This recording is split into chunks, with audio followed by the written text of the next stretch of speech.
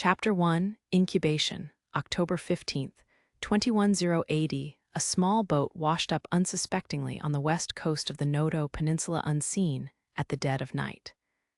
That same day, an attack was launched against this country by a dozen naval vessels from the continent across the strait. The invasion was successfully repelled by the Japanese military with the help of magicians of the Ichijou family, with no losses to either lives or property. By that account, this boat appeared to be a lifeboat released by one of the invading naval vessels. This vessel, made of FRP, fiber-reinforced plastic, and equipped with the poorest excuse of a propulsion system, carried 1 woman and 8 men on board. They landed on the rocky shore drenched to the skin, where they were met by a middle-aged man. His features could be better described as austere, however. He appeared to be in his mid to late 40s, standing at about 170 centimeters tall. The middle-aged man presented himself to the sole woman in the boat, who disembarked on the rocky shore with the help of a fellow passenger. With a deep bow, she appropriately returned with a gesture of her own called zuoyi, in which she placed her right palm on top of her left hand, which was closed in a fist in front of her chest. According to traditional etiquette, the fist and palm hands are reversed for men and women. My name is Hushi. It is both an honor and a privilege to welcome you into this country, ma'am. Captain Chen, good work. This beautiful woman, who responded to the middle-aged man's reverent greeting with innate superiority, was Chen Jingna, a great Asian Union military operative. This occasion marked her successful entry into Japan with her 8 subordinates, including Liú Lìlěi, despite the unforeseen circumstances of the operation. By the laid-out plans for the operation, the infiltration stage would have been much smoother. A combined strike with drones with magic-enabled full stealth capabilities, along with anti-surface missiles launched from missile boats, would have been used to attack the coastal areas from Jotsu to Shimatsu regions. And while the Japanese military diverted their attention and resources to that area to respond, they would make a landing at Noto Peninsula. How it actually went out, the drones, which were supposed to be undetectable, were all shot down before any bombs could be dropped, while the missiles were all destroyed by anti-aircraft pulse laser guns stationed at the coast of the Noto Peninsula tip and Sato Island. The fact that half out of 12 missile boats were able to escape and return home was a baffling, disastrous defeat, as a sufficient diversion could not be expected to be achieved in such a situation. Pushing for a landing would be a suicide mission. Luke favored Chen Jingna and her team. The Japanese military's caution for some reason loosened after the missile boats were repulsed. The actual reason was that the Japanese were forced to redirect their attention away from these waters in order to respond to an incoming force of new Soviet Union vessels pushing from Sakhalin to Hokkaido. But Chen Jingna would only learn of this fact until the following day. She was briefed on a joint attack plan involving new Soviet Union forces, but she did not have the time to think about it at this point in time. I'll take you all to a temporary safe place for now, so please rest there for the night. Thank you, we'll take your word for it. Parked on the nearby road were 2 self-propelled vehicles, an empty sedan and an 8-person minivan with a driver waiting behind the wheel. Hushi brought Chen Jingna and Liú Lìlěi to the back seat of the sedan, then went to the driver's seat himself. Once he confirmed the remaining 7 boarded the minivan, Hushi drove the sedan off. The 2 vehicles split up on the outskirts of Kanazawa. The minivan, driven by Hushi's associate, drove to a parking lot of an apartment complex catering to factory workers. Meanwhile, the sedan pulled into a parking lot of a bar by the edges of the business district. Hushi, a local Great Asian Union operative, runs this bar under the name Furitsuki Hitoshi. The few regulars think he's nothing more than an employed bartender, but in fact, he is the owner of the place this establishment was founded, and still is, by the Great Asian Union. It is not the most popular place in town, to say the least, so they often have to cover the losses. Hushi guided the two great Asian Union officers out of the car onto the upstairs floor of the restaurant. "Please use this room, Captain Chen. You can use the room next. Lieutenant Liu, you can contact the rest of your team through the phone there. It's a wired, direct, encrypted line, so no need to worry about tapping. My room is on the first floor, so if you need me, please feel free to reach me at any time. Thank you. I'll be sure to let you know when I do." Then, if you'll excuse me, Hushi bowed and went downstairs. Chen Jigna watched his back until he was out of sight, then let out a small sigh. "We managed the infiltration process, even if it was with half the numbers we hoped for." Chen Jigna had to make an on-spot decision, since she could not be certain how much attention, if any, the Japanese forces had on the area.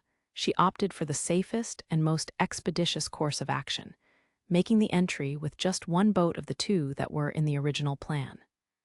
"If I may say so, I believe the numbers we have should be adequate to carry out the operation." Liu Weichen offered his opinion in a rather flat tone, which could be taken either as consoling or rebuke. Agreed. Chen Jingna decided to be charitable and see that as his clumsy attempt to cheer up his comrade. Rocky Dean, the leader of Magician supremacist group FAIR, Fighters Against the Inferior Race, was the one responsible for the massive riots in San Francisco that occurred as a result of his use of Yaller horn, a magic from a prehistoric civilization. While the test run of his newfound powerful prehistoric magic was successful, the cost came in the form of being declared a wanted terrorist and thus forced to flee the USNA. Dean sought to escape from the West Coast in an aircraft with Laura Simons, his right-hand woman and lover that is always by his side. However, right prior to taxiing onto the runway for takeoff, they were intercepted by Ryosuke Tagami, a magician from their rival organization, FEHR, Fighters for the Evolution of the Human Race. Dean managed to get away by himself, with Laura being captured and turned over to the federal military. Thanks to her self-sacrifice, Dean made it out of San Francisco in a submersible prepared by Zhu Yuanyun, an Hawaiian-born overseas Chinese and a major figure in the USNA Hong Men who had long provided support for Dean. The elite magician unit of the Federal Army, stars which had been after Dean and Laura since before the San Francisco riots, did not stop hunting after FAIR's leader even after its sub-leader Laura was taken into custody. They got close to when pursuing the submersible in a frigate under SDARS command off the coast of Alexander Islands in Alaska. But Dean once again evaded the authorities, this time with the help of Elliot Miller, a USNA's nationally recognized strategic-class magician, and at the time in a secret collaboration with Zhu Yuanyun, who impeded the SDARS from carrying on their pursuit of the submersible. After briefly being sheltered at an Alaskan base, Dean ultimately was successful in escaping from the USNA's borders. And so, presently, he is on the Kamchatka Peninsula as arranged by Zhu Yuanyun. Dean woke up in a hotel room facing the port of Kamchatka with his usual, everyday face. For several hours yesterday, he had to put up with Gerard Lee, a magician sent by Zhu Yuanyun, a self-proclaimed makeup expert, working on applying some on his face, claimed that it would help him elude pursuit by means of clairvoyance. But then Gerard himself told him he could wash his face as usual, even going so far as to teach him what and how to use the cleansing products. What was the point of all that then? Dean wondered as he went to bed after cleaning off the makeup as he had been told to do. He still felt the uncomfortable effect from the rather thick makeup. The doorbell rang as if timed to when he opened his eyes that morning. Dean put on a robe and went over to the room door. "Good morning. Mister, are you awake?" A voice recognizable as being Gerard's rang from the other side of the door. Unfortunately, the hotel room door lacked the convenience of a camera or a peephole, so there was no other source to tell if it was Gerard or anyone else on the other side. Dean opened the door regardless and bluntly invited Gerard into the room. "I'm sorry, did I wake you from your sleep?" Gerard asked, noticing Dean in sleepwear under the robe and the unwashed face. "No, I had just woken up. Do you mind if I go wash my face? Hem. Gerard paused and looked up from what he's been working on at the table to answer Dean. Not at all, go ahead. He was assembling something. The device seemed to be about the size of a face. Dean was curious as to what it was, but he didn't ask and headed for the bathroom. When Dean returned from the bathroom, more presentable for the morning, Gerard had apparently finished assembling the device at the table. Mr. Dean, I would like to have your attention. I have something I need to explain to you. If it's necessary. Go ahead. Gerard has been working at a chair by the bedside table, so Dean sat down at the bed facing the table. First, take this, Gerard said, holding the tool he had assembled over to Dean. It appeared to be something like a thick mask. That is a makeup tool called a facemaker, a makeup tool. You say, do these things even exist? Dean's questioning voice revealed a sense of surprise. Dean didn't doubt that tools to be used with makeup would be a thing. But this facemaker that Gerard is showing him looked like it did more than blow wind or spray mist. It seemed to be an entire device in of itself that deals in much more complex operations. It is geared for actors who can't afford a full-time makeup artist, explained Gerard. It automatically applies a pre-programmed makeup in a relatively short period of time. So, I'm supposed to be using it too. I presume, automatically and pre-programmed, were enough hints for Dean to understand why Gerard brought this to him. This also assuaged a concern he had been pining for since last night. Dean had zero makeup skills, and since he never believed on the possibility of Gerard following him around from this point on, he legitimately wondered what was the point of the makeup if he would take off, or it would wear down not long after. Dean feared would have been forced into a crash course in makeup and cosmetics, but if the device could take care of that, he welcomed it. Yes, as you may have already surmised, this facemaker has already been programmed with my specifications. Make sure to use it every morning, and the magic will continue to be in effect.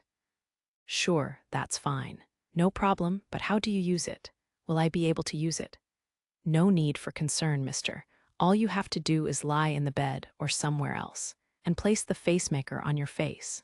Refilling the cosmetics also shouldn't be an issue. The only point I have to note is that you need to thoroughly wash your face before using it. That is very important. If so, then it's all good. After that, Dean, with Gerard's guidance, tested using this facemaker device.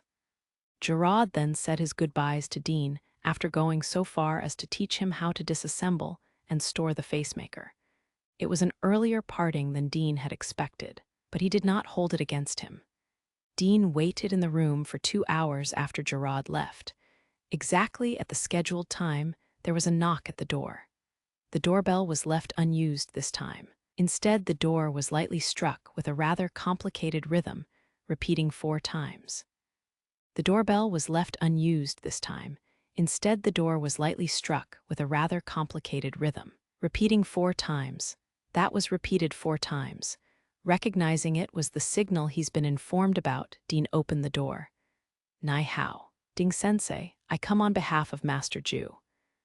The man who swiftly slipped into the room referred to Dean by his real name, Ding, or perhaps it was simply that Dean's overseas Chinese name was Ding, Chinese letter. He looks to be around his 50s. His medium height and build belies a certain level of agility and dexterity. Dean thought that whoever misjudges this man from his appearance will be in for a painful reckoning, but he did not get defensive and get guarded. Mistaking hostility could be fatal in the situation Dean is in now. Are you from Hongmen? Dean spoke to him amiably. Well, amiably in his terms. No, sir, I'm here on behalf of the Hong Kong Triad. My name is Henry Yuan, but please, call me Henry. A frown of suspicion crossed Dean's brow. But then he reminded himself that it wasn't unusual for Hong Kong residents to go by English names and follow Western customs. Oh, I see. I'm Rocky Dean. Pleasure to meet you. Henry, my pleasure. By the way, if I may suggest, it would be best to refrain from using that name for a while. That's true. Certainly. The name Rocky Dean is likely to be known by law enforcement officials in Japan and the Great Asian Union, where he is about to sneak in. especially after it was in an arrest warrant by terrorism issued in the USNA. Once your name gets too famous, that's the time to look for a new one. That's the rule if you want to remain in the unlawful business. Dean couldn't help a wry smile from showing up at the irony. About that, here it is. Sensei, this is your new passport. Dean opened the document, and sure enough, it had a name and a picture of his new face in there. Grateful, a Hong Kong passport. Roderick Ding, right? Suppose that's my new name. Actually, Rocky Dean is a pseudonym as well. Though it's a shame to him to give up a name he had worked so hard to build up, regardless if it's fame or infamy. He had no qualms on moving on to a new one. All right then, call me Rod when we're in public. It may draw attention if you're overly polite. Understood. I'll be mindful when there are other people present. Henry Yuan, aka Yuan Wenjung, bowed his head respectfully. After that first greeting, Dean quickly packed his belongings and left the room with Yuan Wenjung. A new face, name and passport, plus the funds for any pressing needs. Everything he needed to infiltrate Japan was now in hand. There was no need anymore to stay here, in the new Soviet Union. Yuan Wenjung similarly had wrapped up all his business in this country. Up till recently, he had been working closely with a high-ranking official in their military intelligence department, with goals of inciting a military invasion of Japan. His work would be considered successful regardless of the eventual outcome of that endeavor. That mission was consistent with the Hong Kong Triad's objective, and the orders of Zhu Yuanyun of the American Hongmento created unrest in the East Asian region. Yuan Wenjung drove with Dean to the airport in a rental car. There, they encountered no particular problems boarding. Yuan Wenjung had already arranged the tickets, and Dean's new passport passed without a second glance. So Dean departed for the Philippines with his new travel companion. Chapter 2, Sweet Invitation. Around the time Dean's passenger plane took off from the Kamchatka Peninsula bound for the Philippines, Miyakishima received a visit from a charter plane from the USNA. With stratospheric supersonic capabilities, this by definition medium-sized aircraft boasted of performance and interior design reserved to mainly government officials and those with wealth to spare. Relative to its size, it had a minimal passenger capacity, allowing for the accommodation of various safety equipment and the fuel needed to power them. Tatsuya awaited at Miyakishima's offshore airport, given prior notification of the aircraft arrival with his guest. "Senator, it is an honor to see you again." "Sir, I say the same, Mr. Shiba." Tatsuya shook hands with Senator Wyatt Curtis. He had been acquainted with Senator Curtis, one of the most powerful figures in American politics, since the summer of 3 years ago. The senator is the great-uncle of the current SDARS commander Canopus. The relationship began when Tatsuya rescued Canopus, who had been wrongfully imprisoned in Midway Prison. And, JJ2, welcome to Miyakishima. Long time no see, Tatsuya. JJ, or Jeffrey James, was another acquaintance of that time. Tatsuya met him shortly after Senator Curtis, when JJ was sent to Miyakishima to deal with the fallout from the USNA invasion. At the time, JJ was the secretary to the USNA Secretary of Defense, Liam Spencer. They still hold those positions to this day, with the main difference is Spencer's run for the presidential election has been keeping JJ busy traveling around the country. Despite his busy schedule, JJ came to accompany the senator, who is up for re-election, on his trip to Japan. Curtis must have come with something very important to discuss, and given the timing, it is highly likely it has to do with the Yotsuba. Recently, the family's main house has been targeted by one of Japan's most influential figures. This visit may have been promoted at the opportunity of bringing the Yotsuba, and by extension, Tatsuya, closer to the USNA. As nice it may sound, caution is always advised, especially when it rings very conveniently. It is as they say, the better a deal looks, the more likely it is to be a scam. This adage is not limited to everyday life. It also applies to national politics and diplomacy. So, Tatsuya has come to this meeting with a calm expression, but mind sharp for any pitfalls and laid out ropes that may lie ahead. Their meeting took place at Tatsuya's executive office at the Stellar Generator office, where he serves as executive director. The company was established in May of this year, but its predecessor, the Joint Project for Stellar Reactor Plants, was launched 2 years prior. In just 2 fiscal years, it achieved profitability.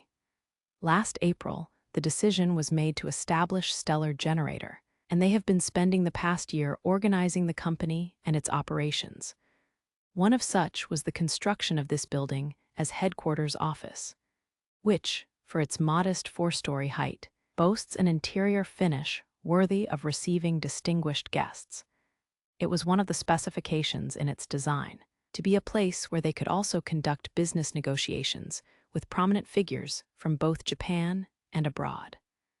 Among Stellar Generator investors are a number of USNA companies and high-net-worth private individuals. Although this section only holds preferred shares with no voting rights, they still hold considerable influence. So, due to the particulars of the Stellar Generator's establishment, they could not afford to burn bridges with the USNA. Furthermore, Tatsuya aimed to expand the reach of the stellar reactor worldwide. He understood that, if he achieved his objective of freeing magicians from the fate of being solely weapons, which is an emanation from his personal dedication to Miyuki and her well-being, it would be impossible to do so by solely operating within Japan. After all, at the end of the day, military power is a political tool that can be used for diplomacy, which can dictate the balance of power between nations. In this vein, as the rest of the building, the Stellar Generator Executive Director's office is appropriately grand for hosting even some of the most powerful figures in USNA politics. The sofa offered to the 2 of them was one such example of the high standard of the office. I presume the election may have kept you both quite busy. Tatsuya broke up the conversation as soon as the secretary who brought them drinks left the room. It was a more polite way of asking what made them squeeze the time in their already busy schedule to come and meet him. Oh, that's for sure, but there is a time for everything. And if we come back with an agreement from you, it'll greatly contribute to the campaign back home, Curtis replied in a candid, casual tone. Tatsuya and Curtis have developed a certain level of familiarity over the few occasions they have met, so this older friend-like approach from him didn't feel out of place. I hope I'll be able to oblige, but it'll depend on the nature of the request. Of course, Tatsuya returned in an indirect prompt for the details. The Yotsuba doesn't seem to be getting along well with the Japanese government. However, Tatsuya is dealing with a seasoned veteran in this field of battle. Sharp minds and tongues were the hallmarks of his craft. It is hard when there are unfriendly elements at every corner. There are antagonistic elements wherever you go. You could say the same for allies. You never know when you might find an ally among previously perceived adversaries. You say so, I don't consider your nation an enemy.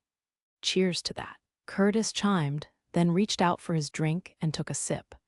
Tatsuya turned a glance toward JJ, but the man showed no indication of filling the silence. It seems he was waiting for his turn to speak. Curtis sets down his cup, changing topics slightly. Don't you think this island will become too small in the near future?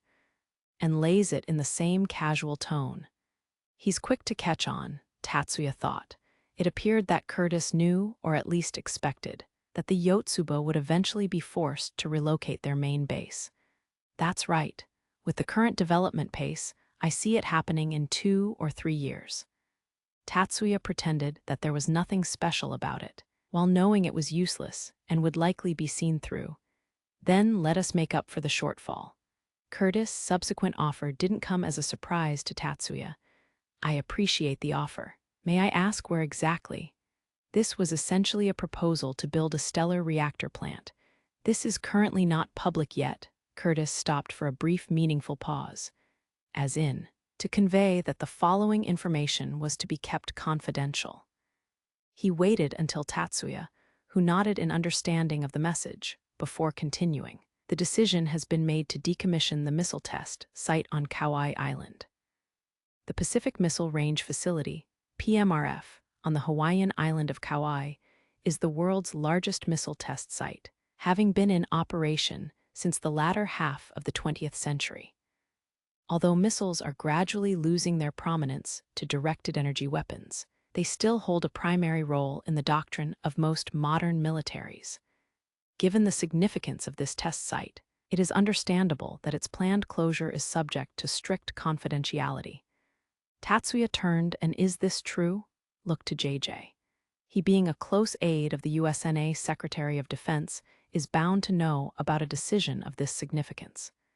JJ silently nodded at Tatsuya's gaze, and the senator carried on. But there hasn't been any conclusive plans made yet for what direction the repurposing of that site should take. There is where you'd come in. So, how about building a stellar reactor plant on that island? We can arrange for the federal government to subsidize the costs. So it was indeed about a stellar reactor plant, though the surrounding circumstances were more significant than Tatsuya had anticipated. In this case, it was much more than inviting a private investment. It would be essentially soliciting participation in a national project. It was at this point that JJ chimed in. "I understand that you cannot make a decision here and now. We would appreciate it if you could give us your answer by the end of this month." JJ's intentions were clear. They intended to use this for their election campaign. That was a risky tactic in Tatsuya's opinion, a double-edged sword at best. Introducing a stellar furnace plant at this stage could stir up more anti-Magician and anti-Japanese sentiment. At the same time, it was a large-scale project that would bring significant investment to the Hawaiian Islands. Reactions could potentially vary wildly between the voters. "I understand. I'll still consolidate my views and responses by this month still." Tatsuya came out of that meeting with a sense of optimism towards his goal of global expansion of the stellar reactor. Masaki was planning to return to Tokyo immediately under the assumption that the matter of the Great Asian Union's invasion of Hokuriku had been settled. "Not yet. Stay for a while." But he was stopped by his father. "Goki, why didn't we repel the invading forces?" Masaki raised his voice in protest, but Goiki shook his head solemnly. "Not entirely. A boat has been discovered." "A boat? You mean someone has sneaked in the country?" Masaki immediately made the rather sharp connection between the word boat to a vessel that is used to smuggle people into the country. Having been through many trials and tribulations since his high school days has tempered him well, and he is certainly not slow on the uptake. An abandoned boat was found sunk near the Gonjaniwa Formation.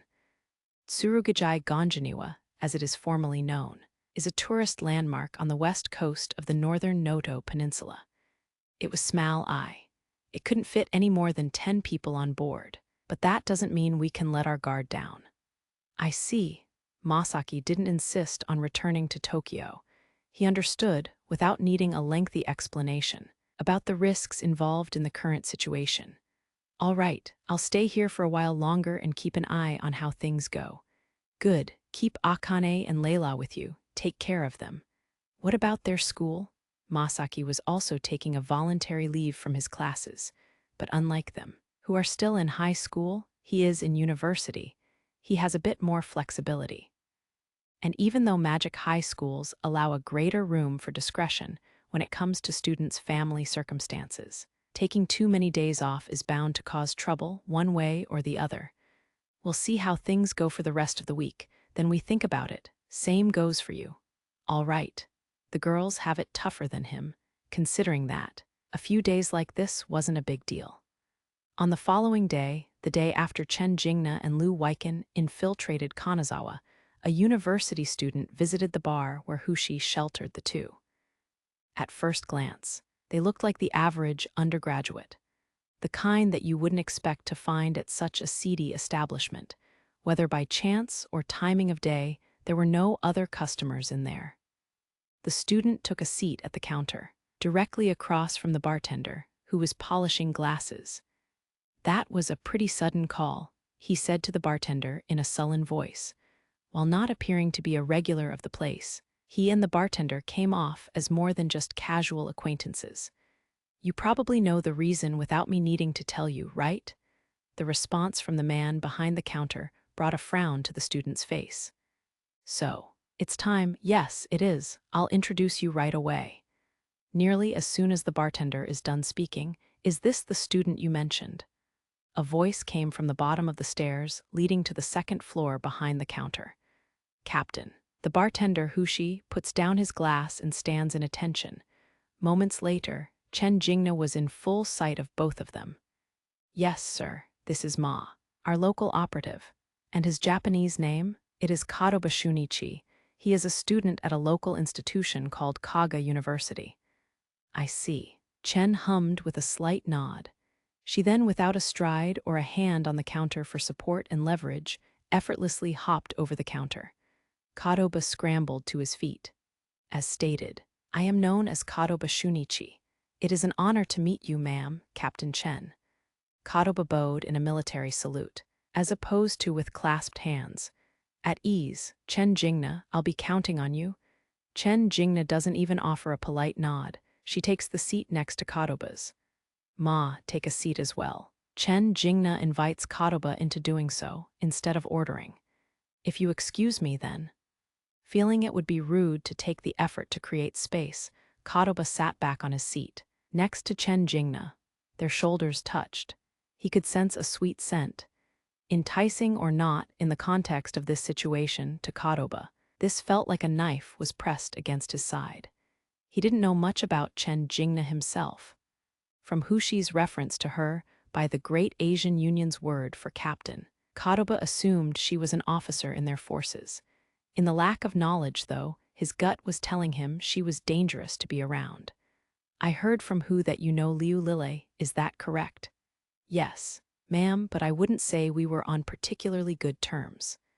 Chen Jingna frowned at Kadoba's frank admission. Are you suggesting something happened to merit that? Not at all, ma'am. Kadoba frantically denied it, feeling as if had been accused of sordid behavior. I came into contact with her as a member of the University Martial Arts Club, but she saw through my style, recognizing that it was Shaolin Wushu and not Japanese karate, so she grew suspicious.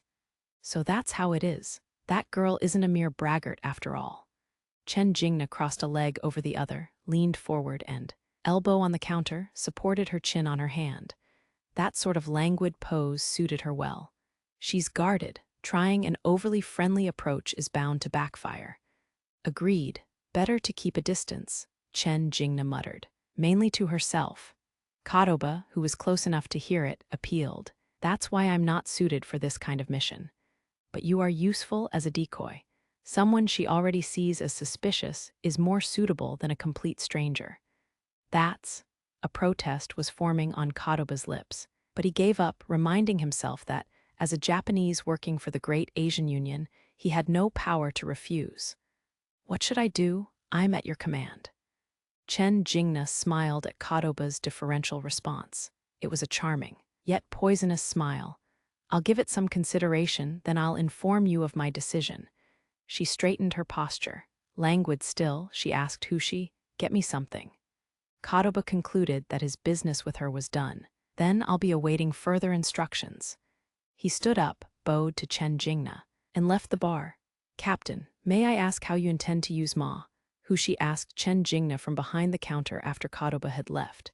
Concerned, she asked while leisurely gazing at the half-empty cocktail glass of a mildly sweet martini.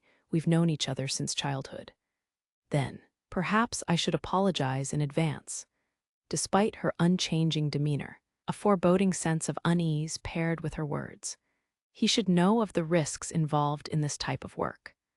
Hushi was nearly swayed by that sense of uneasiness before he got a hold of himself and managed to maintain his composure.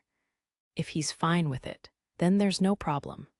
Chen Jingna then put down her cocktail glass and stared straight into Hushi's eyes. But even if he's not, he'll have to do as he's told. I have no objections to any of your orders, even if it's an order to die. Hushi's hands paused as he met Chen Jingna's stare with equal intensity. Seemingly out of a sudden, Chen Jingna broke into laughter. Ahahaha, you don't need to go that far. You're not in some sort of cult or radical group. I wouldn't tell someone to be a sacrificial pawn to their faces. So you plan to use him as one? Not quite. I'm going to use that man as a bomb. A bomb. You say, at this revelation, Hushi couldn't help but to break eye contact in visible dismay. I don't underestimate Japanese magicians. Even if I told him to create a diversion, all that would happen is that he would be captured immediately before he could do anything.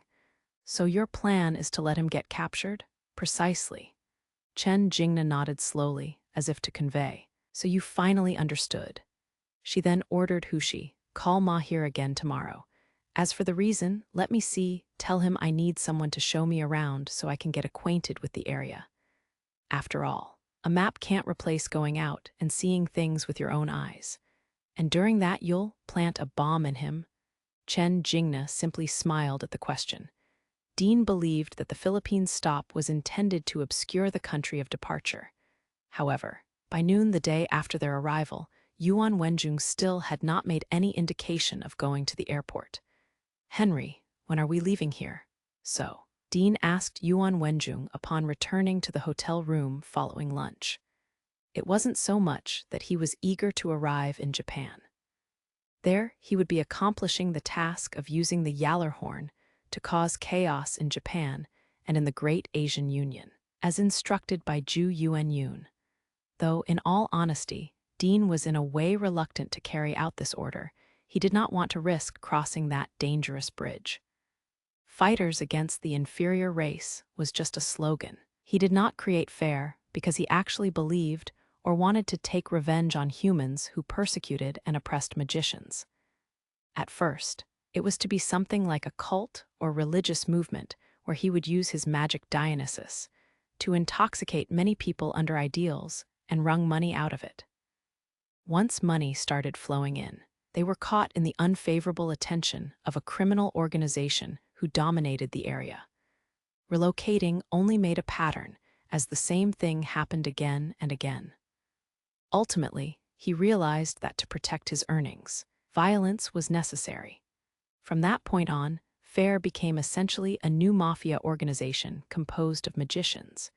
He was a pragmatic small player, so he was not interested in any big ideas like destroying any power that threatens the American hegemony. After evading the authorities for so long, even now, stepping on the toes of Japan and Great Asian Union, both housing enemies abound, seemed to be very counterproductive with his objective of staying alive. So, Dean didn't ask the question out of a sense of dedication to his mission. He needed Zhu Yuanyun's help as long as he was on the run. Even if he could make it on his own in Southeast Asia, he'd never really be free from him. Dean was just thinking about getting it over with as fast as possible. Yuan Wenjun bowed deeply when answering Dean's question. I'm profoundly sorry. Sensei, I came across some delays in my preparations. Our schedule will have to be pushed back to sometime around the end of the month. What kind of preparations are you talking about? Dean inquired with a frown. Preparations to maximize the effect of your magic. To that end, we have been gradually sending our people to Japan. Members of the Triad. Yes, we had intended that the Great Asian Union new Soviet Union joint invasion would have created a significant disruption in Japan for that purpose. But the fact that it was resolved in less than a day was beyond our projections. Yuan seemed more disappointed than frustrated when he delivered the information, as if he was baffled by the incompetence of the Great Asian Union and the new Soviet Union. But what did? Before that, Sensei, Yuan Wenjun interrupted Dean mid-sentence and changed topics before he could fully ask what was their intention with that move. Do you know if the Yotsuba is involved in the collapse of your organization? You mean Yotsuba? From Japan, the Untouchables? Dean let out a gasp of surprise. Up until this point, Dean had been unaware of the Yotsuba families or better yet, Tatsuya's involvement. In fact, Yuan Wenjun also did not know of their participation. Even his superior, Zhu Yuanyun, had nothing more than suspicions that the Yotsuba family might be in some way implicated. Even the event where Tatsuya fought with rioters at the airport during the San Francisco riots and collected several samples escaped the notice of Zhu Yuanyun. Extensive as it is the Hongmen's global network, it was by no means infallible. Though it has not been substantiated yet, it would appear that the Japanese government doesn't have any proof yet, but it seems that the Japanese government has taken an interest in the legacy of a prehistoric civilization and has asked the Yotsuba for assistance in obtaining it. The Yotsuba then engaged in various covert activities on the West Coast, some which may have led to Sensei's arrest warrant. "Is that true?" Dean asked in a low voice. His tone was like the faint wailing of the dead from the depths of the earth. "That is what I have heard from Master Ju." "I see, so it was the Japanese government. And the Yotsuba?" Dean gritted his teeth. "I will not forgive you. You'll get what's coming to you, Japan, and especially you, Yotsuba." His anger boiled with a cry, or more like a roar of rage. The resentful words uttered in a hoarse voice were exactly the response that Ju Yuanyun had hoped for. First thing in the morning, Kadoba received a summons from Chen Jingna through Hushi. He was overcome with tension as he arrived at the bar. "A tour of the city, you say?" The fact that it came from Chen Jingna made the assignment even more surprising. "Yes, I need to know the area better if I am to account for unexpected issues. There is a limit to what you can learn from maps and videos. I need to see things with my own eyes before I can make a proper assessment." "I understand your point, ma'am, but I don't see how we can realistically cover all of Kanazawa in a day or two." "I don't plan to go that far. Just the places where Liú Lìlěi is likely to stop by will be sufficient." "That's dangerous," Kadoba thought. Any of those places would be likely to be under the watchful eye of the Ichijou family. But Chen Jingna must know that already. And her point in favor of scouting the area in person is completely valid. Although a single visit isn't going to allow for a thorough understanding, there is a huge difference between actually going there and not. "So, Ma, can I count on you?" "Of course." "Ma'am," Kadoba was not in a position to refuse orders in the first place. Today is Sunday. The downtown area is bustling with young people in the afternoon. Kadoba and Chen Jingna blended in naturally with the crowd. Chen Jingna, dressed in a colorful thick blouse, miniskirt, patterned tights, and long hair wearing up in twin buns, looked no older than a college student, maybe even passing as a high school girl. Arm in arm with an actual college student, Kadoba, they looked just like any other young couple on a Sunday date. Ma-kun, to go with that appearance, Chen Jingna started calling. Ma being his code name, with the suffix and the way she said it. It sounded like a nickname for Masao or Masahiro, so it didn't seem to strike anyone around as odd. The stares from the crowd were mostly just mild. Mostly. The exception being certain unwelcome stares. "Why don't we take a break?" "A break? Why now?" They had just entered the hotel district. "I'm tired from walking all morning." It sounded like a playful request, but could also mean something more. But Kadoba, who knew who she was under that facade, froze up in a different kind of tension. "Don't be shy. Aren't you a man?" Chen Jingna dragged him towards the entrance of one of those hotels, a bit hidden from the main streets. The speechless Kadoba, who had his arms around her, had no choice but to follow her lead. Captain, I'm sorry, I don't follow," Kadoba asked her with a puzzled voice. As soon as they entered the room, Chen Jingna attached an accessory antenna to her portable terminal and began pointing it in various directions around the room. "You too, check around the room for any hidden cameras or bugs." "Ah, yes. Ma'am, so we came here to shake off someone tailing us. So you noticed it too?" She gave Kadoba a somewhat dismissive look. "Yes, but what are we going to do about it? From what I got, I don't think we'll be able to shake them off by just escaping through the back door. We'll wait until dark. They should be gone by then. What about your subordinates?" "Ma'am," Kadoba's message was clear. He was asking her about the possibility of calling her subordinates to eliminate the issue. However, Chen Jingna did not express any agreement or disagreement about the idea. "Well, since we have a bathroom at our disposal, I'll take the opportunity and freshen up." She said so and proceeded to undress. She did so casually in spite of Kadoba looking. Perhaps she didn't care. Perhaps she was used to being seen naked by men. It was possibly a trait necessary for working as an operative. Either way, Kadoba immediately looked away in embarrassment. Chen Jingna emerged from the bath. She only had a bath towel clinging to her form. The scene was like a fantasized scenario that a hormone-driven teenager might wallow in. Kadoba couldn't help but swallow hard at the sight of her running her fingers through her wet hair. He didn't know Chen Jingna's age. He assumed she's older than him, at least, but seeing her act all jovial in their fake date earlier today made him reconsider that assessment. Maybe the age gap wasn't that big, but she was on a different level from the girls Kadoba has had experience with in the past. That kind of charm was far from something he would expect from someone of his age bracket. Chen Jingna sat in front of the mirror, propping a hair dryer in her hand. She looked over to Kadoba. "Why don't you take a shower too?" Kadoba jolted in surprise. Just now he realized he was unconsciously fawning over her and now having the sensation of being called out for it. "I will." The flustered Kadoba scrambled to his feet and fled into the bathroom. Kadoba returned from the bathroom neatly dressed. Chen Jingna was still only in a bath towel. She let out a slightly surprised, "Oh, you dressed back up. I think you prefer having a woman undress you." Then Chen Jingna fingers unbuttoned Kadoba's shirt. "See, Captain?" Taken aback, Kadoba could only exclaim in a flustered voice, "We need to make the most of the time we have." Following those words, Chen Jingna's fingers, hands and body pressed relentlessly onward. When the two left the hotel after the sunset, the tail had disappeared. Kadoba accompanied Chen Jingna to the bar she's using as a hideout, then left as hastily as he could. How did it go? Captain, asking the question, was not the owner. Hushi, Liú Lìlěi waited for her at the bar.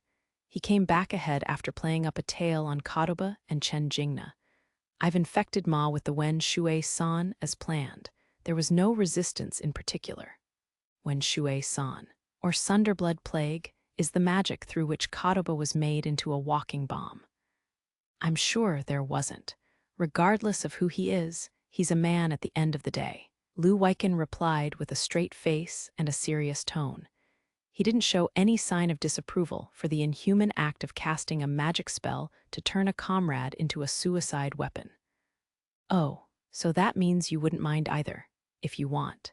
I have no problem with that. After all, taking care of their subordinates is part of a superior officer's job." Chen Jingna threw a seductive smile at his direction. Liú Lìlěi remained impassive and replied immediately, "No, thank you." Senator Curtis and JJ went back to the USNA that same day after pitching the plan regarding the stellar reactor plant to Tatsuya. On Monday, only 2 days later, another offer arrived at Tatsuya's office, also regarding the construction of a stellar reactor plant. Or rather, plural offers. Agents from the Indian-Persian Union and the Southeast Asian Alliance visited Miyakishima one after another. The agents representing their respective governments were much closer to what one would expect, far from big shots of the caliber of Senator Curtis. Nevertheless, given the fact they sent agents straight away, instead of first sending inquiries through either physical or digital channels, was a statement of their commitment to the proposal. It is unlikely these are related to Curtis' offer. The plans to close and repurpose the missile test site on the Kauai Island is classified information. A fair conclusion would be them jumping at the opportunity to bring the Tatsuya closer to them during a period where the Yotsuba is at odds with the Japanese government. Since the representatives from both nations, in one case from an organization based in the country, the other the government itself, visited Miyakishima through official entry procedures, the Japanese government was aware of the arrivals. Added to the fact that they went to meet with Tatsuya at the stellar generator, the Japanese government didn't need to know anything about any of the specifics, or much of any other clue, to deduce that they came with the intention of procuring a stellar reactor plant. The news didn't cause much turmoil in the business world. The place where the waves were the most noticeable were in the central government. Some bureaucrats even expressed misplaced anger, especially those who understood the long-term prospects of the stellar reactor. The seats of government and ministries, Nagatacho and Kasumigaseki respectively, saw screens occupied with flurries of phone calls and emails, corridors in a hustle and bustle of people, and numerous meetings held that day. Ripples of these visits extended beyond the central government as regional prefectural authorities similarly scrambled to also formulate response measures of their own. Even following the privatization of the former state-owned land by the Yotsuba, Miyakishima remains administratively under the purview of the Kanto province. All regional taxes are duly paid and collected by the Kanto provincial office. If the stellar reactor plant, which was expected to become an increasingly significant source of revenue, were to relocate to a different region, let's say abroad, it would create a gaping hole in the local government's fiscal plans. This would have been an even more heated topic in the past, when the formulation of the corporate tax legislature provided the problematic structure where the region that housed the headquarters reaped the lion's share of a company's corporate taxes.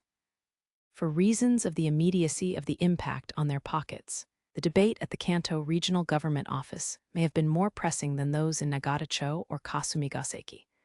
The meeting held at the former Tokyo Metropolitan Government Building continued past midnight. Chapter 3, Bomb Tuesday. A week after the Great Asian Union invasion, Masaki was called to his father's study after dinner. There is a student named Kadoba at Kaga University. What's about him? The name was unfamiliar to Masaki. We received a tip that he is harboring illegal immigrants. You could say, you mean Great Asian Union agents? Probably, but anyway, settle down. Ah, yes, Masaki took his hands off the table and returned to his previous stance following his father's mild admonishment.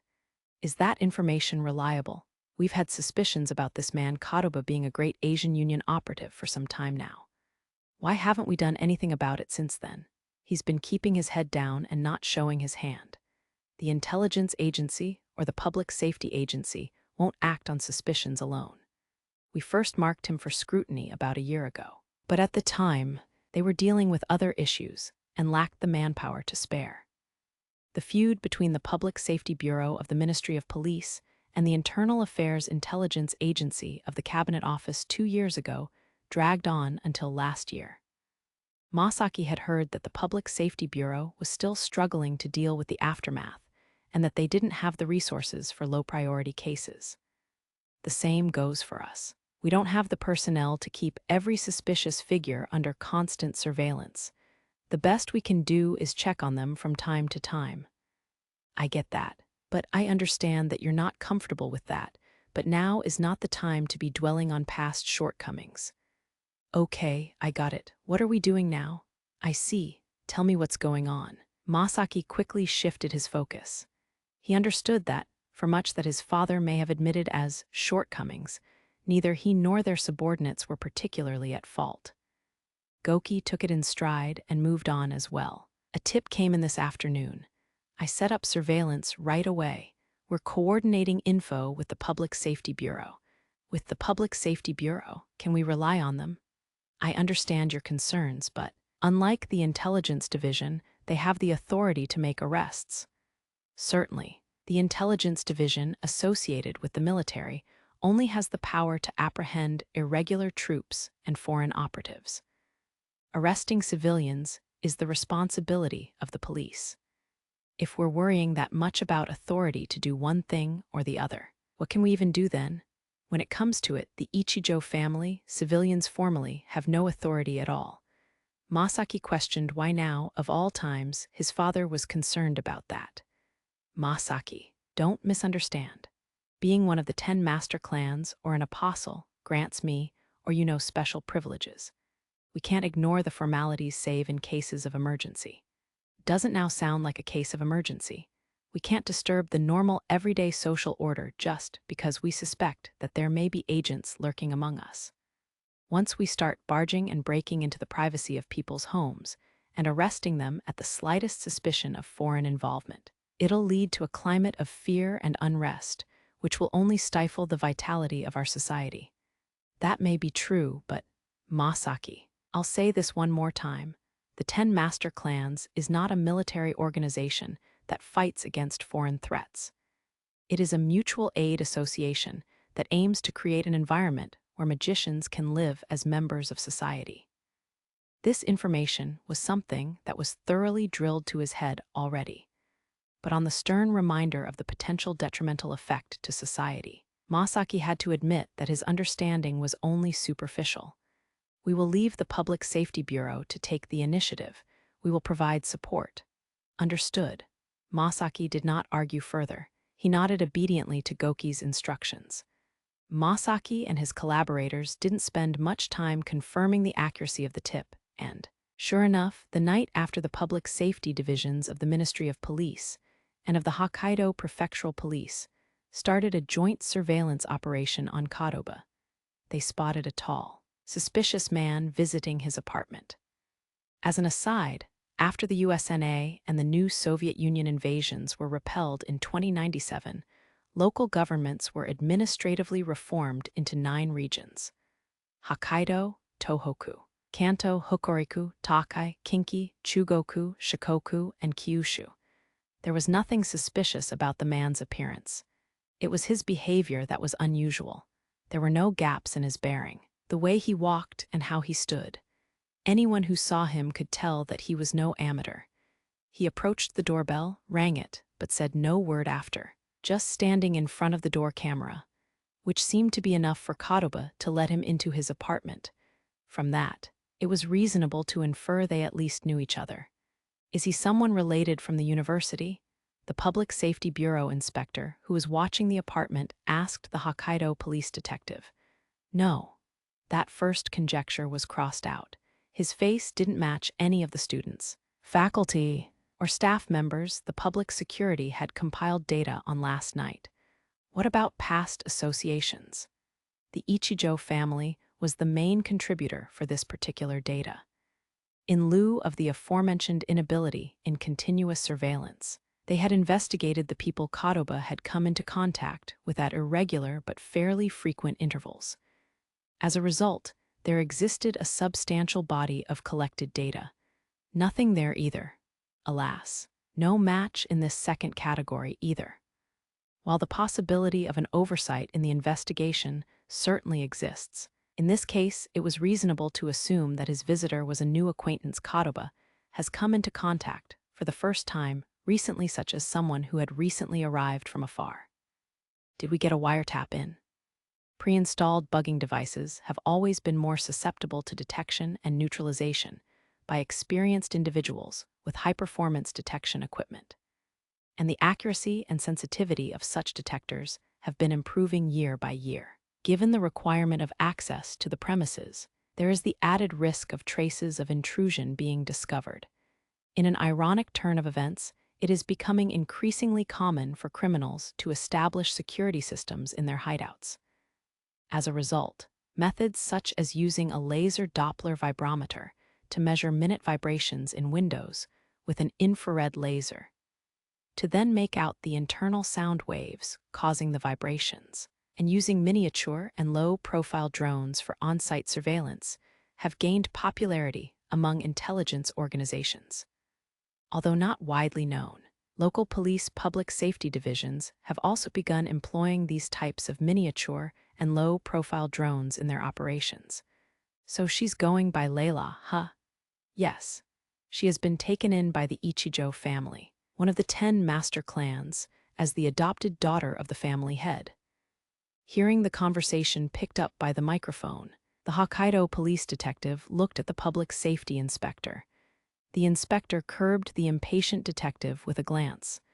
"I heard that she attends a high school that trains magicians." "That's right. She's a student at 3rd High. Yet, she doesn't seem to be leaving the house. She's probably wary of all of you.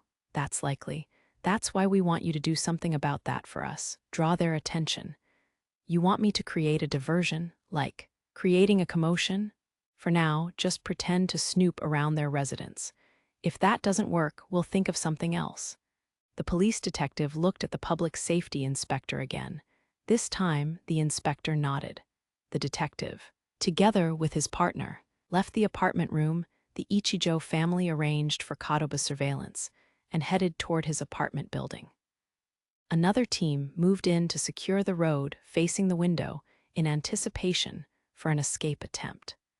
So far as by the time the duo of detectives arrived at the door of the apartment, there has been no reported movement from either of the occupants inside the room. The detective pressed the doorbell button and identified themselves. "Excuse me, can I speak with Mr. Kadoba? We are with the Hokkaido Prefectural Police. We would like to ask you a few questions." Without a warrant, they couldn't enter the apartment without exigent circumstances. They planned to put the pressure and wait for as long as it takes until the two people inside showed some kind of reaction. They didn't have to wait long. The outward opening door flew open. Both detectives jumped back at the violent movement. It was the tall visitor that burst out of the open doorway. Liú Lìlěi, "Hey, wait!" The detective who tried to stop him let out a groan of pain as he was slammed into a wall. He was hit by a punch from Liú Lìlěi that was more like a boxing jab than a martial arts strike. Though it didn't look like there was much force behind it, the detective, who was by no means small, was knocked back flying with that one blow. "Hey, are you all right?" His partner rushes over to the detective leaning against the wall. "You, wait." He, however, doesn't miss Kadoba also trying to escape from the apartment. Kadoba tries to push him away to escape, but the officer grabs hold of his arm and clothes. They struggled. Kadoba punched and elbowed the detective, but every time Kadoba thought he managed to shake the grip off, the detective would grab him again. While this is going on, the detective who was knocked back by Liú Lìlěi got back to his feet and came over to help his partner. He handcuffed Kadoba's wrists as they struggled. "You are under arrest for obstruction of justice." The news of Kadoba's arrest reached Goki that same day, and he immediately shared the information with Masaki, Akane, and Leila. "Kadoba Shunichi from Kaga University. I think I've heard that name before." Akane pondered upon hearing the story from her father, then exclaimed as the memory came to her, "Ah, Lei-chan. Isn't that?" "Yes, that college student a year ago." Leila completed the thought. She remembered about Kadoba before Akane did, so he was a great Asian Union agent after all. "Yes, just as we suspected. Did you two know him? He was an alumnus and coach at the school we went to have club practice matches." Akane answered Masaki's question. "You had practice matches with another high school? I don't recall any nearby that practices magic arts. Though, that's because they were a mixed martial arts club. We can still train standard martial arts techniques even if the other person can't use magic." And the techniques that the college student was teaching were Hanan, not Japanese. Leila brought the discussion back to the main point, which Masaki's questions had veered off from. "So that's why you saw him as suspicious." While Masaki was nodding in understanding, Akane turned to their father with a request. "Atu-san, can we be present during his interrogation?" "Why? I don't think anything he could say would be helpful or relevant to you." "They're going after Lei-chan, right? Then, yes. It's very relevant to us." "We can't say they are. The Great Asian Union's objective is still unclear." Masaki interjected between his sister and father back and forth. "But isn't the part about the one behind this being the Great Asian Union still in question? That's one element we expect the interrogation to answer. Isn't it better to wait until we find out the true identity and purpose of this Kadoba guy before thinking about joining the interrogation?"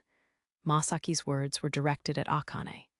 "Why do we have to wait?" Akane complained. "Because the enemy's goal may be to lure you guys out. And by you guys, I mean Leila-san." That's what Masaki replied to his disgruntled sister. "Captain, I've returned." Liú Lìlěi only made it back to the hideout late at night. He took detours in order to avoid detection by the Japanese authorities at all costs. "Welcome back. Lieutenant, did it go well?" Chen Jingna greeted him back with an immediate inquiry of the outcome. "Ma was arrested by the authorities as per the plan." "Good work." Chen Jingna broke a smile at the answer, praising her subordinate. "But Captain, will him being arrested be enough?" Liú Lìlěi seemed to have doubts about the operation. "However, I don't see any guarantee that someone from the Ichijou family will be present during the interrogation." Today's meeting with Kadoba was staged so that he could be purposefully arrested, in a plot to assassinate Ichijou Goki and his son, Masaki, who were expected to be major hurdles to this operation, with the technique Wenshui-san. Wenshui-san is a conditional activation type magic that aims a lethal sequence in the target that will generate a deadly poison to generate a deadly poison within their body, and emits it through a blood vomiting when the condition preset by the caster is met. Chen Jingna set the triggering condition as upon recognition of Ichijou Masaki's presence is nearby. But activating Wen Shui-san as recognizing Ichijou Masaki's appearance up close. However, Liú Lìlěi had concerns that having Kadoba in police custody was counterproductive to arriving at the given condition. I placed another suggestion in Ma that will make him say that he has important information that he will only tell directly to the head of the Ichijou family. I see. I apologize. I should have assumed contingencies were accounted for.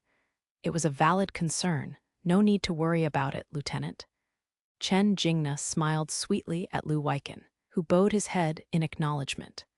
Masaki made a decision to be present during the interrogation of Kadoba on the following day.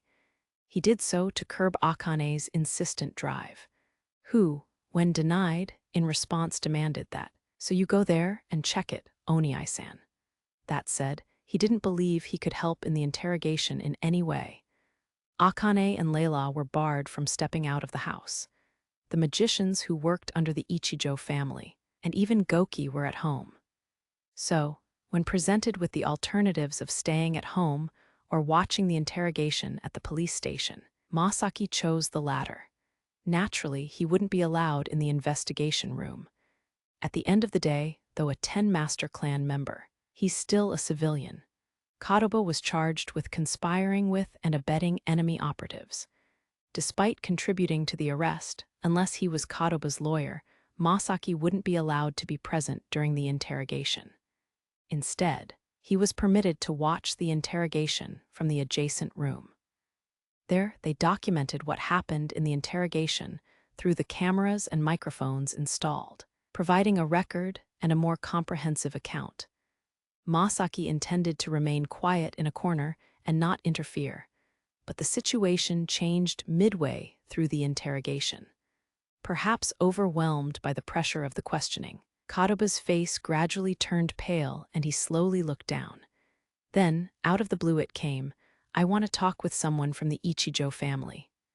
When pressed about why or what he meant by it, he remained stubborn and even raised his demand to speak with the head of the Ichijou family. And after that he refused to speak further. At present the only firm charges they had against Kadoba were obstruction of justice. The collusion and conspiracy with a foreign agent was on tenuous grounds, and now with him refusing to speak, the police were at a disadvantage. One of the detectives left the interrogation room and came to call Masaki. "Ichijou-san, would you mind joining in for the interrogation?" Masaki, who had been following the interrogation from the feed up to this point, wasn't puzzled by the request. "Is it okay for me to be present?" But he double-checked with the detective before accepting. "Yes, all right."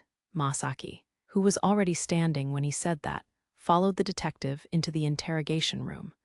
Kadoba turned his face toward Masaki as he entered. Straight away, his stiff expression relaxed.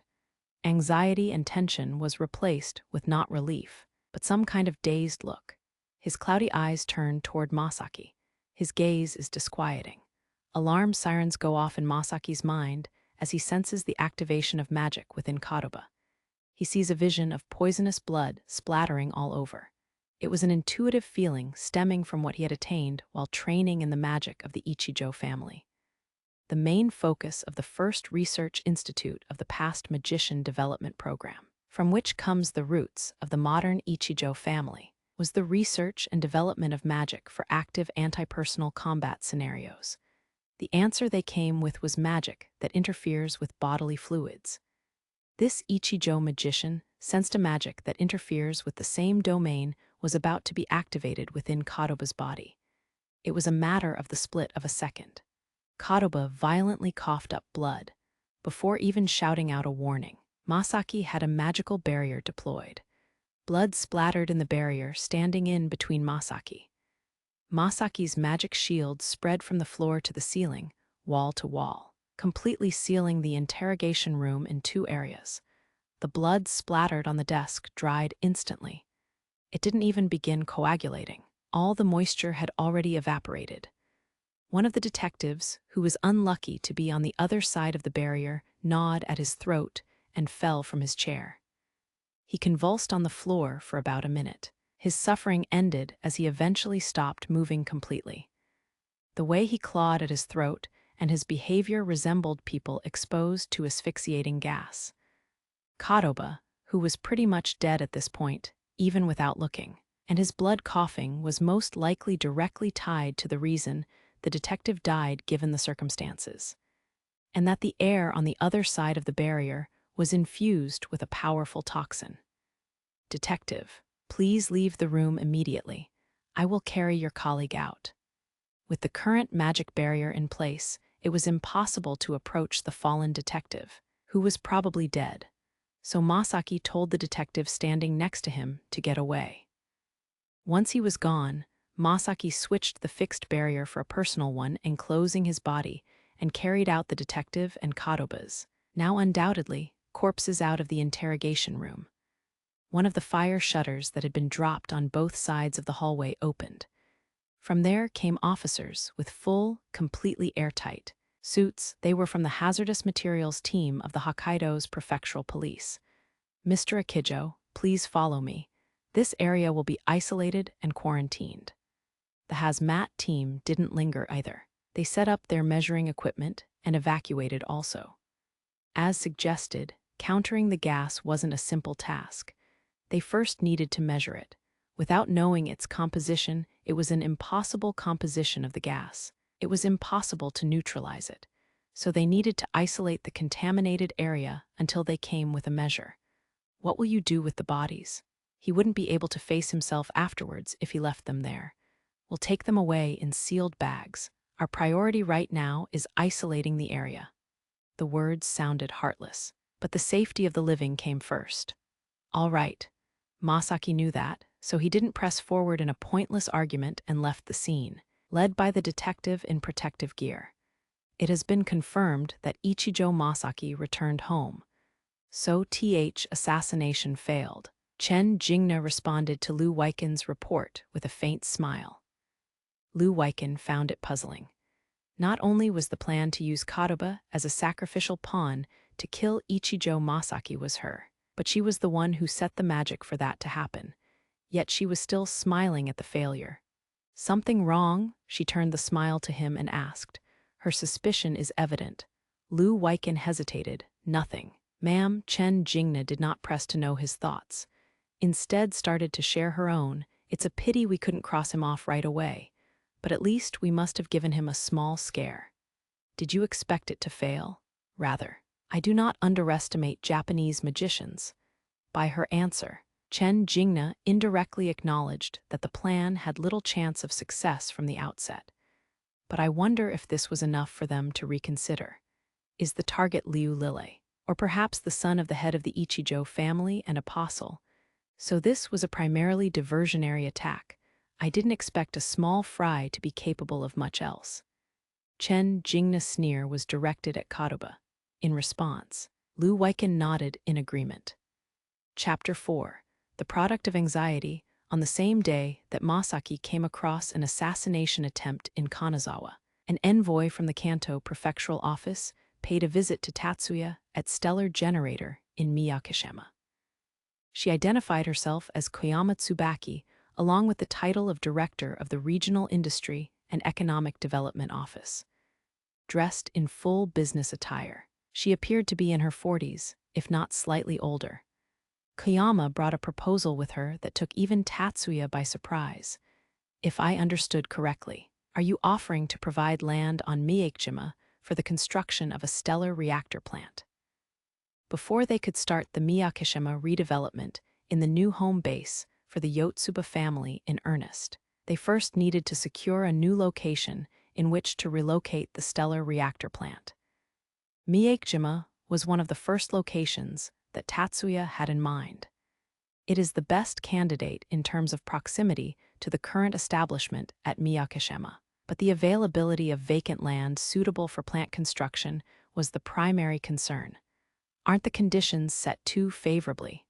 Well, the lease for the land will be fixed for a period of 50 years. It still sounds cheaper than the real estate tax. A very astute observation. Sir, please consider it as a subsidy for the revitalization of Miyajima. It was a reasonably satisfactory answer in economic terms. However, the land in question is currently occupied by residential areas and fishing industry facilities. Will the prefectural office handle the relocation of the residents? Yes, we will handle all the relocation negotiations, which includes arranging for the new relocation sites.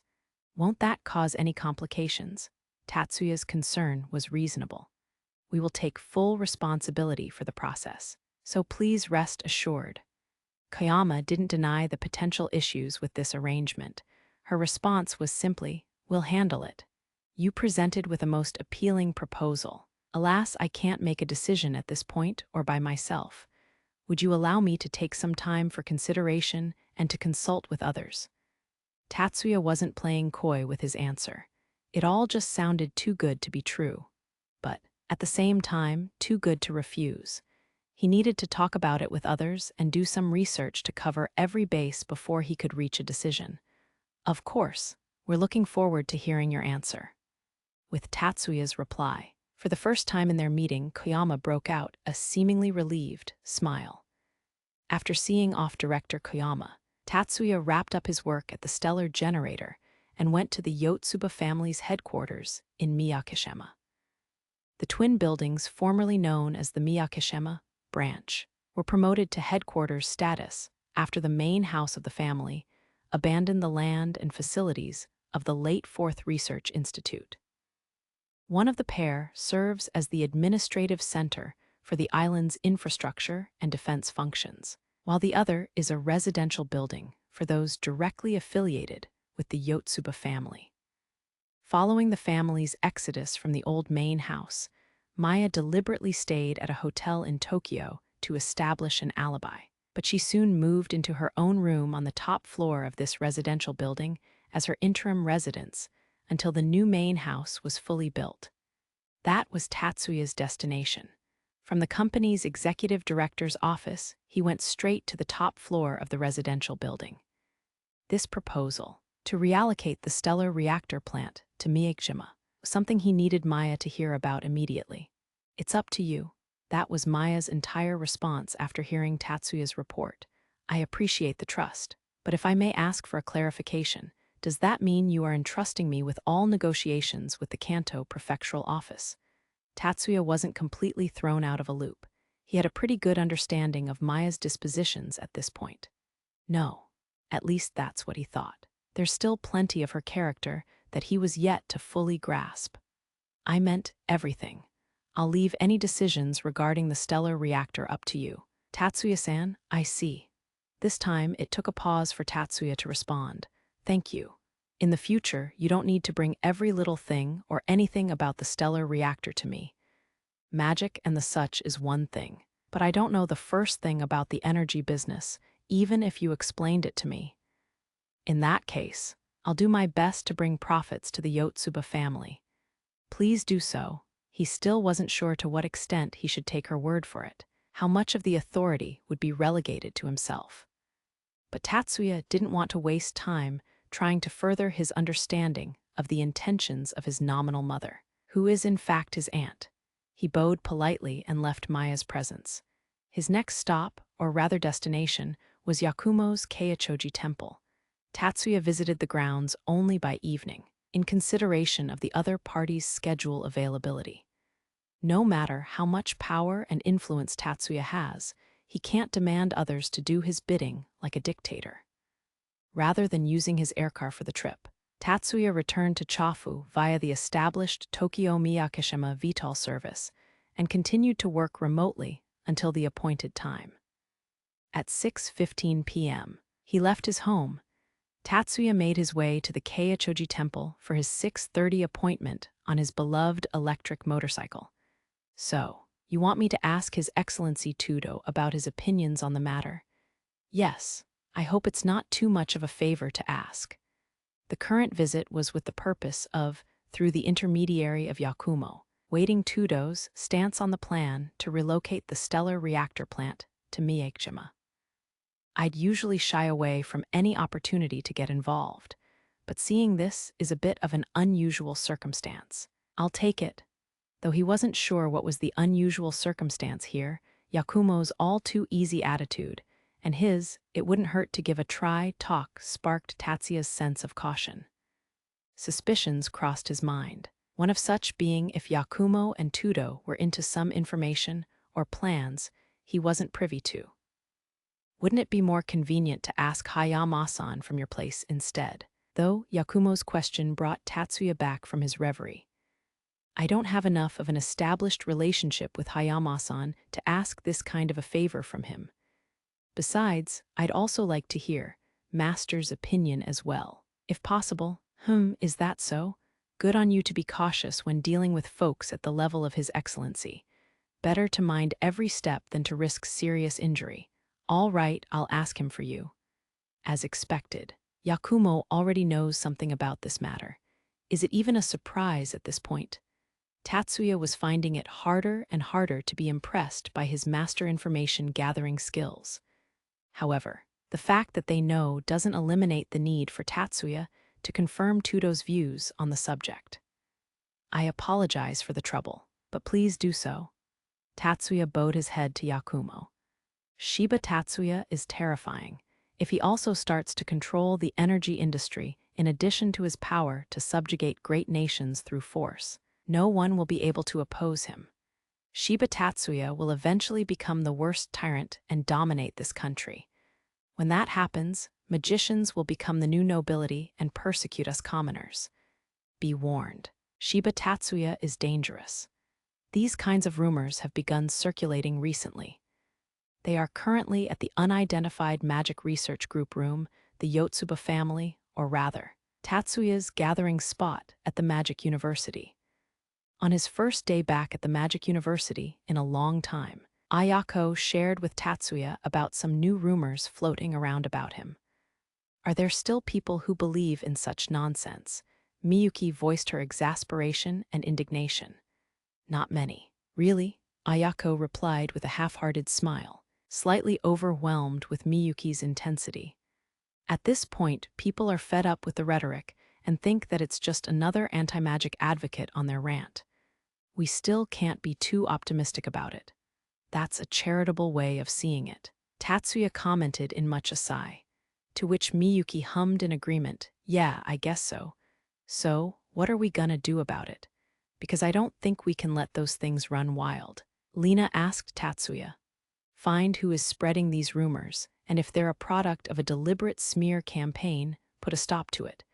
But I don't think it will have much effect regardless. Even if I don't mean to come off as a tyrant, it's unavoidable that people would become apprehensive of me given my position. Tatsuya commented more from an objective point of view, rather than expressing indifference to other opinions. I feel like it's going to boil up to a point we'll have to do something about it, but I agree that's a tough issue. Lina was noticeably frustrated. At the same time, her annoyance coexisted with an understanding that there was a physiological tendency to fear the powerful, which couldn't be logically argued away. So, we will conduct an investigation on the presumption that there are operatives involved. We would be much obliged, Ayako-san. Miyuki took the liberty of greenlighting Ayako's proposal before Tatsuya could give his answer. She sealed the deal with a slight bow towards the Kuroba's daughter. At a hotel in the Philippines, Dean, who was getting used to his new look thanks to the makeup device, was growing impatient. Can't we move out yet? Again, he directed his frustration at Yuan Wenjung. He did so, despite the fact that he hasn't had to do anything in the past days. His life on the run is entirely reliant on the personnel and funds arranged by Ju Yuanyun. Right now, he is completely dependent on Yuan Wenjung. He wasn't in a position to complain. Yet, Yuan Wenjung has yet to show any signs of annoyance. I ask that you wait just a little longer. Preparations are proceeding smoothly. I assure you. By preparation, do you mean the propaganda campaign in Japan? Yes. Anxiety surrounding the Yotsuba family, especially Shiba Tatsuya, is steadily increasing. Dean frowned. I didn't know FUD attacks were a thing anymore. FUD, fear. Uncertainty and doubt is a term first used in the computer industry to describe a propaganda strategy aimed at undermining rival businesses. Tactics of the sort were also widely used in the political arena for a time. A defining aspect of FUD is that the arguments put forward are deliberately based on misinformation or misleadingly presented facts. This form of propaganda fell out of favor as the term FUD became more widely known. When people heard critical commentary about a given topic that seemed to be gaining traction, they tended to react with skepticism, with remarks such as, "This is just FUD" or "FUD again." As a result, FUD tactics became prone to backfiring, as there would be a tendency to sympathize with the target of criticism and feel resentment toward those spreading the criticism. Certainly, however, it is still an effective way to stimulate anxiety. People like to share their worries with others. After all, share their worries. Yes, humans are social creatures that cannot bear their own anxieties and will try to express them with their family, friends, neighbors, and even strangers. All right. Then Dean was familiar with that feeling. "I appreciate your understanding." Yuan Wenjun reacted in feigned relief.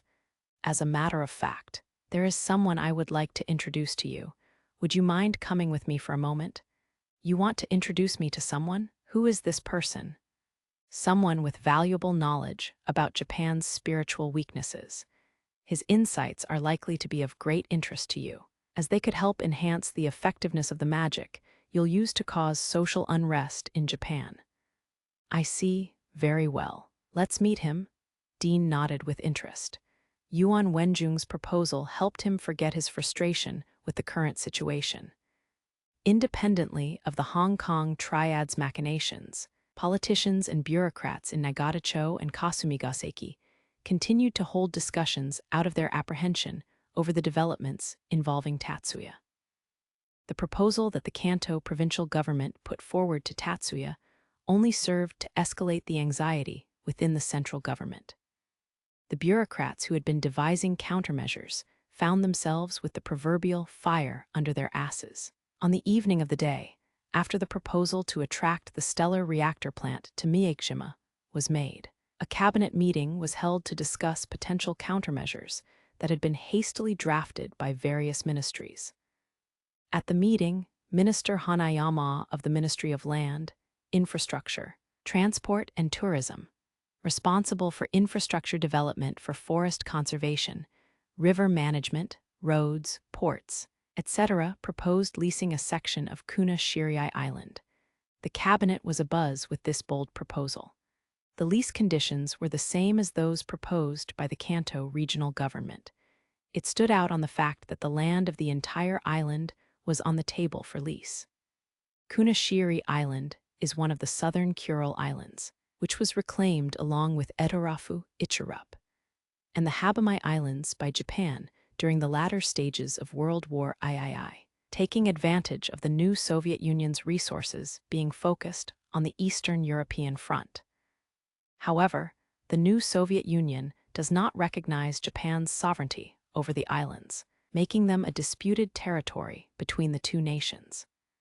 The Kunashiri and Edorafu Islands are restricted areas under the jurisdiction of the National Defense Forces. Only military personnel and no civilians, save military contractors, have permission to stay. Therefore, fortunately, if one may say so, arranging the land for a stellar reactor plant would not result in any troublesome eviction issues. Additionally, assuming Tatsuya would manage the plant, it would be a wise move from a geographical security perspective. That said, the proposal put forward by Minister Hanayama effectively equates to transferring the island ownership to the Yotsuba family even if said it's on the premises of a lease. Unlike with Miyakishima, Kunashiri Island has an area of approximately 1,500 square kilometers. It is a vast island, larger than the Okinawan main island. It would be a significant jump in policy when recognizing private ownership of something like Miyakishima, which is only 8 square kilometers. Naturally, voices were raised claiming that this was unduly favorable treatment. No decision could be reached in the short term of that meeting, regarding said proposal. However, by the end of the day, it was not rejected. Night had long fallen by the time the cabinet meeting ended, but rather than being on his homeward way, Minister Hanayama made his way back to his office at the Ministry of Land, Infrastructure, Transport, and Tourism. Before becoming a politician, Hanayama was an actress and was popular as a princess actress with real ties to the imperial family. Her beauty these days was still more than enough to be considered a modern-day beauty. She was accompanied by a parliamentary official named Anekoji. "Anekoji-san, what do you make of all of that?" Hanayama asked Anekoji with a tense expression as she settled into the minister's chair. "I would say it went very well, Minister." His answer allowed Hanayama to breathe a deep sigh of relief. Anekoji is not a member of the Diet Parliament. His capacity is more like that of a policy secretary of Hanayama. He is recognized by other politicians and senior government officials as Hanayama's right-hand man. However, the reality was the opposite. Anekoji was the one in charge, and Hanayama correspondingly followed orders. While it might be an overstatement to call Hanayama Anekoji's puppet, Hanayama lacks much in the way of political insight and merely follows the script prepared by Anekoji. In that sense, Hanayama might as well still be an actress. Hanayama's earlier Kaneshiri Island proposal also is, by extension, his idea. However, this plan went far beyond what Hanayama delineated in the meeting. Anekoji already had laid all of the groundwork to make it happen, as a member of the Senate is expected and able to do so. No decisions were reached at the cabinet meeting. Nothing was decided at the cabinet meeting that day, and none of its contents were disclosed to either the Diet or the media. Yet, information about the plan to lease Kunashiri Island had been leaked to the outside. Someone had selectively sold that information to the new Soviet Union. Vladimir Alexeyevich Sokolov, Director General of the new Soviet Union's intelligence agency, the Federal Directorate of Intelligence of the Security Commission, known abroad as simply the new KGB, was busy mopping up after the botched invasion of Hokkaido, which stopped at as early as Sakhalin when the information reached him. His usually calm and collected boiled into a seething rage. What did they mean that the Japanese government would hand over Kunashiri Island to the Yotsuba family? His anger subsided a moment later, but it left an indelible mark on his mind, a determination akin to obsession that he would never accept this. He knew it wasn't the Japanese forces that thwarted his incursion on Hokkaido. It was the work of Shiba Tatsuya and that Yotsuba. He was certain of it. For the Yotsuba family to assert control over the Kuril Islands, territories seized from them by the Japanese amid the chaos of war, was absolutely unacceptable. So, the only option is assassination. But he also can't deny the fact that the power of Shiba Tatsuya and those around him had just been reaffirmed in this defeat. No, it wasn't really a defeat. It was a one-sided rout. Perhaps if Bezobrazov were still alive, they might have been able to put up a fight. His candidate successor for the apostle role was still too young and inexperienced to be of any use. Mafia Bratva, a criminal organization with ties all the way to Sokolov's network, had already failed an assassination attempt on Tatsuya. No matter how much of a spawn of the devil that man may be, he can't be immortal. Sokolov wasn't the type of loser who thinks optimistically that next time I'll make it work. He won't be hitting his head against a wall. He made a call to one of his agents undercover in Tokyo from a spoofed number and ordered the assassination in code that sounded like everyday conversation to anyone who may be listening nearby on the other side. The target was not Tatsuya.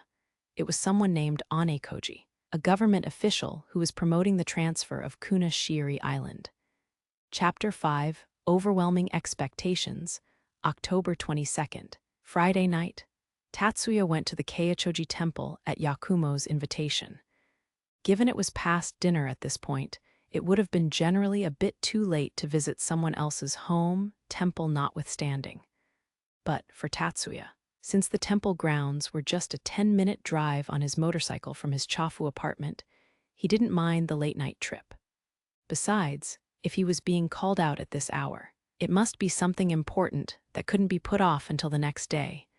So, Tatsuya left his apartment with Miyuki's send-off. He said, "You can go ahead if you want." Tatsuya was led to the monk's quarters by a disciple waiting for him at the temple gate, and as soon as he sat down, Yakumo conveyed him the message. "Is this His Excellency Tadu's statement regarding the relocation of the stellar reactor to Miyakejima?" Tatsuya asked to confirm. "To the Miyakejima proposal as well." Yakumo's non-straightforward answer implicated a further discussion. Is there any other? At this point, Tatsuya and the Yotsuba were still completely unaware of the central government's consideration of leasing Kunashiri Island. There is a certain individual by the name Anekoji, a political official at the Ministry of Land, Infrastructure, Transport, and Tourism, who is also a member of the Senate. I presume he's against the proposal put forward by the Kanto Prefectural Office. The other way around. Rather, there is no shortage of conflicting opinions within the Senate regarding your future, but this Anekoji is of those favoring you. He shares a similar perspective with His Excellency Tadu. About the uses I have, Tatsuya's slightly cynical remark brought a sly grin onto Yakumo's face. You could say so. Both His Excellency and Anekoji see you for your value to national defense, so you don't need to worry too much about allegiances. To them, as long as Japan's national interests, and Japan first and foremost, are protected, it doesn't really matter who rules where. Rule? What do you mean? Tatsuya's voice betrayed his confusion at the choice of words. In the old days, feudal lords ruled over various regions, and those territories collectively formed the country of Japan. This is to say that, even if you were to come to control a remote area, I don't think their excellencies would object. Even in his tone, Yakumo was inches away from directly inciting Tatsuya. The next day was a Saturday. Hayama, the butler of the Yotsuba family, visited the Kanto Prefectural Office Building, formerly the Tokyo Metropolitan Government Building. The building was closed to the public that day. The staff courteously escorted Hayama, who came on behalf of the head of the Yotsuba family, to the reception room. In his meeting with the deputy governor, Hayama conveyed the Yotsuba family's interest in establishing the stellar reactor plant on Miyakejima, as per the Kanto prefectural government's proposal. The deputy governor responded with a promise for a draft contract to be presented early in the following week. To which Hayama raised a reasonable question. Wouldn't it be appropriate to consult with the parliament first? The deputy governor merely replied with a lean forward and an eager, "It's fine." After Hayama left, all the relevant departments found themselves catapulted into a pandemonium. Hayama's visit to the Kanto provincial office took place in the morning. That afternoon, Tatsuya received an invitation from Kitahiyama Ushio, the father of Kitahiyama Shizuku, a friend from his high school days. Although, since the launch of the Stellar Generator project, Kitahiyama Ushio has been a key supporter and currently a major shareholder of the company. For Tatsuya, by now he had come to see him more as a business partner than as the father of a friend, which says nothing about his relationship with Shizuku. Tatsuya and Miyuki have maintained a close friendship with both Shizuku, as well as Hinoka, who is Shizuku's best friend. Welcome. On his arrival at the Kitahiyama residence, Tatsuya was welcomed by Shizuku and Hinoka, synchronized even in their bows. Both were dressed in formal long dresses, with skirts extending to their ankles, leaving little of their legs exposed. Their shoulders, in contrast, were bare in the substantial necklines. Tatsuya felt like raising an eyebrow upon seeing them. It was still 2 early evening dresses, but he didn't let it show on his face at least. He didn't think he did. I've been learning etiquette at Shizuku's house. Hinoka must have been paying close attention to him, because seemed to read Tatsuya's thoughts perfectly. That, or being around Shizuku, who to this day is far from the most outwardly expressive person, for so long may have allowed her to develop a knack for reading what lies beneath a poker face. Did I catch you two in the middle of an etiquette lesson? Tatsuya interpreted learning manners as the etiquette that upper-class people learn to go about in society. Yes, that's right, I wanted Hinoka to learn the same manners as me. Shizuku confirmed Tatsuya's interpretation. It's still a secret, but I'll be taking over my father's business. My brother seems to be more inclined toward academia. Oh, is that so? I guess I should offer you my congratulations. Then long gone is the era when the business world was a male-dominated field. One can see female executives everywhere these days. Still, Tatsuya was surprised by the news, mainly by the fact that Shizuku is a high-level magician, while her brother is an ordinary person with no magical abilities. He assumed that her brother would take over the company and that Shizuku would pursue her career as a magician. Hinoka will join me as a businesswoman, working as my right-hand woman. That's why we're studying etiquette and practices together. Not as a magician, nor as a bodyguard, or a combatant of any kind. That's the meaning behind Shizuku's words. Studying topics other than magic from nowhere like this will be tough, but in comparison with what Shizuku will have to manage, it's nothing. I'll do my best to give her all the support she needs. Hinoka's smile betrayed an unmistakable sense of uncertainty about this sudden change in direction for her life. But there also was a hint of determination to face the future head-on in her expression. I'm sure you two can do it. Tatsuya offered a cliched encouragement. The two responded accordingly with a thank you, one with an added very much. While the business world may be a battlefield in its own right, it is still far more peaceful than the kill-or-be-killed lifestyle of a combat magician. Tatsuya hopes they will not have to experience something like that. The two young women guided him to a reception room, where Ushio was already waiting. Shizuku served her father tea, so did Hinoka for Tatsuya. Afterwards, both left the room. I heard your family has been through some troubled times recently. Past the formal greetings, Ushio brought up the topic. Were you aware of it, sir? You've always been swift to pick up on the latest news. No, I wouldn't say that. I only noticed the Yotsuba family's relocation because of the visit of the senator. Though a bit embarrassing, you could even say I was a bit slow in picking up on it. From what he said, Ushio seemed to learn about the Yotsuba family being forced to abandon the main house villa by the visit of USNA Senator Curtis and his delegation to Miyakishima. With how many resources the Pentagon has reportedly been allocating to monitor the Yotsuba family, it's honestly a bit surprising how quickly you caught wind of it. That speaks volumes about how well-tuned your radars are, Ushio-san. Tatsuya stated his honest opinion as opposed to consolatory flattery. In the same fashion, it's also likely that Ushio also recognized the necessity of relocating the stellar reactor plant before the Kanto state government did. The timing of the invitation suggests he had been waiting for Tatsuya and the Yotsuba to consider the proposal to relocate to Miyakishima. So, there are plans to relocate the stellar reactor plant to Miyakishima? Ushio's remark confirmed Tatsuya's speculation. It's more of a new investment than a straightforward relocation. At this point, there are no plans to move the stellar generator headquarters.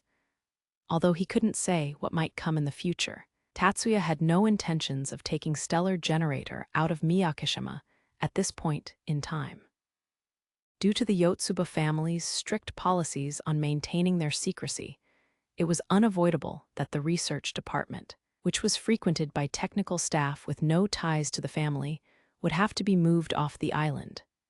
Therefore, Tatsuya believed it was essential to keep the nerve center of the stellar reactor business under the family's direct control. This wasn't out of some special trust for the Yotsuba family, or some ideology about the bonds of blood. It was simply an insurance, in case anyone tries to take away the rights to the stellar reactor project.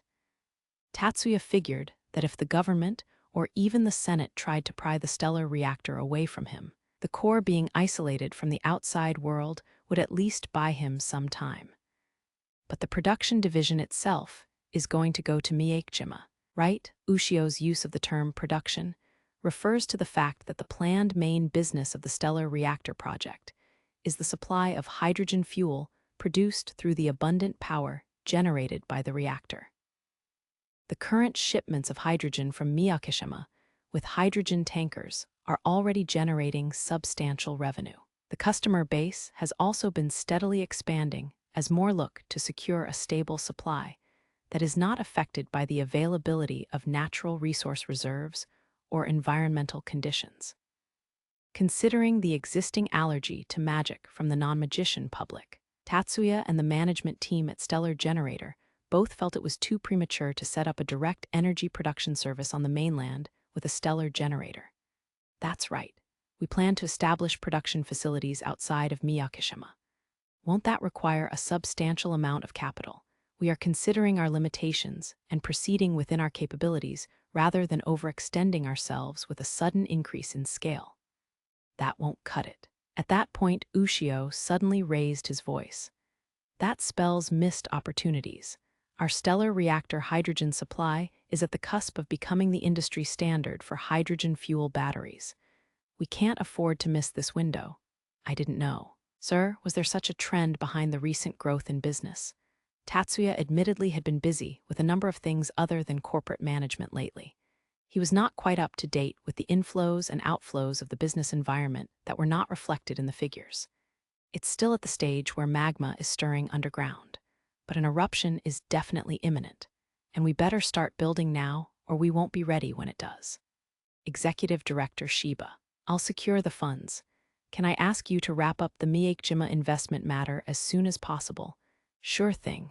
I'll talk with our representative who met with the deputy governor and push this through as fast as I can. Driven by Ichijou's enthusiasm, Tatsuya too decided to push ahead. Compared to magic, Tatsuya was still a complete novice in the art of business. Changing topics a bit, can you share what kind of proposal the senator made? It's related to a confidential matter of the USNA military, so I can't put it in writing, but I was planning to consult with the board members next week. Assuming you understand, I'd love to hear about what I know. It seemed to be a thing that came in the package with every businessman, because the mention of the word military only seemed to make Ichijou more interested. We have been offered a site for a plant on Kauai Island. They are also willing to subsidize the costs.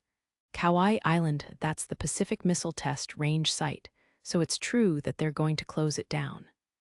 This time, Tatsuya thought to himself, he really knows his stuff.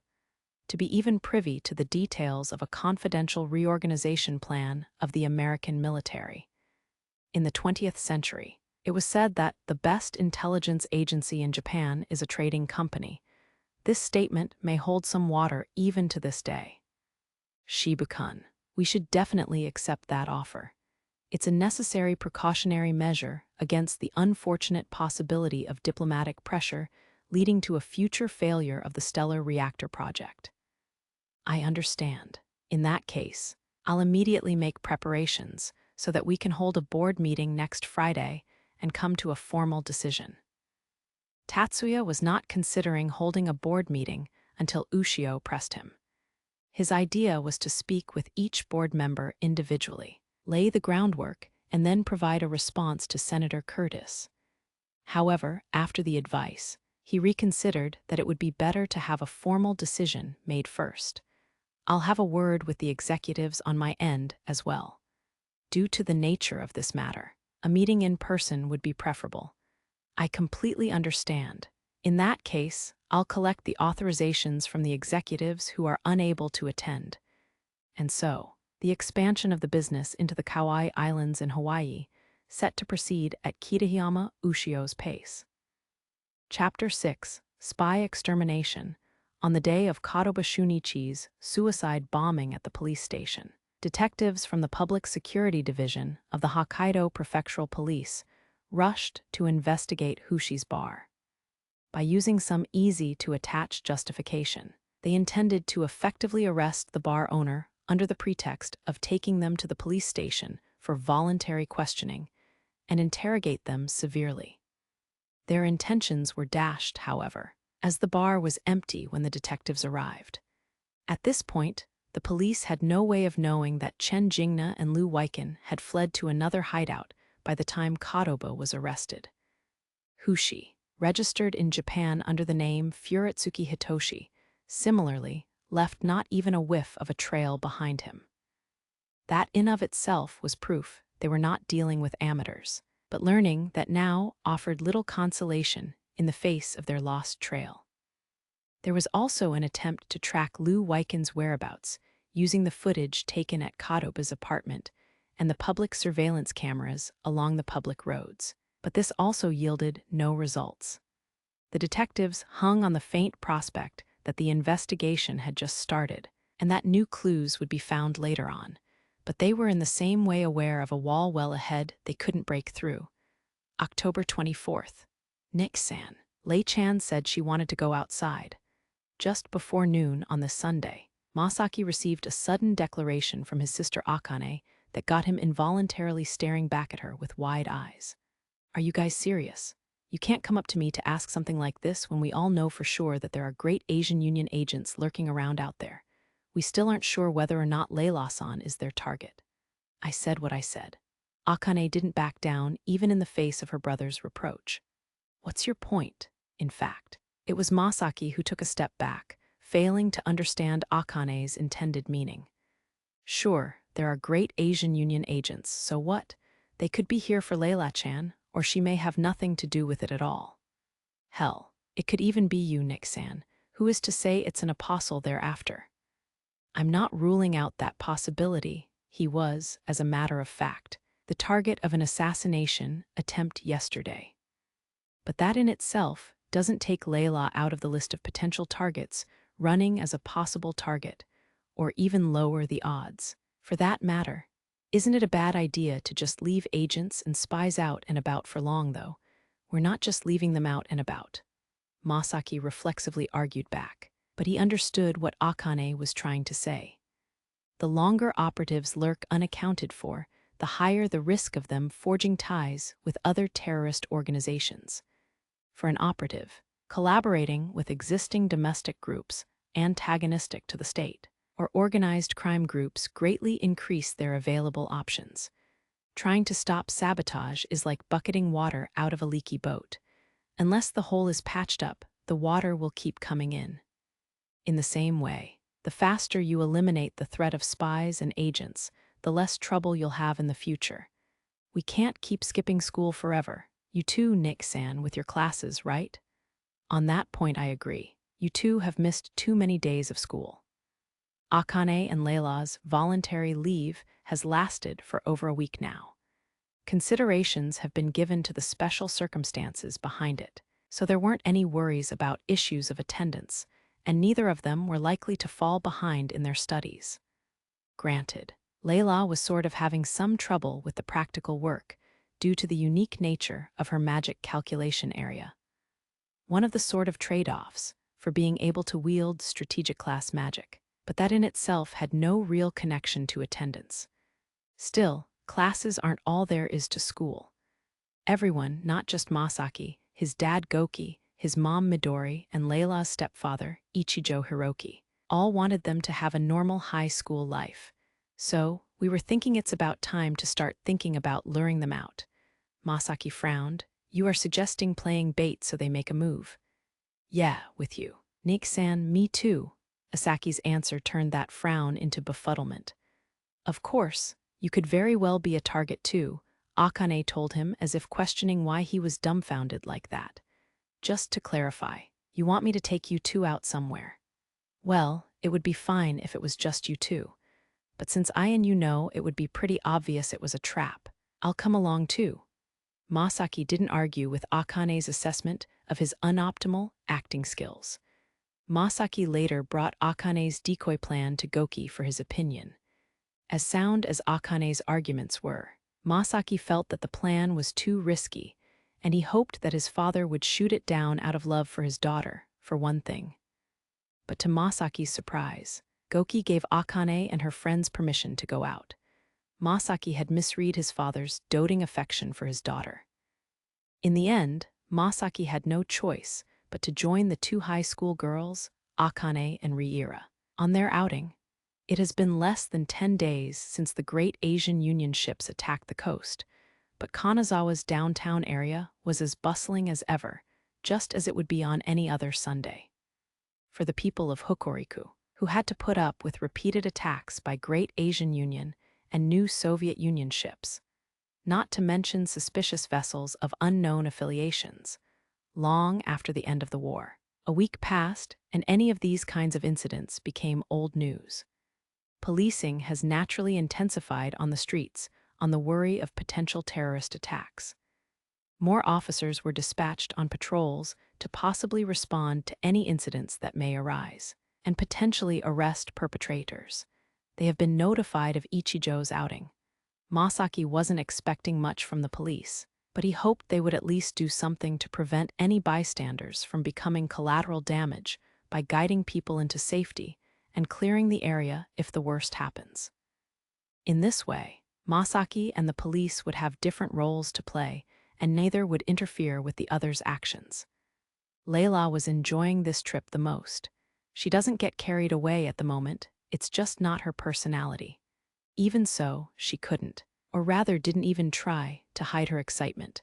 After all, she was in love with Masaki, a fact that both the young man and his sister were well aware of.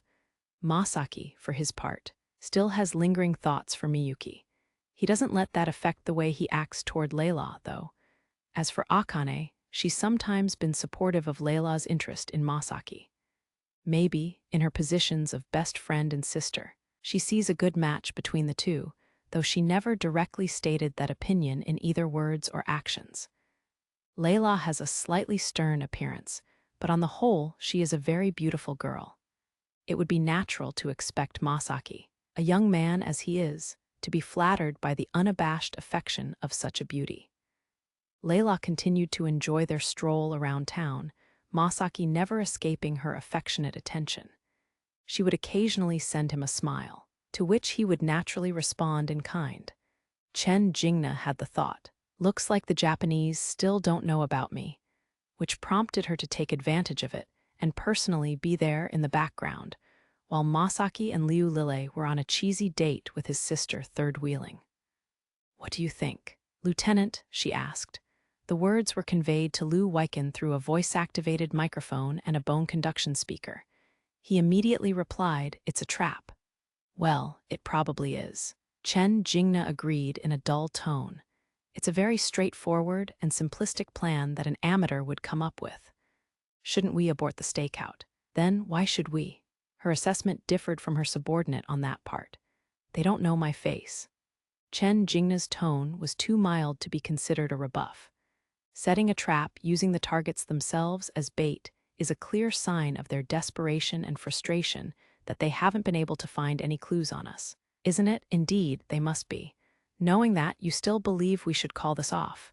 Liú Weiken responded, "Yes," in their native language. "While I believe your assessment is prudent, we don't have a very optimistic prospect. Quite the opposite, in fact. We are isolated deep in hostile territory, cut off from support back home, and only protected by the fact that our enemies don't know our true identities, yet." Chen Jingna calmly outlined the dire situation they were in. "I concur, ma'am." Liú Weiken raised no objection, which was not to say he agreed with it. His indifferent tone hinted at his awareness of that fact from the start. "The fact that they still don't know my face makes this our best chance at approaching Liú Lìlěi. Perhaps, but Ichijou Masaki is right by her side." Liú Weiken felt like it was necessary to point out that very important factor as Chen Jingna insisted on taking this opportunity. "Even more reason for us to proceed." Chen Jingna wasn't ignoring Masaki's presence. She, rather, viewed that as a bolstering aspect to taking this chance. A two birds with one stone kind of situation. "Let's make Liú Lìlěi do our job for us and take out Ichijou Masaki. You want to put on a suggestion on Liú Lìlěi? You think there will be feasible results?" Barely a hint of emotion escaped Liú Weiken. "The suggestion will instill that girl with an unconditional order to destroy anything related to Japan, even at the cost of her life, if necessary. Compared to suicide bombing, killing her benefactor is trivial, understood. In that case, I'll be on watch and provide cover while you carry your plan. Captain Liú Lìlěi is currently at a short distance away, watching for any authorities or anyone working for the Ichijou family, and covering for Chen Jingna as she tails Masaki and the two girls. Do that. I'll be counting on you. Chen Jingna reinforced the offer with an order and started closing the distance with Liú Lìlěi. Chen Jingna's optimism on the fact that her identity hasn't been compromised in Japan turned out to be based on an underestimation of the Japanese police capabilities. Certainly, her role as a Great Asian Union operative was still safe from either the police or military. Neither were following her when she went out with Kadoba. The tale then was staged by herself with her subordinate. They didn't follow them at the time, but the street surveillance cameras did. The feed from the cameras lined through the public streets captured her figure walking side by side with Kadoba. The police went through the footage since the day of the Great Asian Union invasion and, with the help of AI-based facial recognition, identified which individuals Kadoba has made contact within these 9 days. A similar public monitoring system was already employed way back in the land she called home, before it got the name it has today. To not account for a several decades-old capability was a gross underestimation of the Japanese authorities. News about the same woman that has been seen spending a lot of time with Kadoba being spotted following Ichijou Lìlěi had already reached the ears of the head of the Ichijou family. Stop it. Brother, this isn't a situation for the head of the family to take on personally. Ichijou Hiroki, Goki's younger brother and Lìlěi's stepfather, stopped him from rushing to the scene upon hearing the news. You could also be a target. I can't let you go there. If you don't trust our subordinates to be able to handle it, then I'll go myself instead. That won't do. We don't know how skilled the intruder is. For all we know, we could have another Liu Ganghu on our hands, wreaking havoc unopposed like 3 years ago. The implicit message that he was not up to the task left Hiroki with a bitter grimace on his face. Goki and Hiroki didn't have a poor relationship, as evidenced by the fact that when Goki was hospitalized for a while 3 years ago due to an attack by the Apostle. Now late, Bezobrazov of the new Soviet Union, Hiroki took charge of the Ichijou family and ensured that their duties as one of the 10 master clans were not disrupted. However, Hiroki's magical skills lacked the usual high standard expected of someone from the 10 master clans. While he is at a high level among ordinary magicians, he falls short in comparison to his and the other families. This is a fact that the person himself is painfully aware of, and because it has taken it upon himself to at least support his brother in the background. Goki would usually be very mindful not to touch this very sore spot for his brother. It only serves to show how worried he is about the current situation.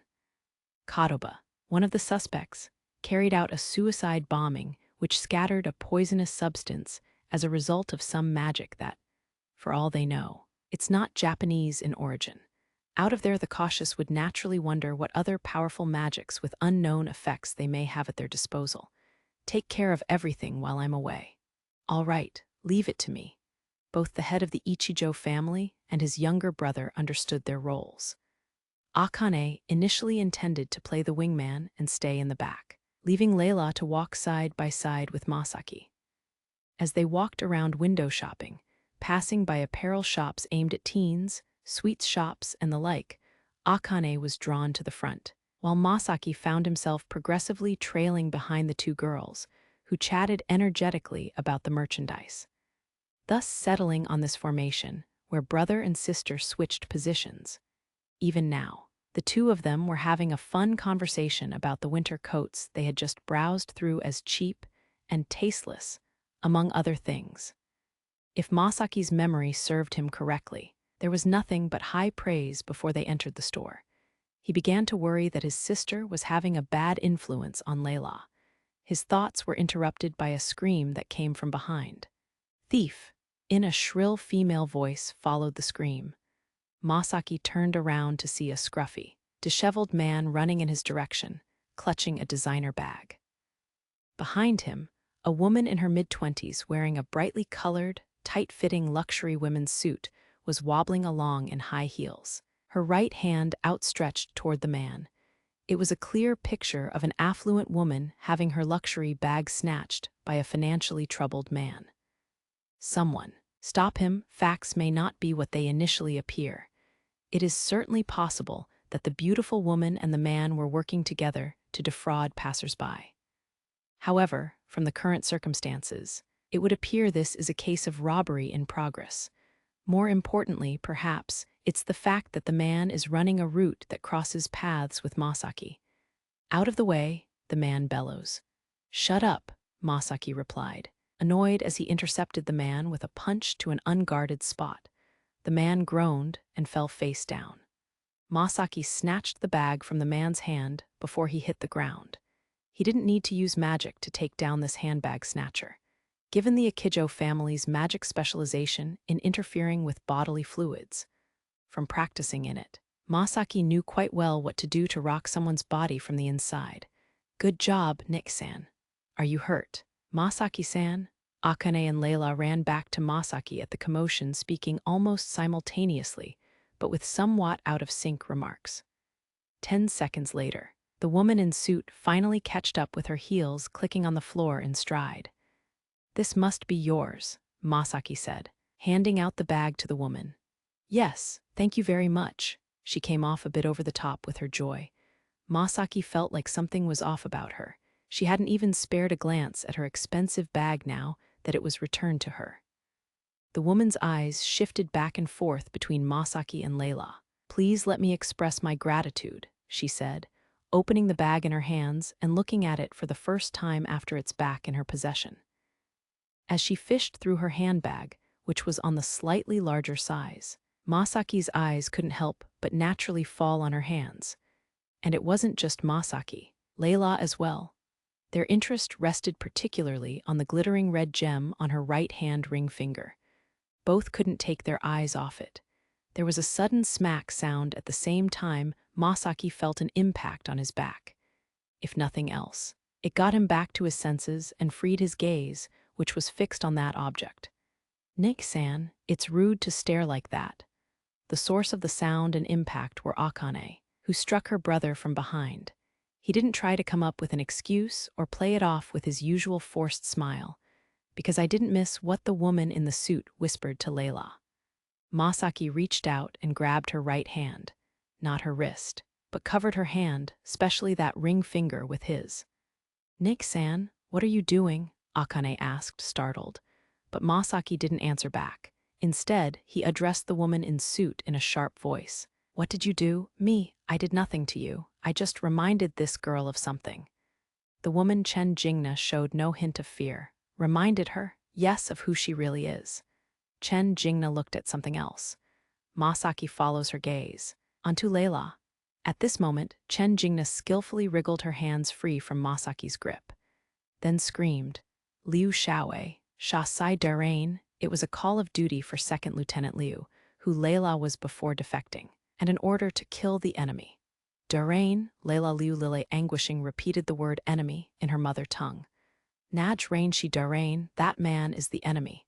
Liú Lìlěi turned to Masaki with an empty expression. In her expressionless face, only her eyes showed emotion.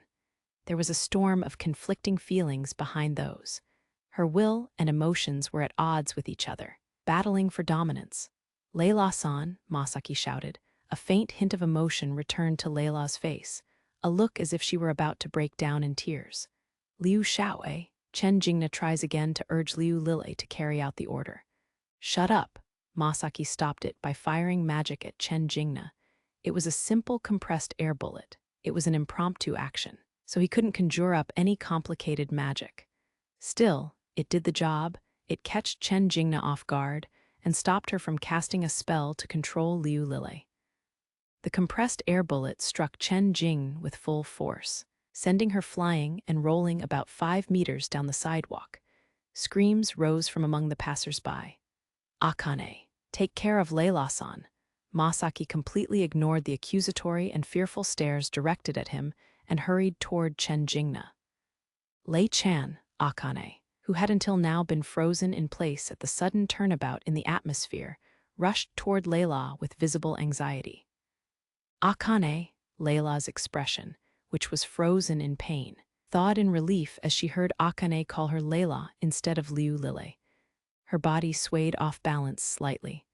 Akane hastily reached out to support her body. "Don't come closer," however. Liú stopped her best friend, extending her arm in her direction with an open palm. She staggered 2 steps, and then managed to keep herself from falling by pressing her feet firmly on the ground. "But, don't." Akane's words of worry got stuck in her throat. She was about to say something in the lines of, "I can't just leave you like this," or "I can't stand watching this." Liú's expression, as she stopped Akane mid-sentence, reverted back into deep anguish. She looked even more distressed than before. She was clearly struggling in an internal war. The suggestion that had been carefully instilled in her over many years surged forward with revitalized vigor, commanding Liú Lìlěi to attack her enemy, as if the past 3 hiatus never existed. On the other side of this battlefield, the emotions and feelings of love that Liú had been cultivated over the past 3 years built fortifications in her heart to resist the force of the subliminal command to kill Masaki, Akane. "Please," Liú squeezed out the words with a pained voice. What? Liú, please say anything." Akane's voice was trembling, on the verge of tears. "Use on me? Okay, what do you want me to do? Please, use your magic on me. What are you talking about? Please, I can't hold it back any longer." Liú let out a groan. At the same time, signs of magic activation surged within her. Akane swallows hard. The strategic-class magic thunderclap tower was about to be unleashed, carrying out the order to kill Masaki, and indiscriminately everyone else in radius along with it, Liú herself included. "Akane, please, you have to stop me," she appealed in a choking voice, tears streaming down her face. "I don't want to kill Masaki-san. I don't want to hurt you too. I'm sorry for this." "Lei-chan," Akane answered Liú's crying plea. She closes the distance between them at lightning speed. Her palm thrusts forward at a speed too fast for the eyes to follow, strikes slightly above her abdomen, at her solar plexus. Without a pause, Akane's magic was unleashed. The magic involved channeling the static electricity generated in the palm into the opponent's body, interfering with their bioelectric functions. Static electricity in itself doesn't have enough power to incapacitate someone, but that wasn't its purpose here anyway. The electrostatic current served as merely means to an end. The point was to create a sensation of disruption in the opponent's body, then exaggerate the effect to make them believe their entire body was being disrupted. That was the magic nerve disruption, developed by the former First Research Institute and handed down in the Ichijou family. The mother of the Ichijou siblings is from a branch family of the Ichijou family and has a close relation with the main family as the niece of the previous head. At the former First Research Institute, magicians of the name Itsuki specialized in magic that interfered with bioelectric currents. Akane inherited especially strong traits from her mother's side of the family. Masaki, for his part, couldn't use much of the Itsuki lineage's magic. Meanwhile, Akane was more in line with her Itsuki ancestry than with the Ichijou. It doesn't prevent her from being able to act on bodily fluids. She is simply more adept at interfering with bioelectricity. Akane's nerve disruption paralyzed motor nerves and disrupted brain electrical currents. Disorderly electric currents coursing through the brain disrupt the order required for proper mental activity, hindering or outright preventing its functioning. Liú loses consciousness as if a switch has been flipped off. Akane grabs her body, which no longer is supporting itself, in her arms as she falls. Thunder Tower, which had been on the verge of activation, dissipates away as if never has been. Masaki wasn't following the back and forth between Akane and Liú. His eyes and mind were squarely focused on Chen Jingna. The police have been called by some of the bystanders at the scene. Some of the men present tried to reprimand Masaki for the way he accosted Chen Jingna. Just one glance from Masaki was enough to make them shrink back like frogs stared down by a snake. Masaki approached Chen Jingna, who was lying on the road, either refusing or unable to get up, and declared in a voice for the onlookers to hear, "You're a great Asian Union agent, aren't you?" "And no, that's not true," she responded in a weak voice, raising her upper body with her hands. "You thought I wouldn't notice you trying to use magic to control my cousin, a high school girl, just now. Hey, isn't that Ichijou Masaki?" "Yeah, that's Ichijou Masaki. The apostle, so, is that girl over there feeling sick because of that woman? That woman must be part of the great Asian Union that attacked Toyama and Niigata the other day." Whispers spread among the passers-by. "That's not true." Chen Jingna denies in a pitiable tone that it is only met with cold stares from everyone around. The people of Hokuriku have not forgotten Masaki's heroic feat of 3 years ago, when he single-handedly repelled the new Soviet Union fleet using his strategic-class magic, Ocean Burst. Who would then later be officially designated as an apostle, a nationally recognized strategic-class magician. The state's endorsement and local pride establishes a great bias in his favor. Any voices that may be raised in his opposition, out of resentment or otherwise, are often drowned out by the more numerous in his support, come with a simple-heartedness to project onto him through a sense of regional identity, even if their voices are faint. Chen Jingna overestimated the power of playing weak and vulnerable woman in the face of the local hero and community pride's words. "The police have already been called. They'll be here soon. You can tell them your story at the police station." Masaki's confident and assertive attitude reaffirmed the bystanders' trust in his claims and heightened their doubts about Chen Jingna's performance. In this situation, Chen Jingna's subordinates were even more anxious than she was. From within the crowd, a small arrow about 20 centimeters long was shot at Masaki. It was blocked by the magic shield Masaki had deployed and fell inert onto the road. Masaki turned his gaze towards the direction the arrow had come. There stood a man past his young years, wearing a jacket that was too large for him.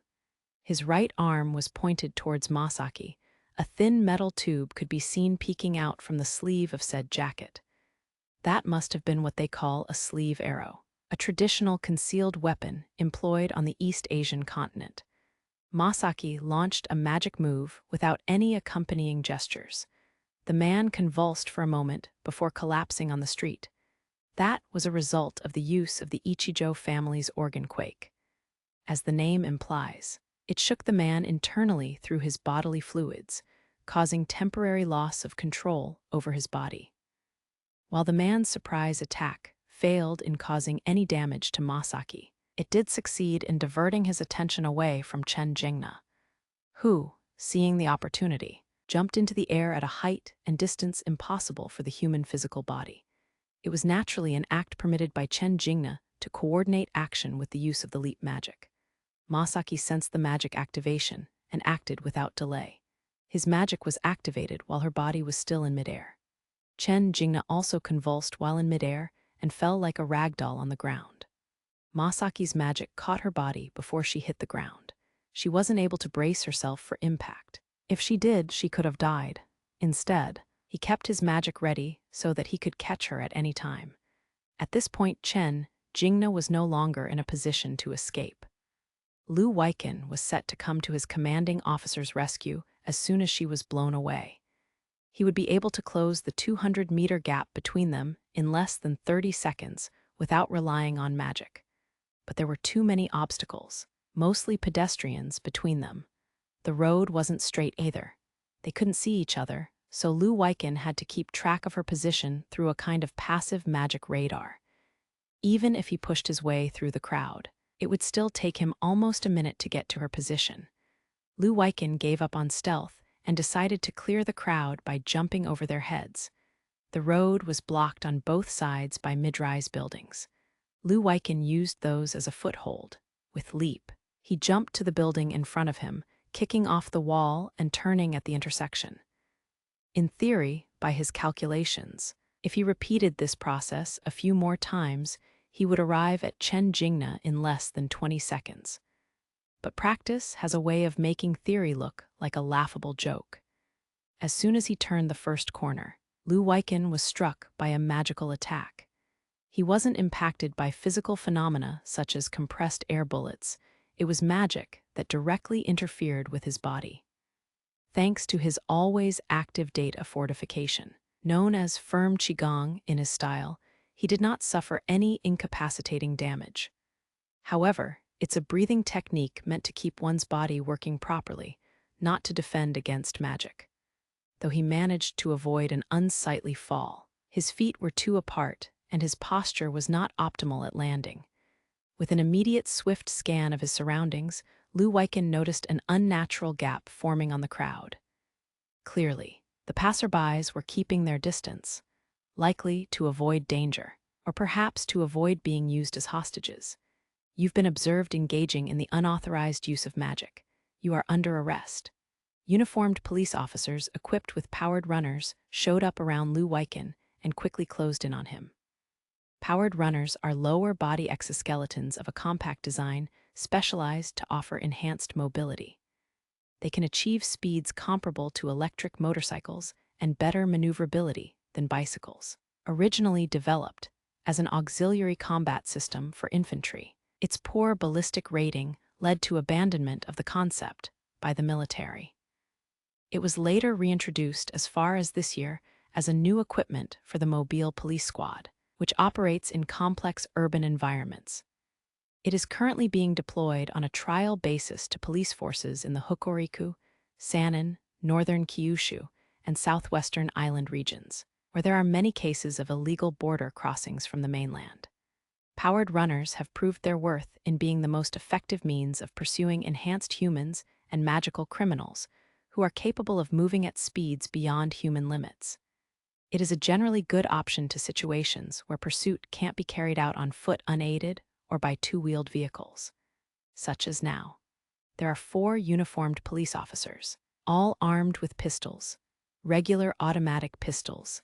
None are designed to fire high-powered bullets for anti-magician combat. Liú Lìlěi felt no threat from the officers, yet he did not attempt to break through their encirclement. What he was watching for was the magician who had shot him down. By this point, rescuing Chen Jingna was a distant thought in Liú Lìlěi's mind. Masaki approached Chen Jingna. This time, he had her cornered, and she knew that very well. She cannot escape on her own from this situation. She also cannot expect cover from Liú Lìlěi. Her senses noticed the magic that struck him. It was the same one used on her, meaning it was probably from a magician of the Ichijou family. There is a non-zero probability the family head himself, Ichijou Goki, has taken direct action. In this situation, she considered surrendering and becoming a prisoner. As an irregular operative, she would not be granted the same protections as a prisoner of war. But she was banking on the fact that Japan, unlike her homeland, was a more lenient country. If she were to be captured, she reasoned that even if she ultimately were executed, she wouldn't be subjected to brutal or degrading torture. The moment Chen Jingna reached a decision to surrender, her magic calculation area began to activate on its own. Why? Chen Jingna screamed in her head. Her throat was unable to utter a sound. She, or rather, her mind was constructing the magic sequence for Wen Shui-san, the same magic she had cast on Karuba. The activation conditions were also the same. Upon recognition of the presence of Ichijou Masaki in close proximity, those conditions have already been met. Why? Why would I put this suggestion on myself? For the magic to be currently in the process of activation right now. The conditions set for the assassination of Japan's apostle. And the fact that the opportunity for assassination was already set, all stem from a suggestion that was implanted beforehand. That's when Chen Jingna intuitively arrived at the truth. Captain, could it be that he had planned this from the beginning? The only person who could place such a suggestion on Chen Jingna was her commander, Chen Xiangshan. Did the captain intend to use me as a sacrificial pawn from the start in order to eliminate Japan's apostle?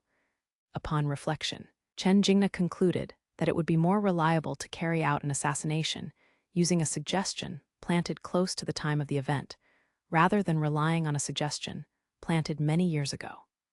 They knew Liú Lìlěi was being sheltered by the Ichijou family. It stood to reason to expect a magician of the Ichijou family to show up if they tried to get close to their former strategic class magician. If the operatives proved to be difficult to deal with, the probability of their apostle, Ichijou Masaki, appearing would increase. Even if Ichijou Masaki does not respond personally, based on past trends, it is highly likely that Ichijou Goki may appear on site to take command instead. And sure enough, Ichijou Masaki stands just before Chen Jingna. "Damn you, Chen Xiangshan, how dare you deceive me?"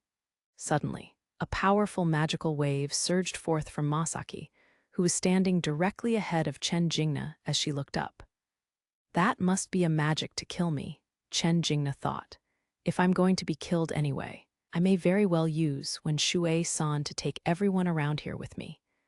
The thought crossed Chen Jingna's mind, but rather than concentrate her power in the magic building up inside her, she decided to restrict the Xian supply with the part of her mind still in her control. "I won't go along with your plans. I curse you, Chen Xiangshan. I hope you die a horrible death." No matter Masaki, the man cornering her right now. If she is going to direct her hatred and resentment at anyone, it would be every bit and ounce at Chen Xiangshan. Masaki sensed that the female agent lying on the road was about to activate a magic. He recognized these magic waves. It was the same magic that Kadoba had used to blow himself up. "Are you planning to spread poison here?" He knows from experience how exceedingly dangerous the poison created by that magic is. Even if you avoid direct contact with the poisonous blood, simply inhaling its volatile fumes in the air is enough to be fatal. The toxicologist who analyzed the poisonous blood Kadoba had scattered for the police determined that its toxicity exceeded that of cyanide gas. "I wanted to bring her in to interrogate her, but I can't let her. I can't let her do this right now." Masaki felt conflicted, but as it is, he couldn't be sure that she wouldn't spread the poison if he somehow knocked her unconscious. The poison generated remains even after the magic's effect wears off, and there were other spells besides rupture that could cause blood vessels to burst from the outside. Furthermore, counter-magic wasn't something Masaki was particularly good at. Although he could use more potent forms of data fortification and area interference than the average magician, compared to offensive spells such as rupture, counter-magic was not his strong suit. "I have no choice. I'll have to use magic to make sure the poisonous blood can't be spread." Masaki activated dehydration. Screams ensued from among the crowd gathered at the scene. Women screamed. Men held their breath. As the woman in the ground in front of them, Chen Jingna, began to dry up, it looked as if she suddenly aged decades. Her skin lost moisture and became covered with countless wrinkles. Her dried-out hair fell out. Her body became visibly withered, shrinking to less than half its original size. The shriveled eyeballs sank into their sockets. Some onlookers fainted one after another, horrified by the scene. The corpse had been almost completely mummified when the process stopped. Chen Jingna had long since died. The process was adjusted a notch down from complete desiccation to prevent the toxic tissue from scattering if the extremities crumbled. Still more than enough to contain any poisonous blood or fumes from dispersing. Emission-type magic dehydration. This magic extracts water from biological tissue and converts it into gas. Its effects are just as demonstrated. It doesn't instantly kill the enemy like rupture. It takes approximately 3 minutes to completely dry out an average-sized adult male. Not a long time from an objective perspective, but it's still a magic that slowly dehydrates the target to death. From an onlooker's perspective, it may come off as an inhumane magic that mummifies people while they are still alive. In reality, those exposed to this magic die almost immediately from the shock of rapid dehydration. It is not instant, but the suffering is comparatively brief compared to bleeding to death from gunshot or shrapnel wounds. Besides, the priority in this context was preventing the spread of the toxic blood. It did so, protecting the innocent bystanders while causing minimal suffering. However, logic-based legitimacy may not hold up in the eyes of those ignorant of the circumstances who saw the results of the use of such magic. Masaki was nonetheless spared from harsh criticism largely because of his status as a local hero. Liú Lìlěi sensed that Chen Jingna had been struck by a deadly magic. Even so, he couldn't spare any thought for his superior officer. It was impossible for him to have come to her aid anyways. It was impossible for him to go to her aid, because he was face to face with Ichijou Goki. "Sha!" Liú Lìlěi shouted, "Kill," and lunged at Goki with a stride that seemed to glide through the air. Halfway through, he felt some resistance, as if he had just plunged into the sea. This caused Liú Lìlěi's charge to lose momentum. Goki struck his palms together vigorously, as if striking a prayer. The clap sound reverberated as if clearing the area. The sound itself had no intrinsic meaning, neither did the act of clapping his hands. It is simply a gesture that complements the establishment of the variable that determines the magic's alignment and intensity. Variables are elements in a magic sequence that are not defined in the activation formula. In other words, they are details of the magic that the magician can control at the moment of activation.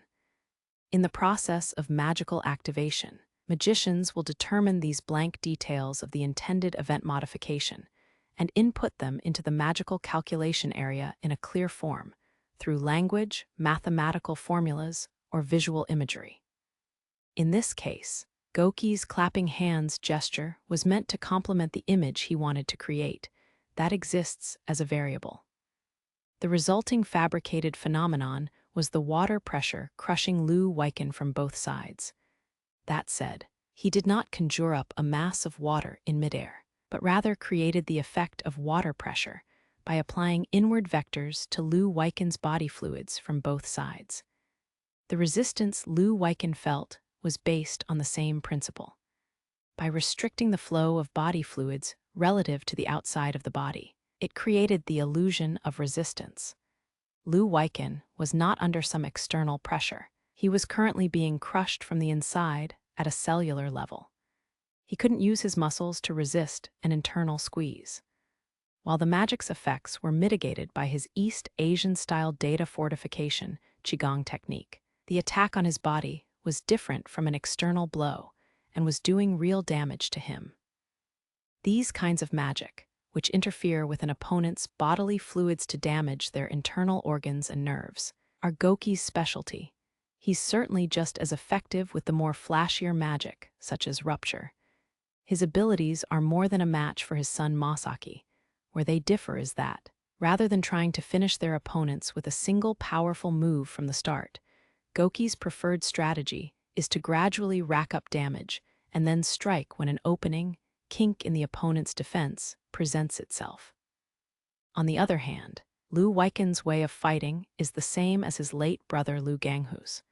He uses magic to boost his physical strength and power, and then uses his body as a medium to cast magic. For example, releasing impacts and vibrations from his hands and feet, or generating pressure in his palms to crush his opponents. All of Liú Lìlěi's offensive techniques are centered around martial arts. If his movements are hindered, he won't be able to perform at his best. He could focus his efforts on neutralizing magic that is interfering with his body, but then he wouldn't have enough resources to boost his physical abilities, which are a key part of his fighting style. Goki was a critically unfavorable matchup for Liú Lìlěi. If it was Chen Jingna in his place, and vice versa, the outcome would have been much different. Both would have been able to escape, as both father and son would have to struggle in their hands. Liú Lìlěi wouldn't be at such a disadvantage where he matched against Masaki instead. The Ichijou heir tends to rely on quick and powerful magics to strike first and finish the fight swiftly, which is the standard approach for modern magicians. However, if his initial attack fails to incapacitate his opponent and they close in for melee combat, Masaki would be at a disadvantage since he's primarily skilled in ranged attacks. While he's not necessarily physically unfit, he's not as thoroughly trained in close combat techniques as someone like Tatsuya. One of the differences between Masaki and his father is how much more sensitive the former is with magic. This disparity would be evident if Goki was where Masaki was when Chen Jingna began to activate when Shuei sawn inside herself. By the time he noticed, it might have been too late to counteract the magic. Additionally, Layla wouldn't have hesitated if Goki was placed as her target. After all, as the saying goes, sometimes it is luck that determines the outcome of a battle. Between the damage sustained from being shot down mid-leap, the damage caused by water pressure, and the magical energy drained as a result of his impaired mobility, Liú Lìlěi was no longer in a proper fighting condition. The battle is already decided. Stop your futile resistance and surrender. Goki's declaration of victory was by no means premature. It was entirely appropriate. But Liú Lìlěi refused to give up the fight. Was it out of a sense of loyalty to his homeland, or was it distrust of the Japanese, or perhaps fear of the organization he belonged to? It was apparent to Goki that Liú Lìlěi was ready to fight to the death, and that he was mustering his last ounce of strength for one final counterattack.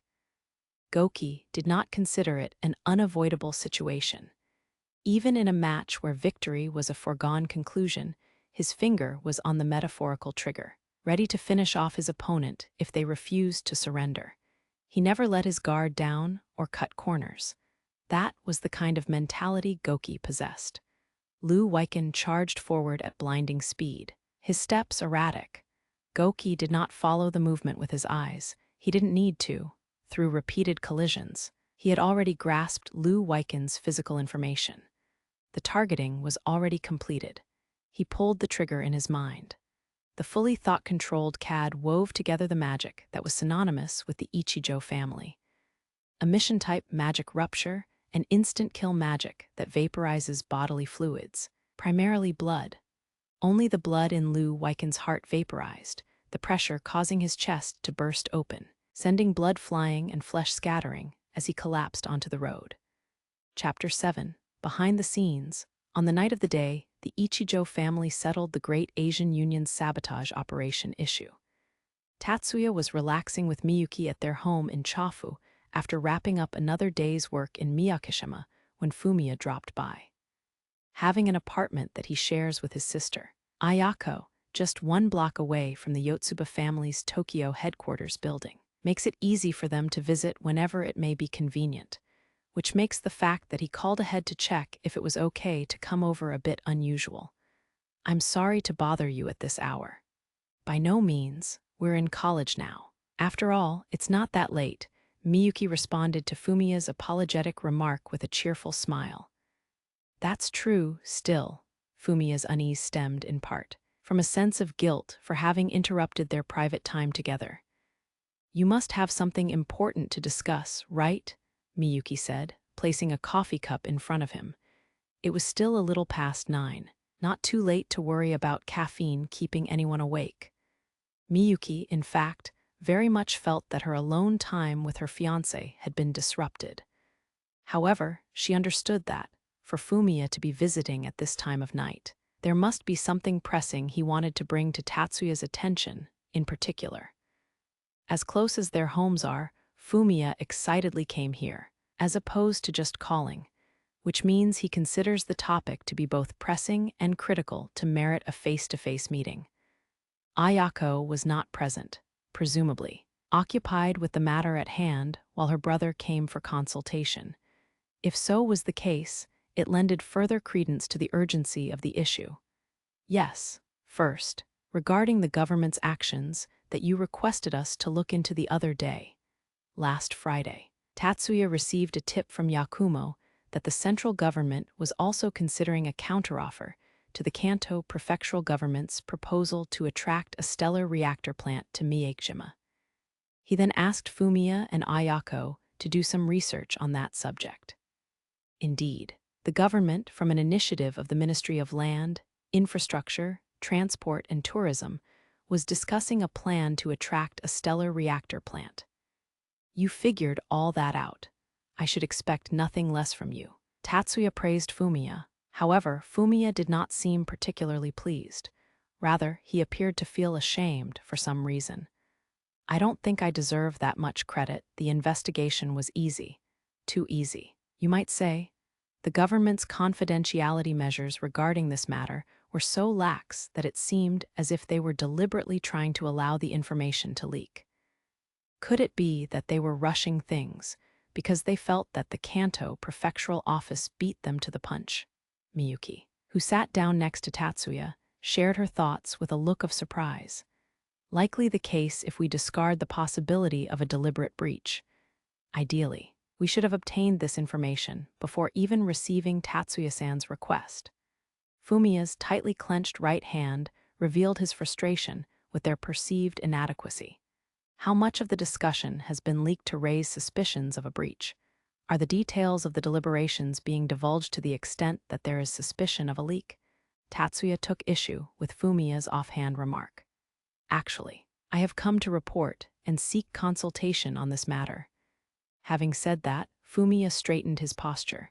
First, give me an outline of the development of the current situation. Yes, Fumiya nodded to Tatsuya's request, took a deep breath, and then continued. There's no doubt the initiative from the Kanto prefectural office has put the central government on edge. Right after Senator Curtis's visit, there was talk of using the stellar reactor plant to promote regional economic revitalization. But by then, we can presume as nothing more than a regional election strategy. The bureaucrats' efforts merely reflected the politicians' intentions. Miyuki frowned disapprovingly, while Tatsuya raised the corners of his mouth in a smile that was neither a wry grin nor a sneer. Each had their own thoughts on the politicians' attempts to use Tatsuya for their election campaigns. These politicians, I know that elections are always at the forefront of their minds, but they are being foolish if they think they can fish you and miss everything that would come with it. Fumiya spat out words that clearly expressed his condemnation. However, even such politicians, or at least some among them, seem to have recognized the threat posed by the swift actions of the Kanto prefectural office. 2 days ago, Hanayama, the Minister of Land, Infrastructure, Transport and Tourism, presented a bold plan to the cabinet. This Minister Hanayama is the same woman who is descended from an aristocratic family and used to be an actress. When I last heard of her, she was being harshly criticized as being nothing more than a figurehead in the current cabinet, but it seems she has the insight befitting a minister after all. As Miyuki pointed out, Hanayama is a former actress with a family rooted deep in the court nobility, dating back to before the Middle Ages. She was a popular actress in the immediate post-WWI period in roles of princesses and other kinds of young women of high social standing. Her appointment as Minister of Land, Infrastructure, Transport, and Tourism, despite her complete lack of political achievements, was widely criticized as a mere popularity stunt and a token appointment. I will get into the context surrounding Minister Hanayama later. Oh, in that case, sorry for interrupting. Please continue. Miyuki apologized with a hand covering her mouth. No, it's fine. Fumiya accepted it without seeming particularly upset and continued his explanation from where he had left off. Minister Hanayama's plan was to lease the entire island of Kunashiri to Stellar Generator for a period of 50 years at virtually no cost. The entire Kunashiri island? Miyuki couldn't help but exclaim. Meanwhile, Tatsuya didn't appear particularly surprised. I see. Did you know about this, Tatsuya-san? Fumiya wasn't expecting Tatsuya to be much surprised, but his reaction was in ways still unexpected. Not necessarily. This is the first time I hear about the specific details. My master was acting more cryptic than usual, so I just assumed something like this was going on. So Master Kokunu Yakumo knew about it, though he wasn't nearly as well acquainted with Yakumo as Tatsuya was. Fumiya knew enough about him and his character to believe he would be knowing about this. But Tatsuya-sama, isn't the entire island of Kunashiri under the jurisdiction of the National Defense Forces? Miyuki directed her question, or rather, sought an answer from Tatsuya rather than Fumiya. That must be partly because, since the entire island is administered by the military, it can be leased without worrying about the issue of eviction.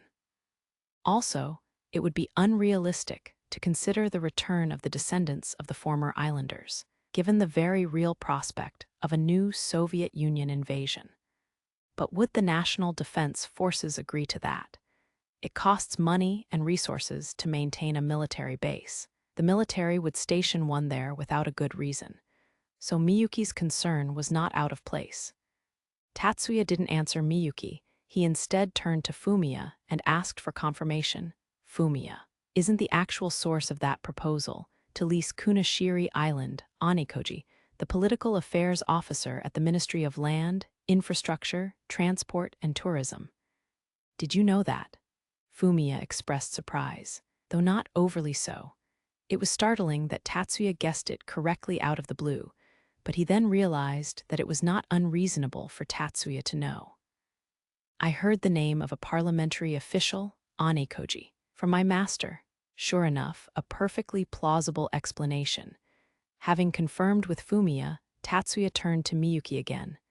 This official Onikoji is a member of the Senate, and apparently in the same faction as His Excellency Tudo.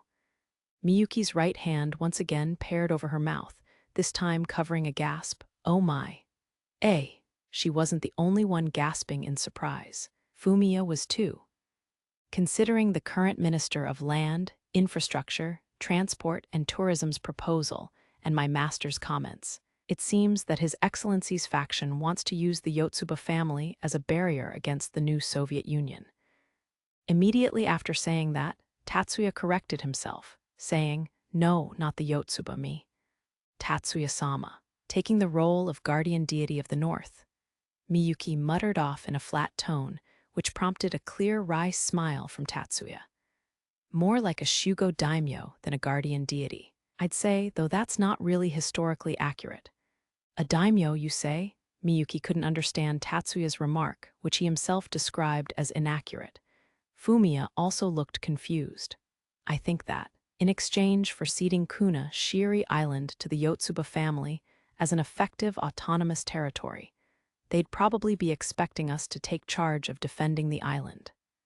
And in doing so, they'd likely be hoping we'd be enough of a military force to repel any foreign invasion from reaching the nearby islands as well as Hokkaido. Isn't that asking too much of them? Miyuki was more appalled than indignant at what Tatsuya had deduced. In that case, the demands far outweighed what was being offered. She thought to herself that it was unreasonable to expect so much from one individual.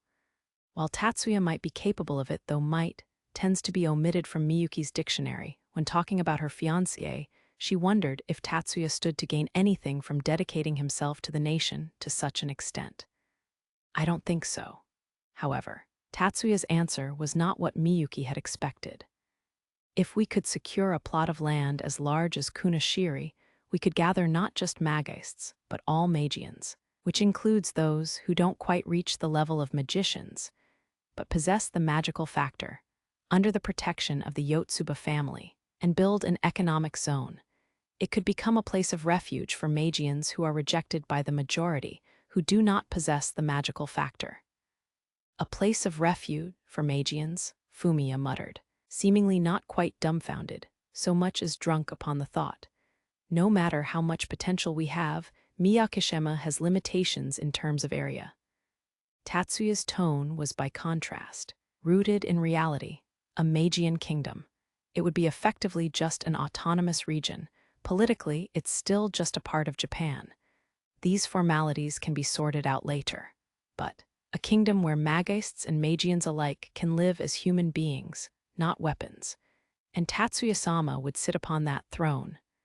While Tatsuya's feet were firm on the ground, Miyuki had already taken flight into the realm of fantasy. I never said anything about installing a monarchy. That's far from what I have in mind. But let's put that aside for now and hear what Fumiya has to say. Is there some serious concern regarding the Kunashiri Island proposal? Giving up on trying to correct Miyuki's misconception for the time being, Tatsuya asked Fumiya to continue. Oh, right. Yes, there is. Fumiya abandoned the dreamy topic. He regained his serious demeanor, and his tone reflected that change as he got back to the main topic. The proposal has been leaked to the new Soviet Union. Was it from someone in the government? We don't know who it is, but it's the most likely case. So we have a traitor? Miyuki, in particular, had a strong reaction to Fumiya's answer. Is someone in the government trying to interfere with the construction of Tatsuya-sama's kingdom? Please investigate the spy's identity, just in case. This time, Tatsuya didn't try to clear up the misunderstanding about building a kingdom. Of course. Fumiya, too, ignored Miyuki's comments. The existence of a mole is a serious problem, but there are more pressing issues at hand right now.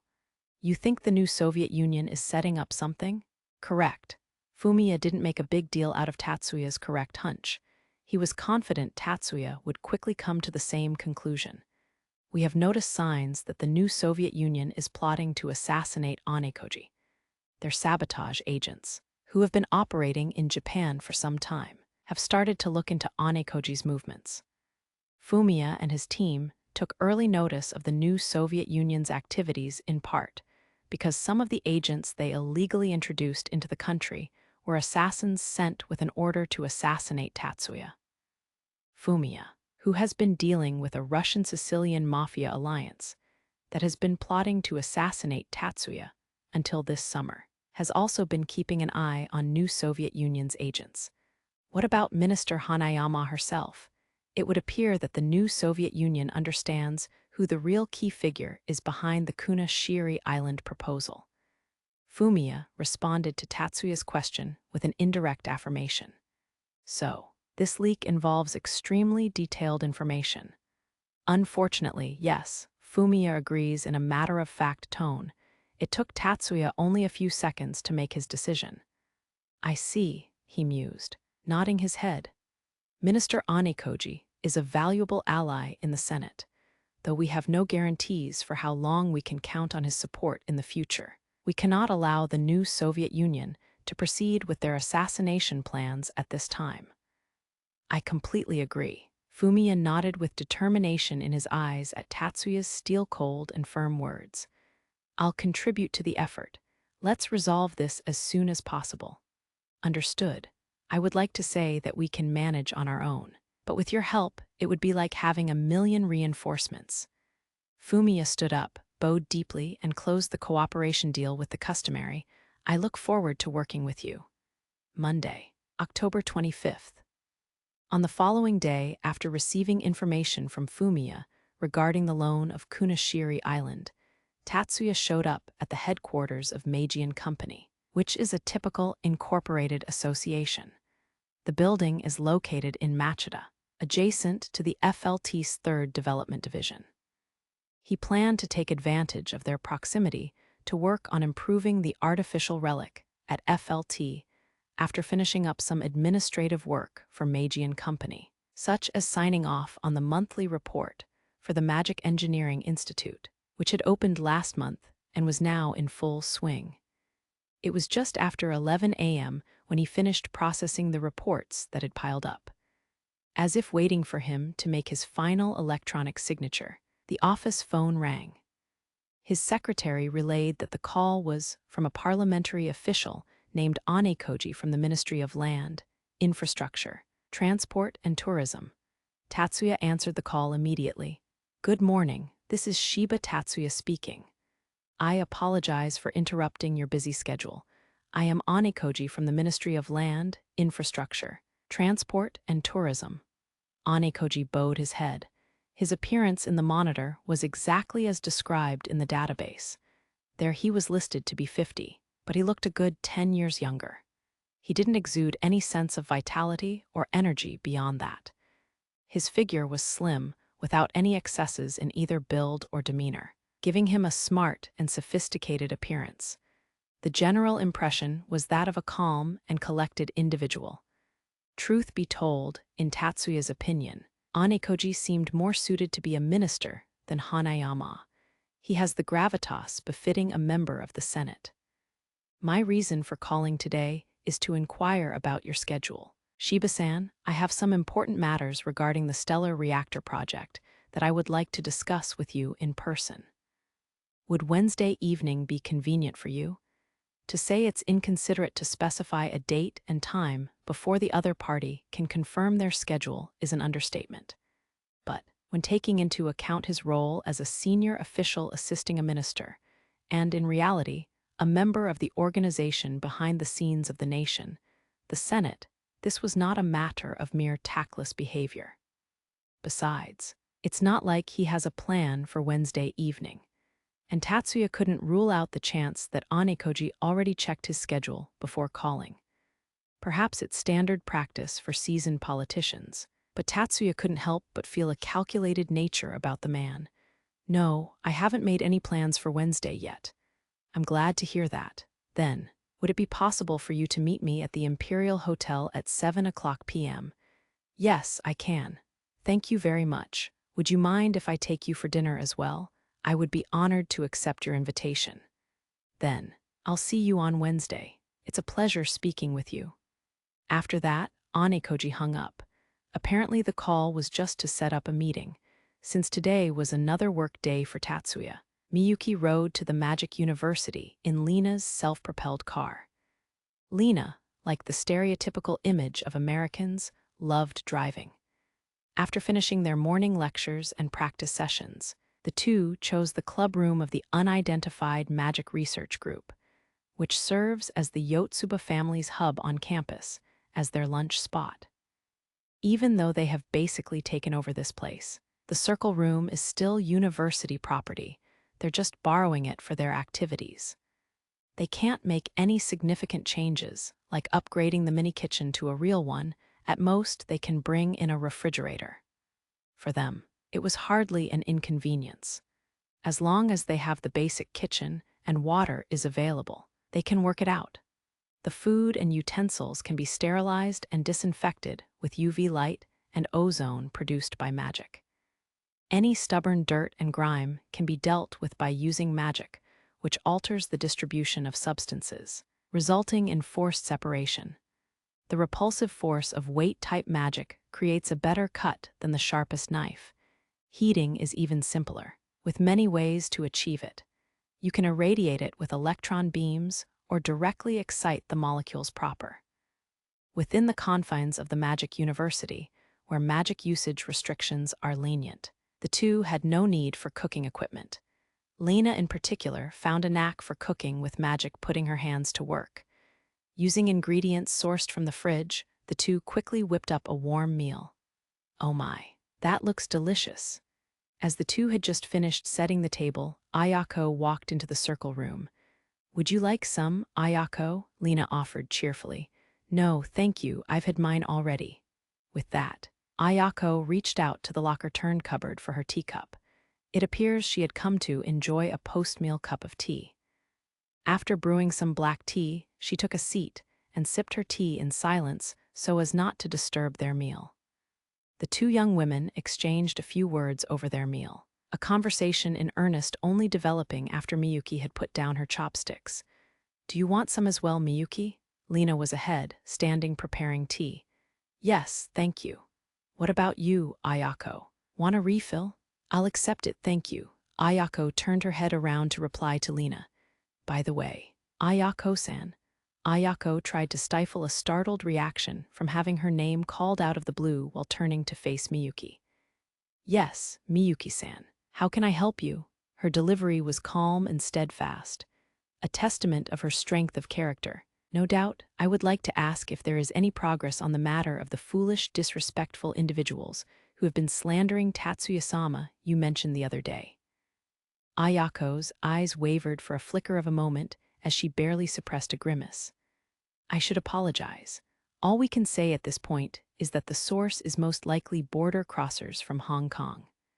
"Ah, no," Miyuki hurriedly stopped Ayako, who was in the way of bowing deeply with her hands on her knees. "Please, I'm not trying to blame or rush you." "But," Ayako didn't rise fully straight. She stayed stuck in an awkward half-bowed position. "It hasn't even been a week. Besides, I would say it's already quite an accomplishment to have narrowed down the source of the propaganda campaign that much."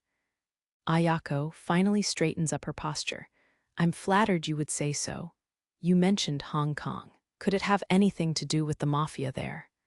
In a perfect timing, Lena interjected both verbally and literally, placing a teacup between Miyuki and Ayako. "You mean the triad, right? Those guys have been creeping all over the States.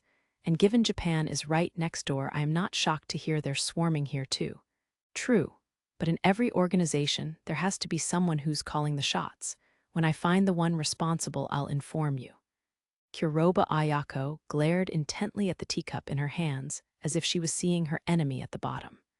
The core of the Yotsuba family, which constitutes the main house, is currently occupied with the constructions and arrangements for their new headquarters. Their current head, Maya, was not exempt in this endeavor. Despite having deep recognition of the significance and importance of the stellar reactor project, due to her overwhelming workload, she had to fully delegate its management to Tatsuya. A report on the government's consideration of leasing Kunashiri Island had been delivered to Maya as of last night, but she did not actually read it until after lunch. Her initial reaction was muted. It took until the end of the report for her to fully grasp its significance. "Are you aware of this matter, Hayama-san?" She indicates the paper, not digital, file on her hands. Following the evacuation from the former 4th Research Institute site, Hayama's role as a manager dispatched by the Senate was revealed to the key members and staff of the Yotsuba family. Hayama's duties in managing the Yotsuba household were then handed over to his then assistant, Shurakawa. The revelation created an atmosphere of distrust in the family against Hayama, seeing him as an outsider, that he did not belong to the family. Despite this, Maya continued to entrust him with her personal care. "I, too, was only informed as recently as last night. Was it a secret even to the members of the Senate? It would seem to be an arrangement between His Excellencies Tadu and Anekoji. Between just the two of them? Well, considering the implications, I suppose it's not as surprising." Although Maya said so with an "I understand now" attitude, she looked completely appalled. "I couldn't agree more with your assessment. Madam, there are far-reaching implications in this matter. Indeed, no wonder the new Soviet Union is so eager to intervene. That country has always had an insatiable hunger for territorial expansion. There is no doubt that if they can get their hands on the northern islands, they will soon be eyeing Hokkaido as well. If Tatsuya-sama were to establish a country there under his protection, it would put in check any future expansion plans they might have. It is only natural that they would want to crush it before it can be realized." Maya made a small sound as she placed a thin paper file on the desk. "Tatsuya-san's country. Are you also considering that idea? Hayama-san, I would find it more appropriate to instead refer to it as Tatsuya-sama and Miyuki-sama's country. It is my assumption that His Excellency Tudo wishes to utilize the two of them as insurance for national defense. Not as a primary military force, you say. An insurance." Hayama's speculations seemed to differ slightly from Maya's. "In my understanding, His Excellency appears to have confidence in the capabilities of the defense forces. Perhaps it's a matter of ensuring contingencies for worst-case scenarios. Tatsuya-sama has established many strong ties within the USNA. Meanwhile, it would be an understatement to say that the Japanese government has treated him disfavorably. Truly, they added insult to injury with the Dione plan. 3 years ago, Edward Clark from the USNA conspired with two apostles, Bezobrazov of the new Soviet Union and MacLeod of the United Kingdom, who were enemies at the time, with the aim of exiling Tatsuya into space, effectively neutralizing the threat he posed. Clark and Bezobrazov, the architects of the plot, were eliminated from this world in a counterattack by Tatsuya, while MacLeod, who was the first to back out, later became Tatsuya's collaborator. At that time, the Japanese government failed to see through the intentions behind the Dione plan, and, blinded by ostensibly the noble cause of international cooperation, attempted to sacrifice Tatsuya on the altar of conspiracy. Were Tatsuya nothing more than a strong teenager with nothing but combat prowess at his disposal, he would undoubtedly have become a victim of the scheme. Undoubtedly, many of the government officials involved at the time must feel apprehensive about Tatsuya, who, for all his success in thwarting the international conspiracy on his own, likely didn't come out of it with a favorable impression of his country's government. There must be no shortage of those who are concerned that Tatsuya-sama may abandon the country and go to America in the event that the National Defense Forces are overwhelmed by an enemy offensive. Maya let out a hollow laugh at Hayama's remark. I can't say we've been much nicer to Tatsuya-san ourselves. That laugh seemed to come more from a self-deprecating position than out of sarcasm. Nevertheless, Tatsuya-sama would never abandon the place where Miyuki-sama resides. His Excellency is assuredly aware of this. And Tatsuya-san would never allow any invasions as long as, and simply because, Miyuki-san's assets were there, even if he didn't live there himself, right? Indeed, madam. Were it his instead, I'd expect Tatsuya-sama to abandon it without hesitation. It may sound harsh, but in extreme circumstances, I doubt he would even be concerned about his own life. What is the Tatsuya-san and Miyuki-san's country differentiation? In other words, as long as Miyuki-san is the owner of the country, Tatsuya-san will be its guardian. Indeed, at least that is my humble consideration. Anekoji's meeting with Tatsuya is scheduled for Wednesday, which is the day after tomorrow. As of now, this event has not been noted to any external parties. Notwithstanding this, Solomon Yakovlevich Smirnov, a new Soviet Union infiltration agent who currently resides in Tokyo, was being pressured by his superior, Vladimir Alexeyevich Sokolov in Sakhalin, to expedite the assassination of Anekoji. Smirnov was fed up. It was the same thing every day, several times a day. Is it done yet? Is he dead? Over and over again. Only 3 days had passed since he received the order last Friday. Sokolov is an excellent superior officer. There have been many unreasonable orders in the past, but never one as unreasonable as this one, which just further exacerbated Smirnov's frustration with the current situation. Assassinating a low-ranking official who doesn't have many eyes on them is one thing, but going after a high-ranking government official isn't something you can pull off in a week or so. Plus, Smirnov wasn't sent to Tokyo specifically for assassination duties. He had to start all the preparations and gather any gear he needed from square one. Smirnov's thoughts were rife with dissatisfaction and distrust toward Sokolov. He didn't know why it was necessary to kill Anekoji all of a sudden, or why he was being rushed so much. It wasn't unusual for superior officers not to fill him in with all the background info surrounding a black ops. Whether or not he can come to terms with that is another matter. That said, Smirnov, as an operative, had no choice but to carry out the boycott. However dissatisfied he might be, he had no choice but to do it. Smirnov decided to go ahead with the plan tomorrow so that, at the very least, he would no longer have to listen to his superior's nagging. Though preparations were lacking, Smirnov decided he could pull it off. Upon getting back from work at FLT to his apartment in Chafu, Tatsuya made a call to Fumiya. I'm sorry, Tatsuya-san, but Fumiya is out right now. But it was his twin sister, Ayako, who answered the phone instead. I see. He's been working hard. He knows Fumiya isn't one to make excuses to avoid responsibility. If anything, he's probably running around with his subordinates, trying to catch the tail of the assassin targeting Anekoji. Then please pass on a message for me. I will be meeting with Anekoji on Wednesday night. If news of this leaks, somehow it'll pressure the assassin to hurry. It's best to assume that information in this case is being leaked. Ayako nods in agreement with Tatsuya's words from the other side of the video call. I'll pass on to Fumiya to switch to interception status. Ayako understood what was expected of her without having to listen to all of Tatsuya's instructions. I've also decided to stay in this building for tomorrow. Understood. I will keep you updated on any developments. Send the footage. I'll take care of the rest. He intended to participate in the hunt for the assassin with his eyes. With real-time footage, Tatsuya could use it as a reference to see more detailed information. As you wish. Ayako perfectly understood these intentions. As it is to be expected, Smirnov is not the only agent the new Soviet Union has infiltrated in Tokyo. He was the frontline commander of sorts, overseeing the other agents.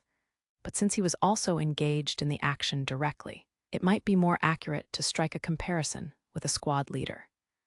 Smirnov mobilized his entire team for the assassination of Ichijou. It would undoubtedly hinder the new Soviet Union's future intelligence activities in Tokyo, to which Smirnov had only one thing to say: who the hell cares? Sokolov, in the throes of mopping up after defeat in Sakhalin, was so desperate that he pushed his subordinates to extreme lengths. Since the preliminary investigation was still far from complete, they only have superficial information to work with. Fortunately, the target is a public figure, so his movements are somewhat predictable. In that respect, this case is easier than dealing with a bloody feud involving people in the underground. Ichijou, their target, was a parliamentary official, not a bureaucrat, and not even a member of parliament. Yet he had a set routine and limited range of movement, making ambush possible. Smirnov used 10 operatives under his command to set multiple points of ambush, involving kidnapping, sniping, and bombings. Lina attends the Magic University with Miyuki. Once the turmoil surrounding her defection from the USNA settled down, she was formally taken in by the Yotsuba family as Miyuki's bodyguard. Currently she is, also nominally, the adopted daughter of the Yotsuba family sponsor and one of the 4 great elders of the Senate, Tudo Yoba.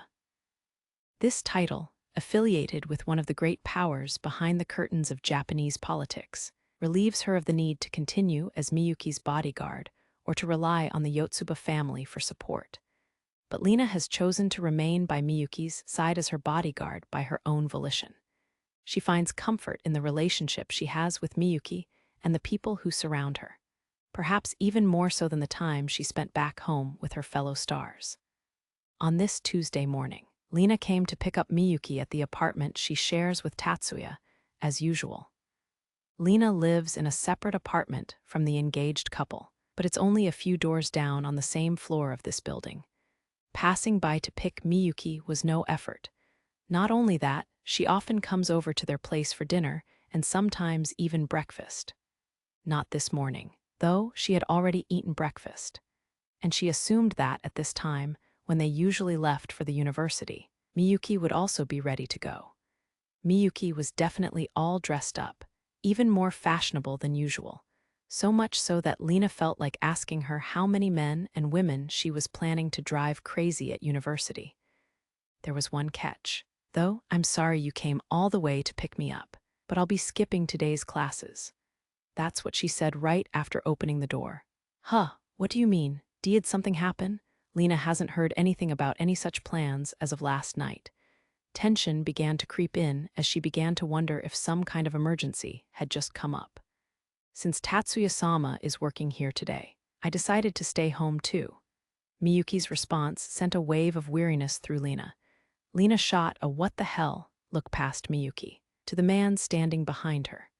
I told her to go, how could I, and lose the chance to be with Tatsuya-sama at home all day? For once, university is out of the question.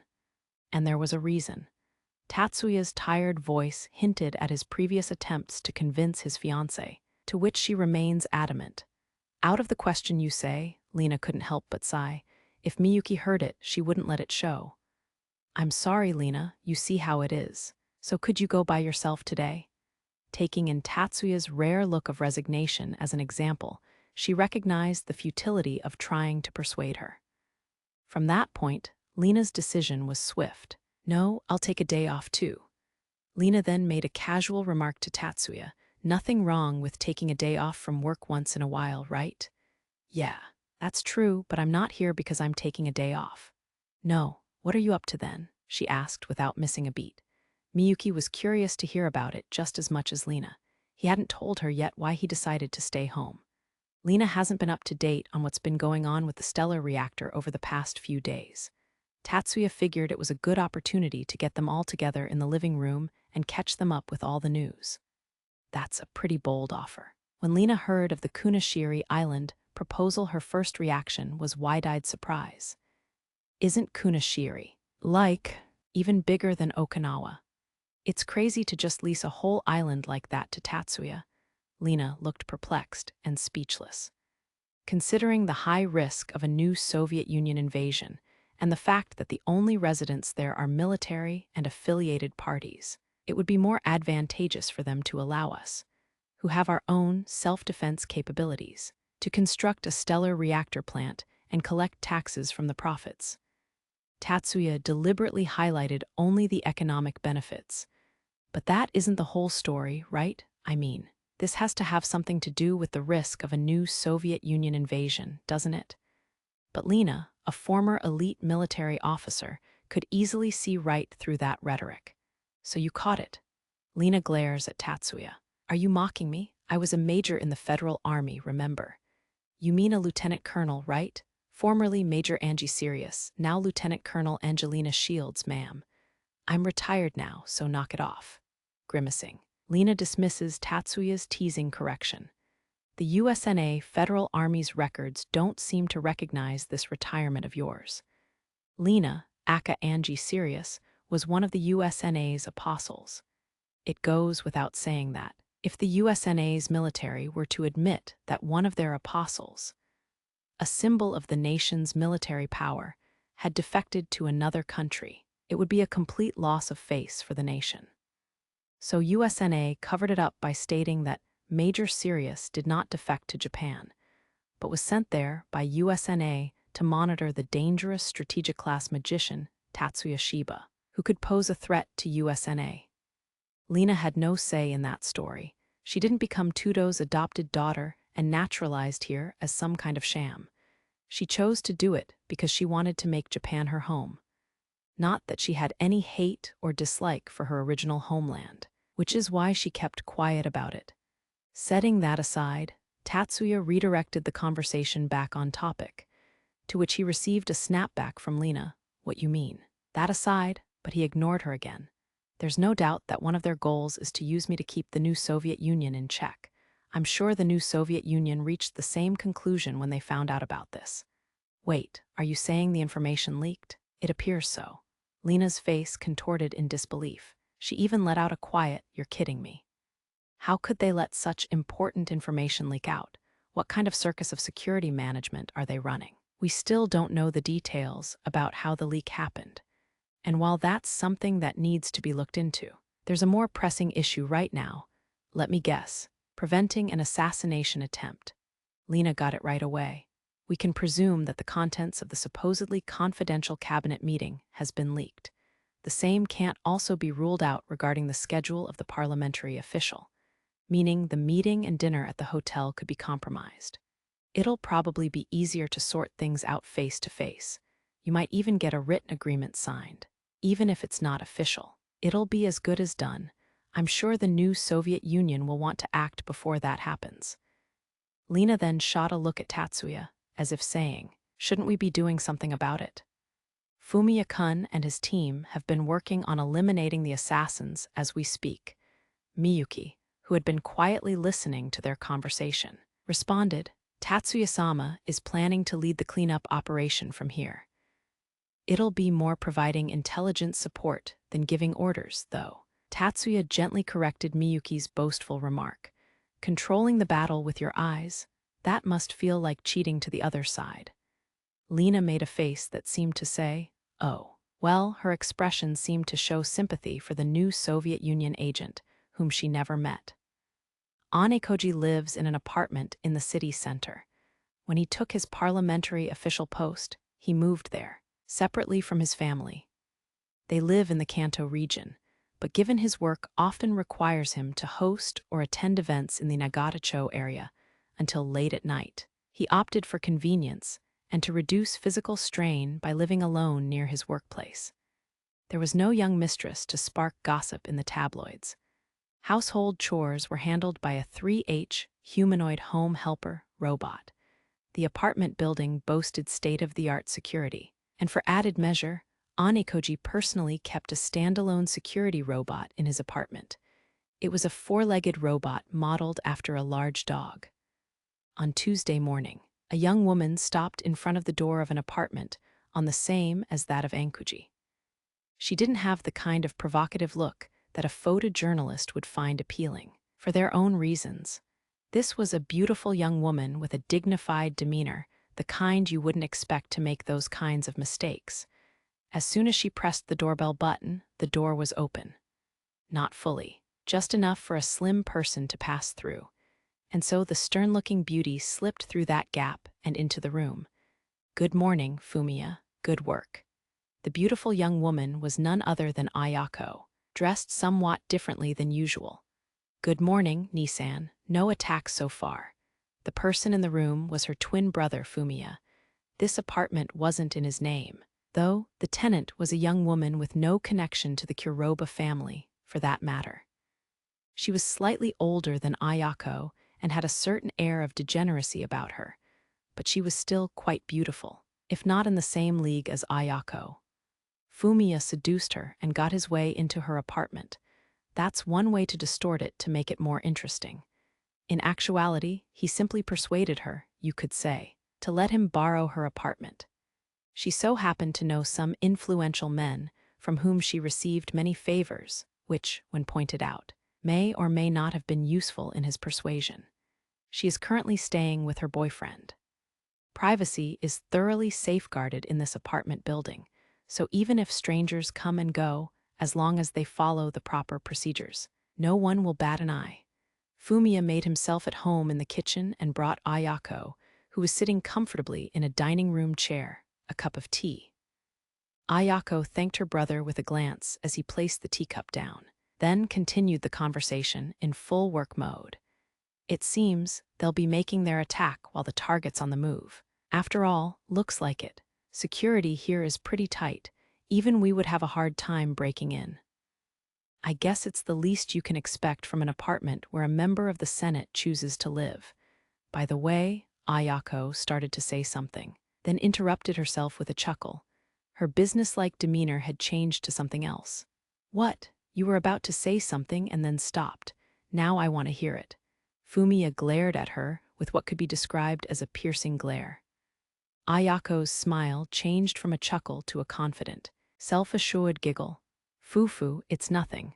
I was just thinking it's been a while since I've gotten to see Yami-chan." Fumiya's face suddenly palette shifted to red. "It's for the job." All right, this was the least suspicious way to do it. Fumiya's current outfit consists of a frilly overblouse and a long skirt with a flared hem. His medium-length hair is in a wig that falls to his shoulders. Despite it being early in the morning, his makeup was a feminine-scented one with bold eyeshadow and lipstick, quite a departure from his usual unisex style. As opposed to, as previously noted, the apartment building has robust security measures in place. And while they take privacy concerns very seriously, they do strike a balance pending to the security and safety aspect.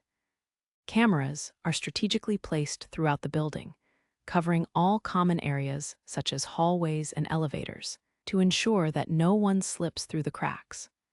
If the AI system flags someone as a suspicious character, an alert is sent to their contracted private security company, and guards are dispatched to the scene with a response time of less than 5 minutes.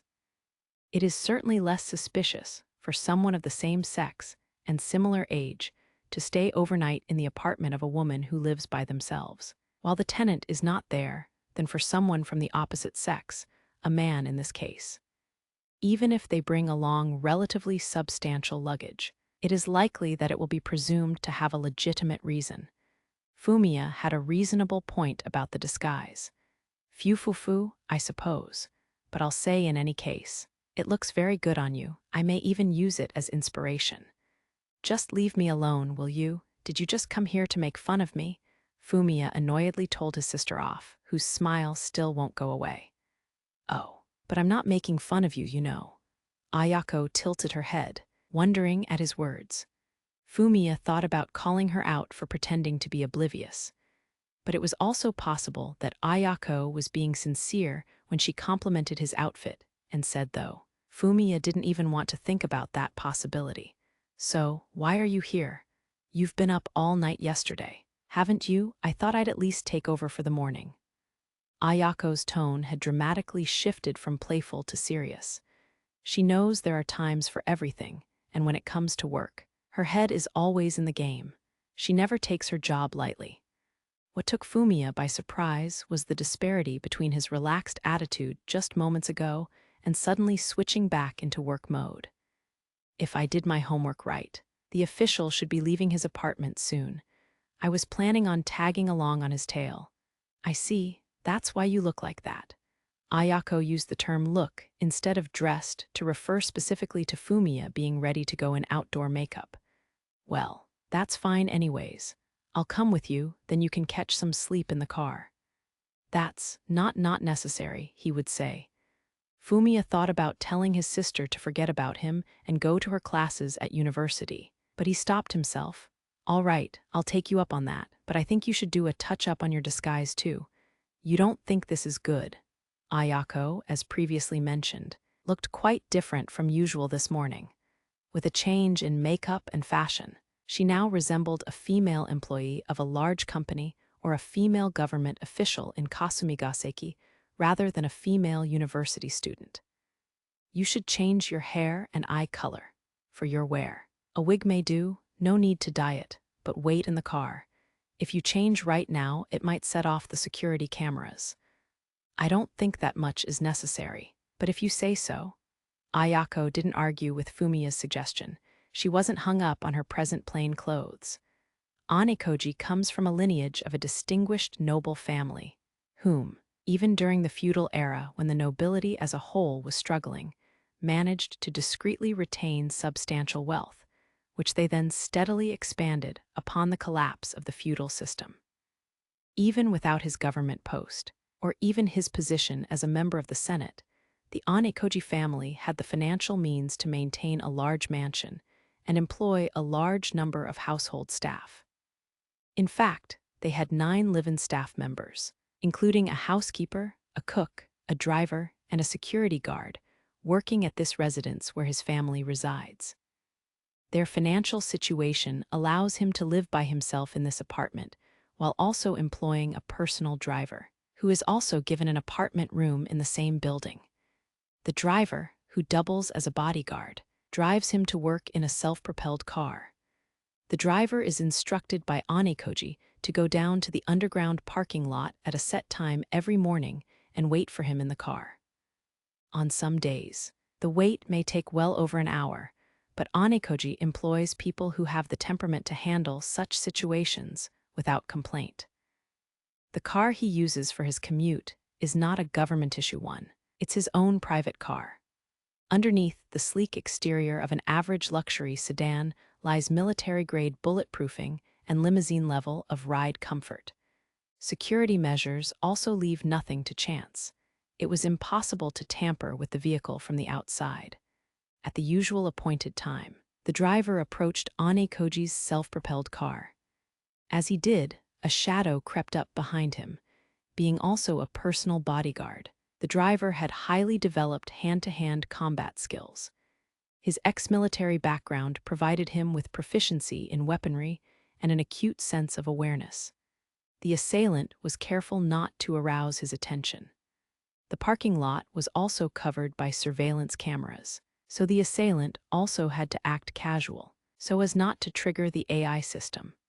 This individual was a man under Smirnov's command.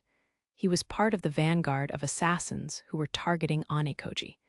He was a bomb specialist skilled at concealing his presence.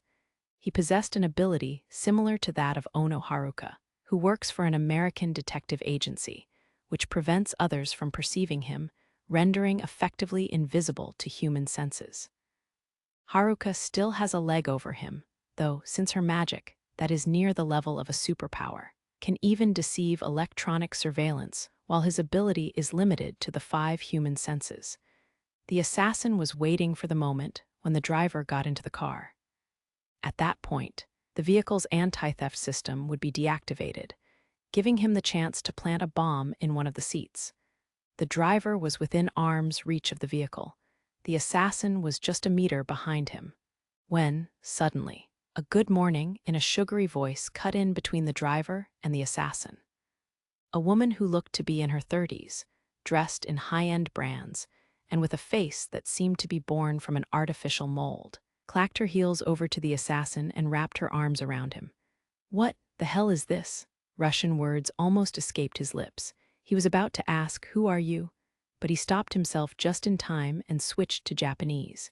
The awkward pause and out-of-place question had caused this delay. "Oh, now you're pretending not to know? You promised with me, didn't you?" The woman scolded the assassin in a sulky, indignant yet flirtatious tone. Then she dragged him away forcefully. The driver muttered to himself, "What's that? A lover's quarrel?" and sat down in the driver's seat without giving it a second thought. "Jean, what happened? Answer me." Jean, Smirnov cursed in Russian and put down the unresponsive radio. Jean is the code name of his subordinate on the forefront of the Anekoji assassination. Smirnov assigned French names to his subordinates' code names on the off chance that communications were intercepted to mislead their origins. Smirnov himself is Simon. They also used French instead of Russian for communication. A moment ago, Jean's biomonitor signal disappeared. It was based on a standard smartwatch app, so there was nothing suspicious to be found there. Smirnov had been using the app as a convenient tool to monitor the team's status. Jean's data on the app suddenly stopped right when the mission was supposed to start. Suspecting something was up, Smirnov sent a non-voice message, but there was no reply. Jean failed. There was no other conclusion. Normally, they would consider the operation temporarily compromised and take a break to regroup and let the dust settle. But Smirnov, eager to get the job done quickly, decided not to suspend the operation. Jean's methods fundamentally rely on unique special skills, which carries a high risk of being detected by the target. And the target may even become complacent after thwarting the first attempt, thinking it was the only one. Smirnov tried to rationalize it that way to reassure himself. After confirming Anekoji's departure, Ayako and Fumiya left the apartment and headed for their car. "You were fast to catch the suspect back there." Ayako talks to Fumiya while opening her makeup box, as her brother climbed up into the back seat of the SUV. Originally a 7-seater, the rear of this SUV has been modified to create a spacious area by removing the luggage compartment and one row of seats. A table was installed in this space to accommodate various tasks. There, Ayako was laying out props for disguise. By the way, the Kuroba family does not only have their men in black as subordinates. A prime example was the woman who intercepted the suspect earlier. She is part of the Kuroba family combat magician contingent. By wrapping her arm around his, she had neutralized his dominant arm while simultaneously holding a knife to his throat. That was just the first one. Fumiya's tone didn't quite line up with his lady's fall coat and overall look. Ayako only didn't shoot her brother a disapproving look because she was in the process of putting in her colored contacts and couldn't move her eyes. "And you weren't thinking about trying to deal with the second to the last on your own, were you?" Ayako asked a pointed question, having just finished putting on her slightly green-tinted contact lenses with iris pattern camouflage. "You say as if you weren't thinking the same thing, right, Nissan?" But Fumiya countered by showing that the question was meaningless. "Because Tatsuya-san took the trouble to coordinate this, right?" While selecting a wig, Ayako struck again, this time aiming indirectly at the source of Fumiya's confidence. "I'm going to take a break. Let me know if anything happens." The brother was the first to withdraw. He put on an eye mask over his wig and reclined his seat. The sister didn't give chase. She just put on a reddish wig and checked herself out in the mirror. A flip-down monitor on the ceiling showed Anekoji riding in the back seat of a luxury sedan. The footage was being taken by one of their men in black, who they had sent ahead. Tatsuya was receiving real-time footage of Anekoji leaving the apartment building. Miyuki and Lina both watched along in silence. They avoided saying anything so as not to distract Tatsuya, because they noticed he had activated his elemental sight. Tatsuya traced the thread of information from the real-time footage to connect his eye to Anekoji's information. From there, he expanded his field of vision to encompass those observing Anekoji. "I feel like I'm being watched," is something that even people who aren't magicians or specially trained might say in everyday life. And it turns out it's not something that can be chalked up to just imagination. In the field of quantum theory, it is well known that observation has an active impact on determining phenomena. This is known as the wave function collapse, which is based on another concept called the uncertainty principle. Based on this theory, the behavior of a quantum system can be influenced by observation. In other words, the act of observation goes beyond passively receiving information. It has an active role in determining the outcome of an event. In magic theory, this principle is applied differently than in physics. In the information dimension, there is no physical interaction. Information is mediated by scions, transmitted instantaneously. Events that are observed take on the information that they have been seen through scions. This does not cause any changes in the physical phenomena per se, but it does bring about changes in the information of probability. These changes in information lead to the collapse of the wave function. In the world of magic, when something is observed, an information connection is established between the observer and the observed object. Not even Tatsuya's elemental sight is exempt from this rule. It also creates what can essentially be called an information path, as exemplified at the time when Minoru was able to sense Tatsuya's gaze through elemental sight. Furthermore, both Lina and Minoru's variations of the parade, magic make use of this information path as a means to exert its effects on those who observe them. And now, by tracing the information paths linked to Anekoji, Tatsuya sought to pinpoint the whereabouts of his assassins. "What's going on? How is this happening?" Smirnov unconsciously muttered under his breath. It was 9 o'clock in the morning. The day had only just begun. There was no need to rush. Even so, Smirnov couldn't suppress the anxiety welling up deep inside him. Following the loss of contact with Jean, who had been positioned in the parking lot, they also lost touch with Andre, the sniper stationed along the target's commuting route. Neither Jean nor Andre had sent any messages indicating a need for backup. Was there a counterterrorism effort mobilized? Smirnov tried to find an explanation. But there were no signs the Japanese military, their law enforcement, or a government intelligence agency had launched an extrajudicial operation to hunt down terrorists. A sense of unease slowly creeped up on him, as if a sinister monster was approaching from behind. Could it be an organization we don't know about? No, that's impossible. Smirnov denied in his mind the words that had just slipped out of his mouth. One of the first things they did when they entered Japan was to look into counterintelligence organizations. And it wasn't just them. At some special occasions where they were able to meet and exchange info with the intelligence agencies of the Great Asian Union and USNA. And there, too, nothing suggested this major of a blind spot in their investigation. There shouldn't be any counterintelligence organizations that he didn't know about. Was a counterterrorism effort initiated recently that went under his radar? Or maybe it's a private organization that's independent of the government.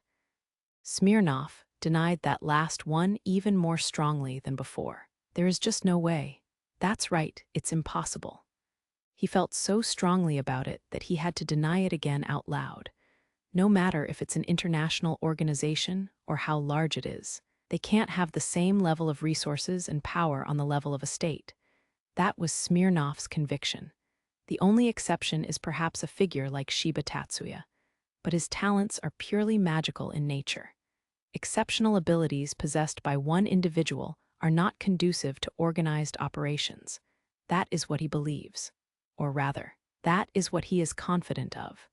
Smirnov didn't buy into the superstition of the untouchables about the Yotsuba family.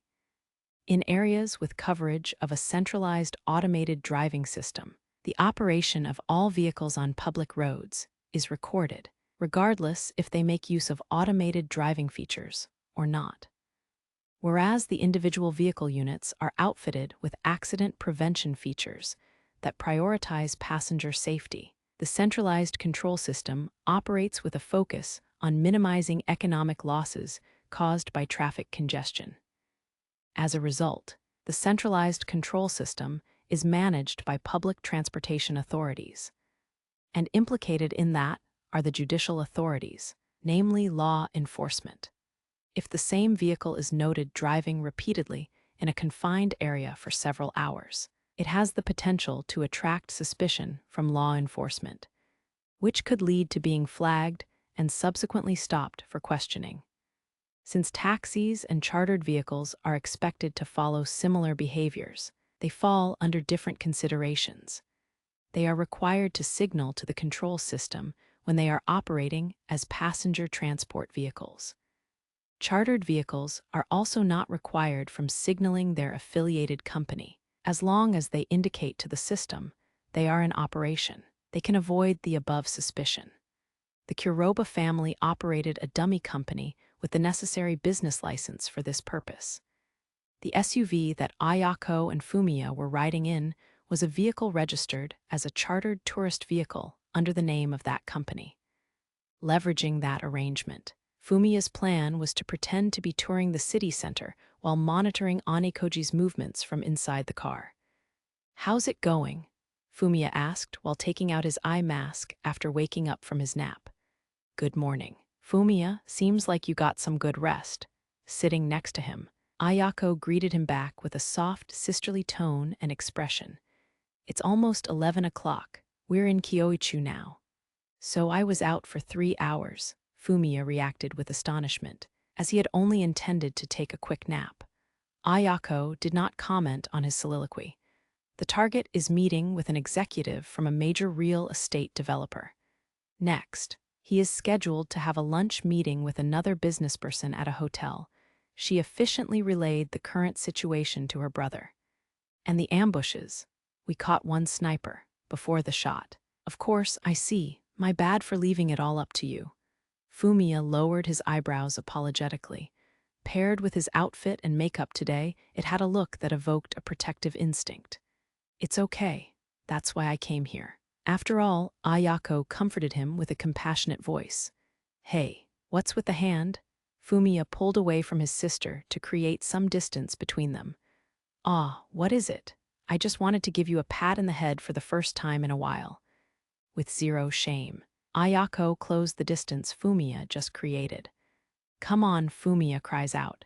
It was like a real exchange between sisters.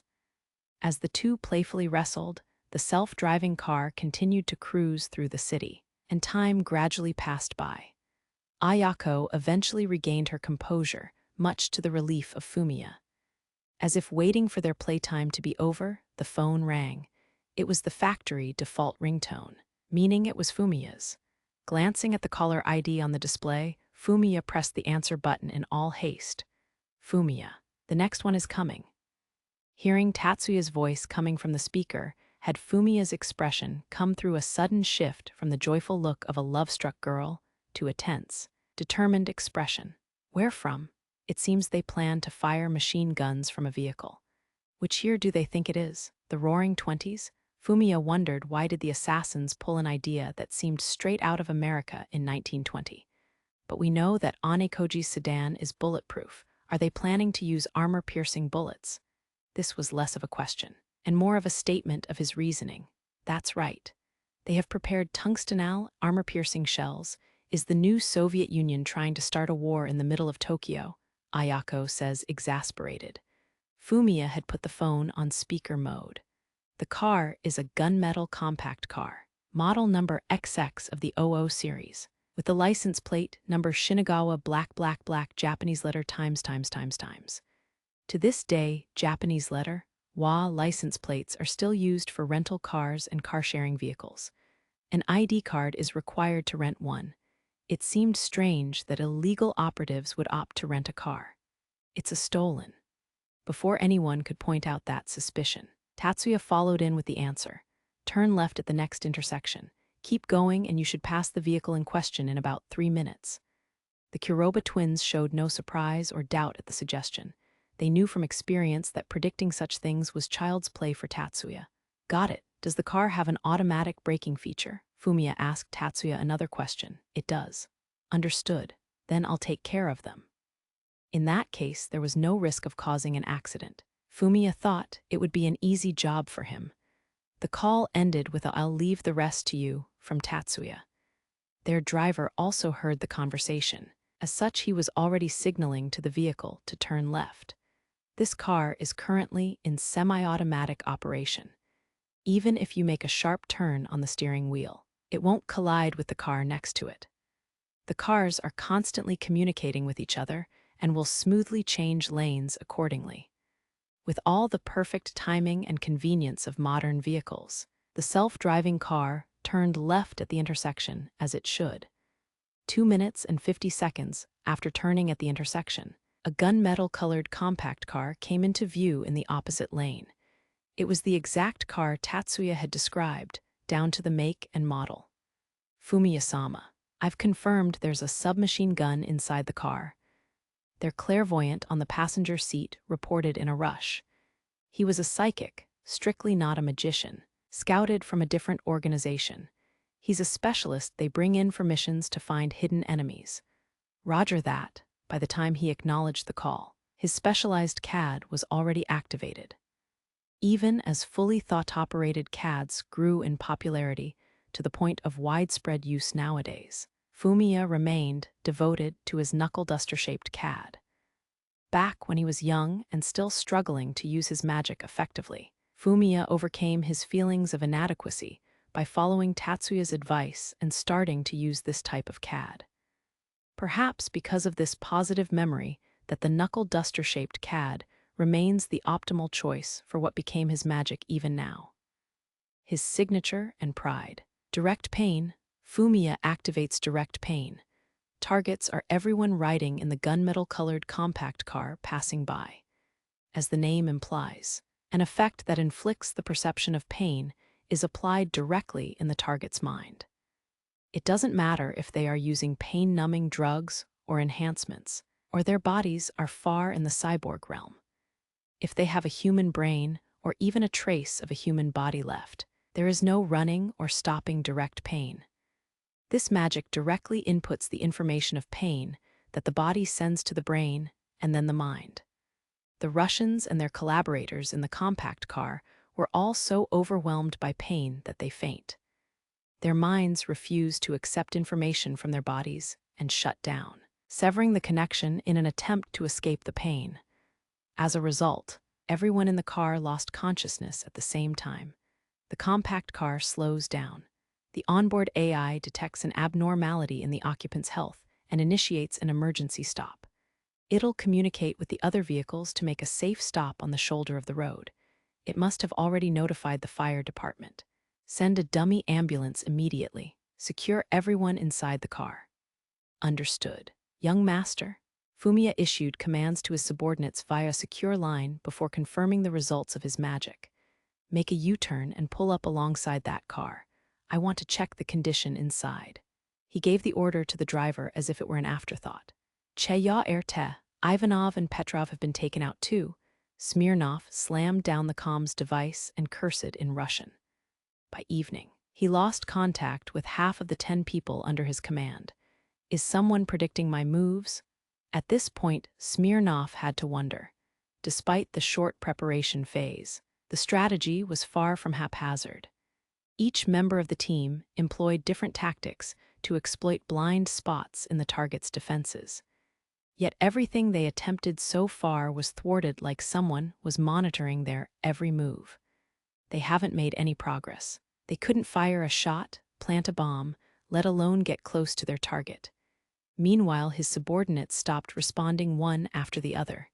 Even Petrov, an enhanced human who prided himself on his bare-handed assassination skills, without relying on any blades or firearms, was either killed or captured seemingly without putting up a fight. Suffice to say at this point that he wasn't dealing with some law enforcement team or anything on the books, but it's also questionable whether he was even dealing with any kind of government authority at all. Could it be the Yotsuba's doing? Smirnov never believed in the Untouchables moniker of the Yotsuba family, but that myth no longer seemed so far-fetched. Disheartened in the face of what seems to be an unwinnable game, he began to consider not only abandoning the operation, but also defecting from his organization altogether. That makes 5. They sure don't give up easily. You really don't get what's been going on, do you? Lena, who had once been Tatsuya's enemy, said this to Miyuki, who was amazed at the stubbornness of the new Soviet Union agents. Even knowing Tatsuya's ability for a while now, I still have a hard time believing someone can just do stuff like that. The ability Lina was referring to with an almost exasperated tone wasn't decomposition, or its culmination, material burst. And it certainly wasn't reconstruction, which for all intents and purposes grants virtually immortality. What she found most outrageous to believe was his eye, his elemental sight. Forget stuff that you can't see. It can distinguish between people just by focusing your attention on them. It's only recently that I've been able to see unspecified objects, and you're steps ahead of me when it comes to picking up unfocused gazes. Lina, keeping part of his consciousness focused on the city center, Tatsuya turned back where he was to respond to Lina. His eyes were fixed on the blonde American, but just by looking at him, you couldn't tell that part of his mind wasn't there. He was sitting there with his eyes open and not slumped over or anything.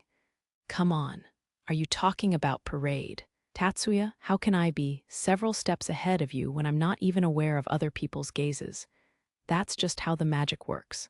Besides, I don't remember ever developing the ability to identify specific individuals from the gazes of people who aren't even in front of me. Lina shrugged her shoulders with her palms up, dismissing Tatsuya's attempt at deflection. In theory, it's a skill that any magician should be able to pull off. Good word you used there. In theory. In theory, any professional baseball player can hit 60 home runs in a season. Right? Lina again shrugged her shoulders, shaking her head sideways. The gesture didn't last long. In a change of tone, she turned a serious face to Tatsuya, but that aside, why aren't you taking out these Russians yourself? It should be a cakewalk for you. Yeah, that's true, Tatsuya-sama. You don't need to waste your time and energy coordinating as you've been doing. You could have just sat here and made the agents disappear. It seems that Miyuki had the same question as Lina. Feeling their eyes on him, Tatsuya straightened up from where he had been leaning back on the sofa. It's impossible that a domestic counterintelligence organization is completely unaware that new Soviet Union agents infiltrated the country. You're right. It's weird. Do you think they're letting them run amok? Miyuki mainly agreed with Tatsuya's point, while Lina voiced her suspicions about the authorities. I'm not saying that a rival of Onikoji's is tacitly approving of assassinations carried out by new Soviet Union agents. But there's something suspicious going on. I'm sure of it. When you're on stage, even though you're not a cast member, it's hard to tell who's directing the show. You can't see the whole stage or the director unless you're off stage. Are you saying, Tatsuya-sama, that you have taken a position from which you can oversee the situation in order to discern the intentions of those who are working behind the scenes? Ah, so that's it. Miyuki was able to follow Tatsuya's explanation, and Lina seemed to agree with it too. Onikoji kept going with his schedule uninterrupted until late in the evening, finally getting back to his apartment building just after 11 p.m. I guess that's all for today's attacks. Even if you're not driving, just spending a whole day inside a car can be tiring by itself. Ayako, who had been watching out for assassins nearly all day, couldn't hide her exhaustion. No, not yet. In a stark comparison, Fumiya was still rearing up, full of energy. The same one who had been staking out the target's apartment building since yesterday. He ought to be even more exhausted than his sister. That goes to show the disparity in physical constitution between men and women. Even if he has a comparatively small build, even to the point where he could disguise and pass for a beautiful young woman. Didn't you say it would be difficult to break into the building? We're not intercepting another hand. We're going for the head this time. Do you mean we found who is commanding this operation? Ayako's surprise was not just simply about how they already had results from the interrogations. I haven't heard a thing about it. It was a mixture of surprise and anger that Fumiya seemed to be privy to information that she was not. Kurakawa just reported that he got a confession from a hitman we caught this morning. I see, Ayako reluctantly conceded, though she remained dissatisfied. Kurakawa Shiraha is Fumiya's right-hand man. It's not unusual for him to report to him before Ayako got word of it. If Fumiya told him that he would tell her himself, it wouldn't be strange for him not to report to Ayako. I double-checked with Tatsuya-san, so there's no mistake.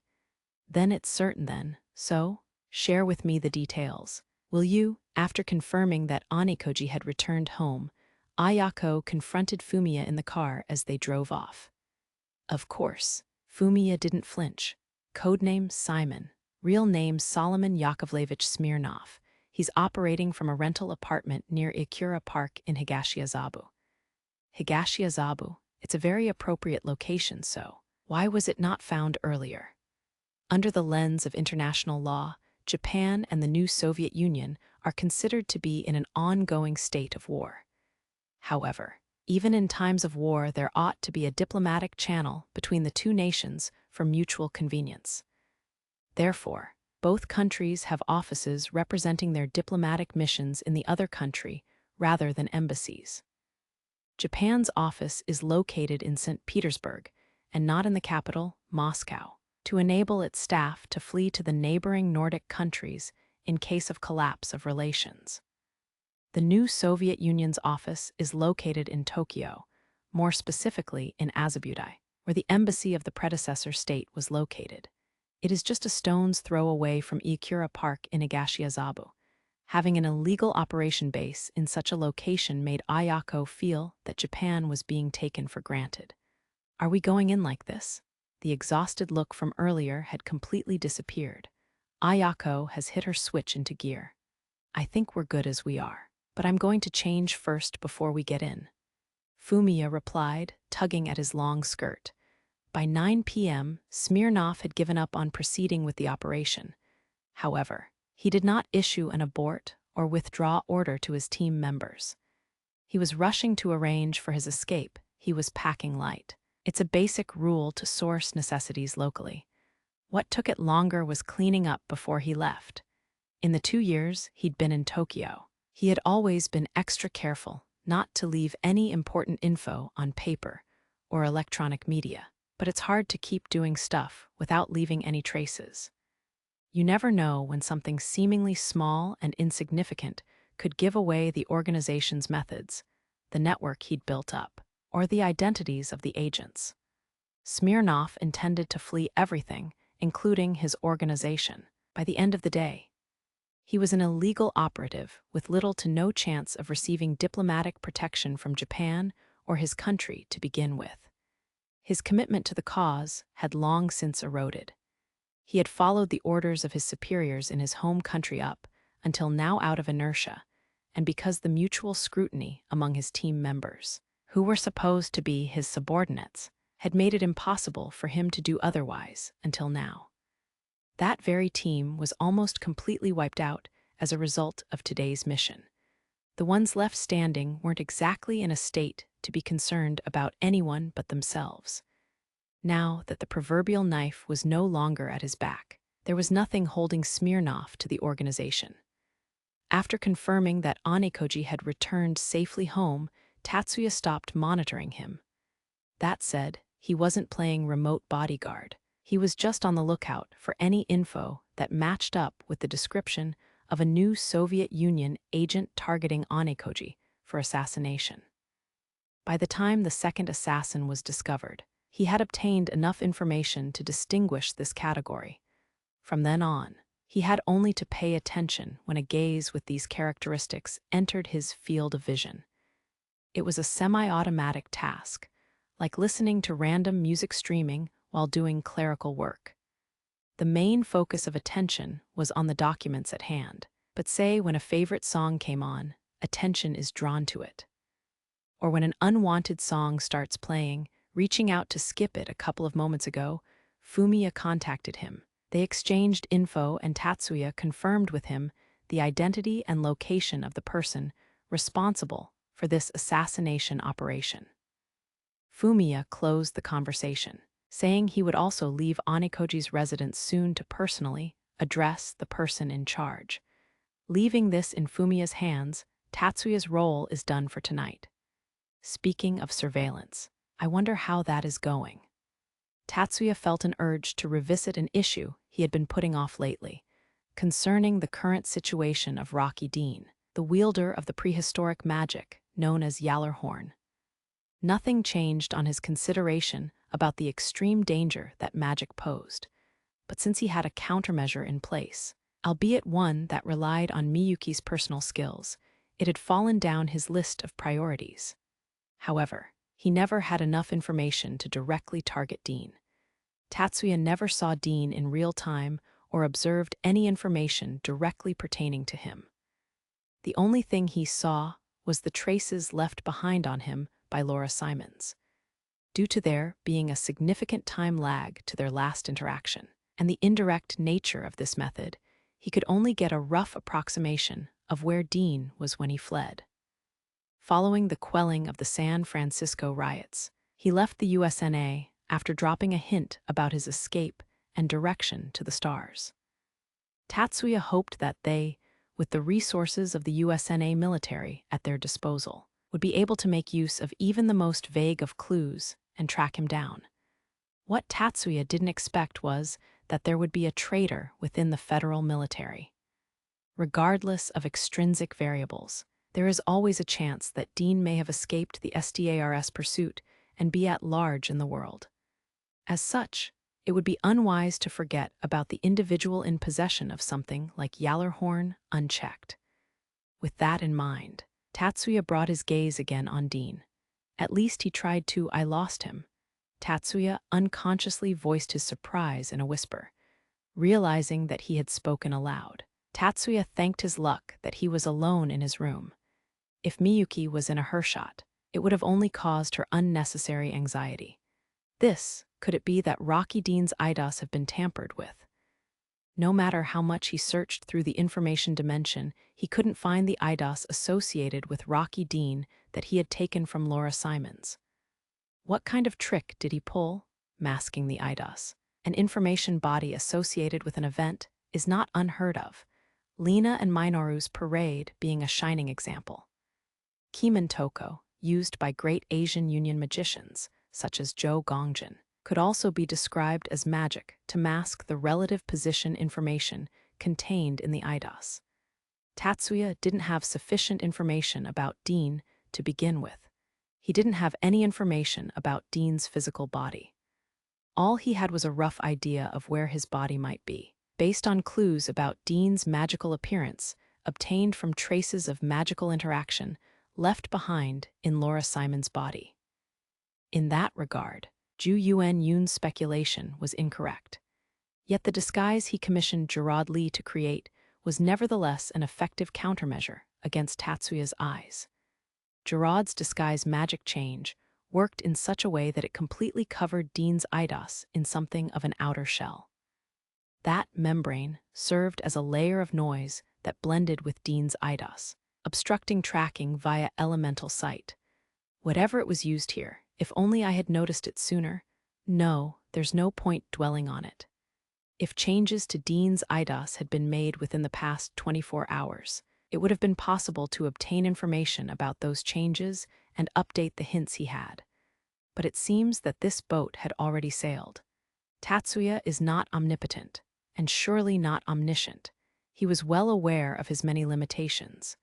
Dean is not someone he can forget about and live on, but there is nothing he can do about what he has lost sight of. The best he can do is move to a passive mode and be careful not to overlook anything that might be related to Dean.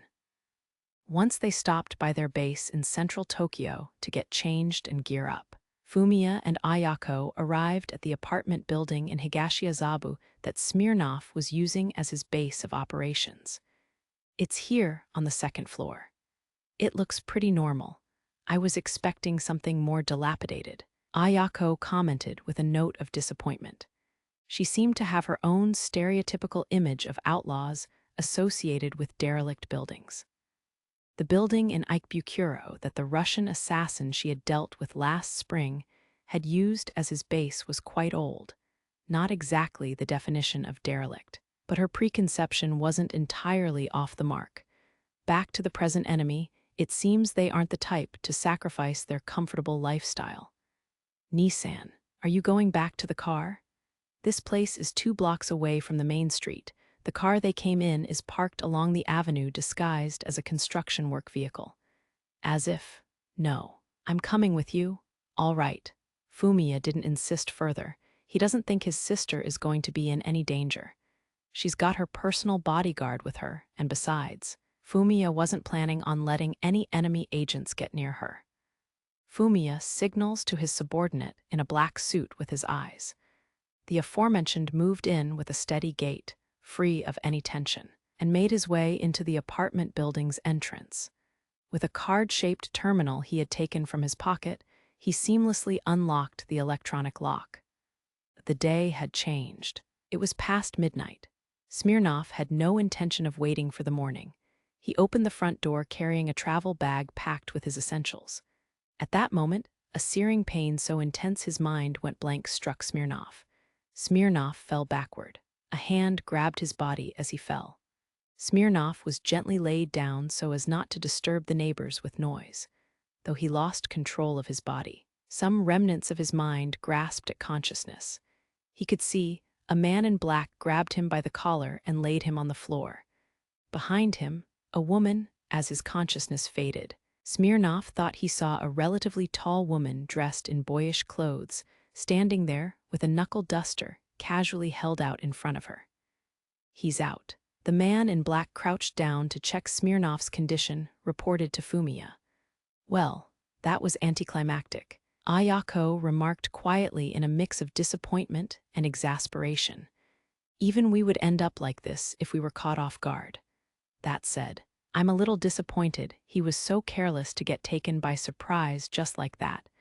Fumiya responds to his sister's soliloquy. Though it seems like he's arguing with her, he was of the same mind. Comparing this place to the fancy apartment where Ichijou lives was like seeing ends of a spectrum. Even the hallway security cameras weren't that hard to fool. Smirnov deliberately chose a property where his movements would not be recorded, but tonight that backfired on him. The apartment building's security system, or meaningful lack thereof, offered no warning about Fumiya's group waiting for him in the hallway. Let's take him as we discussed. Understood. Fumiya's words carried his authority, and his subordinates responded as they should. They placed Smirnov in the body bag he had brought with him, locked it securely, and carried it away. Another subordinate picked up Smirnov's travel bag.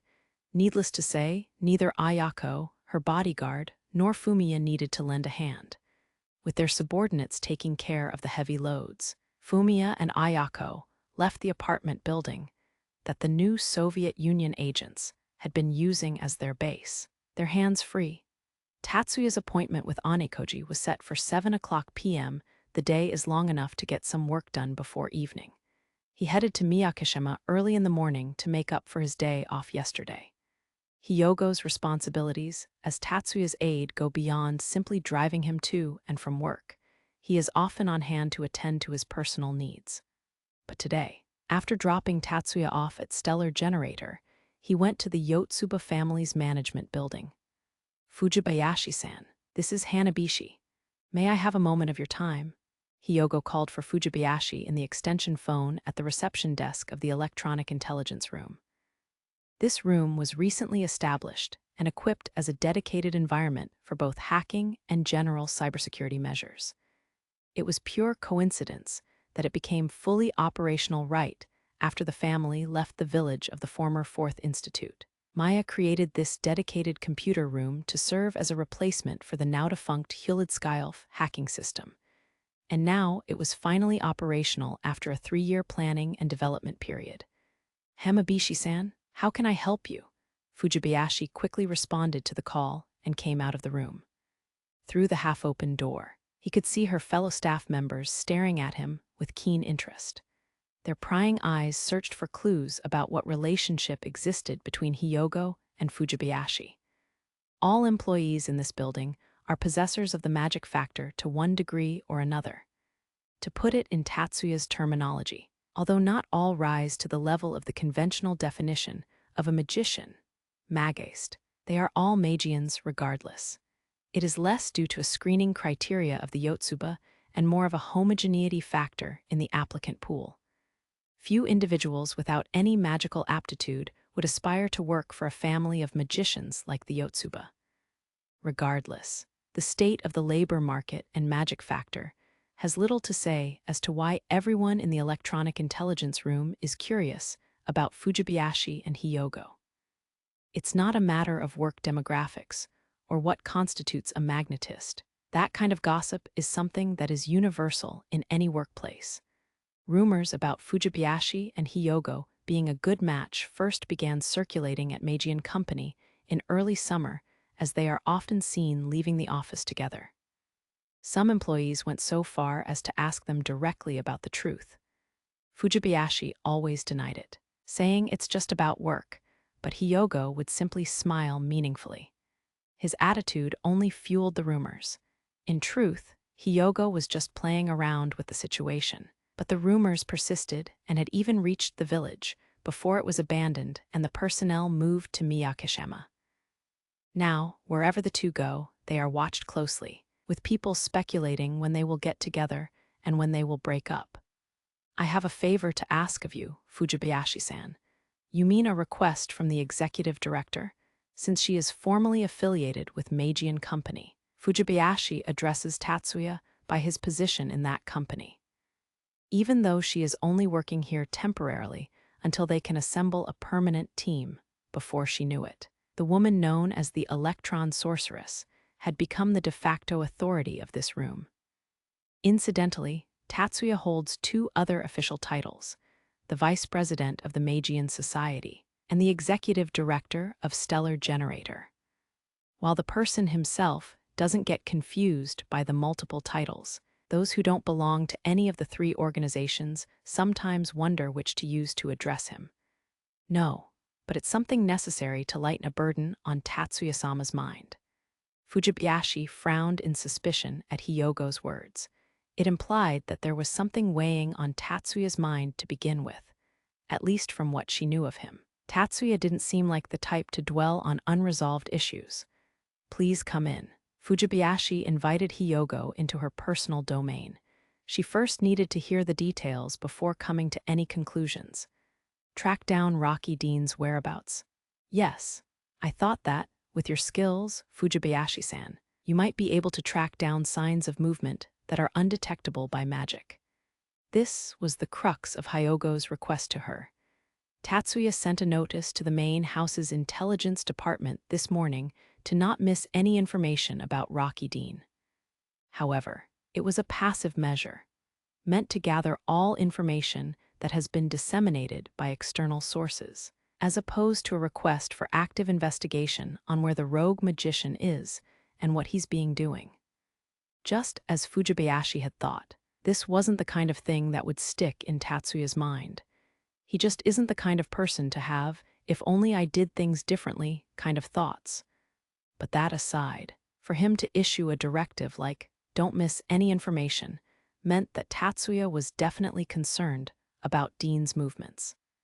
It was with that understanding that Hyogo came to her, and why he was bowing his head to Fujibayashi, even though it felt like the gesture might be excessive. After a moment's consideration, Fujibayashi gave her answer. It's not possible, at least not right now.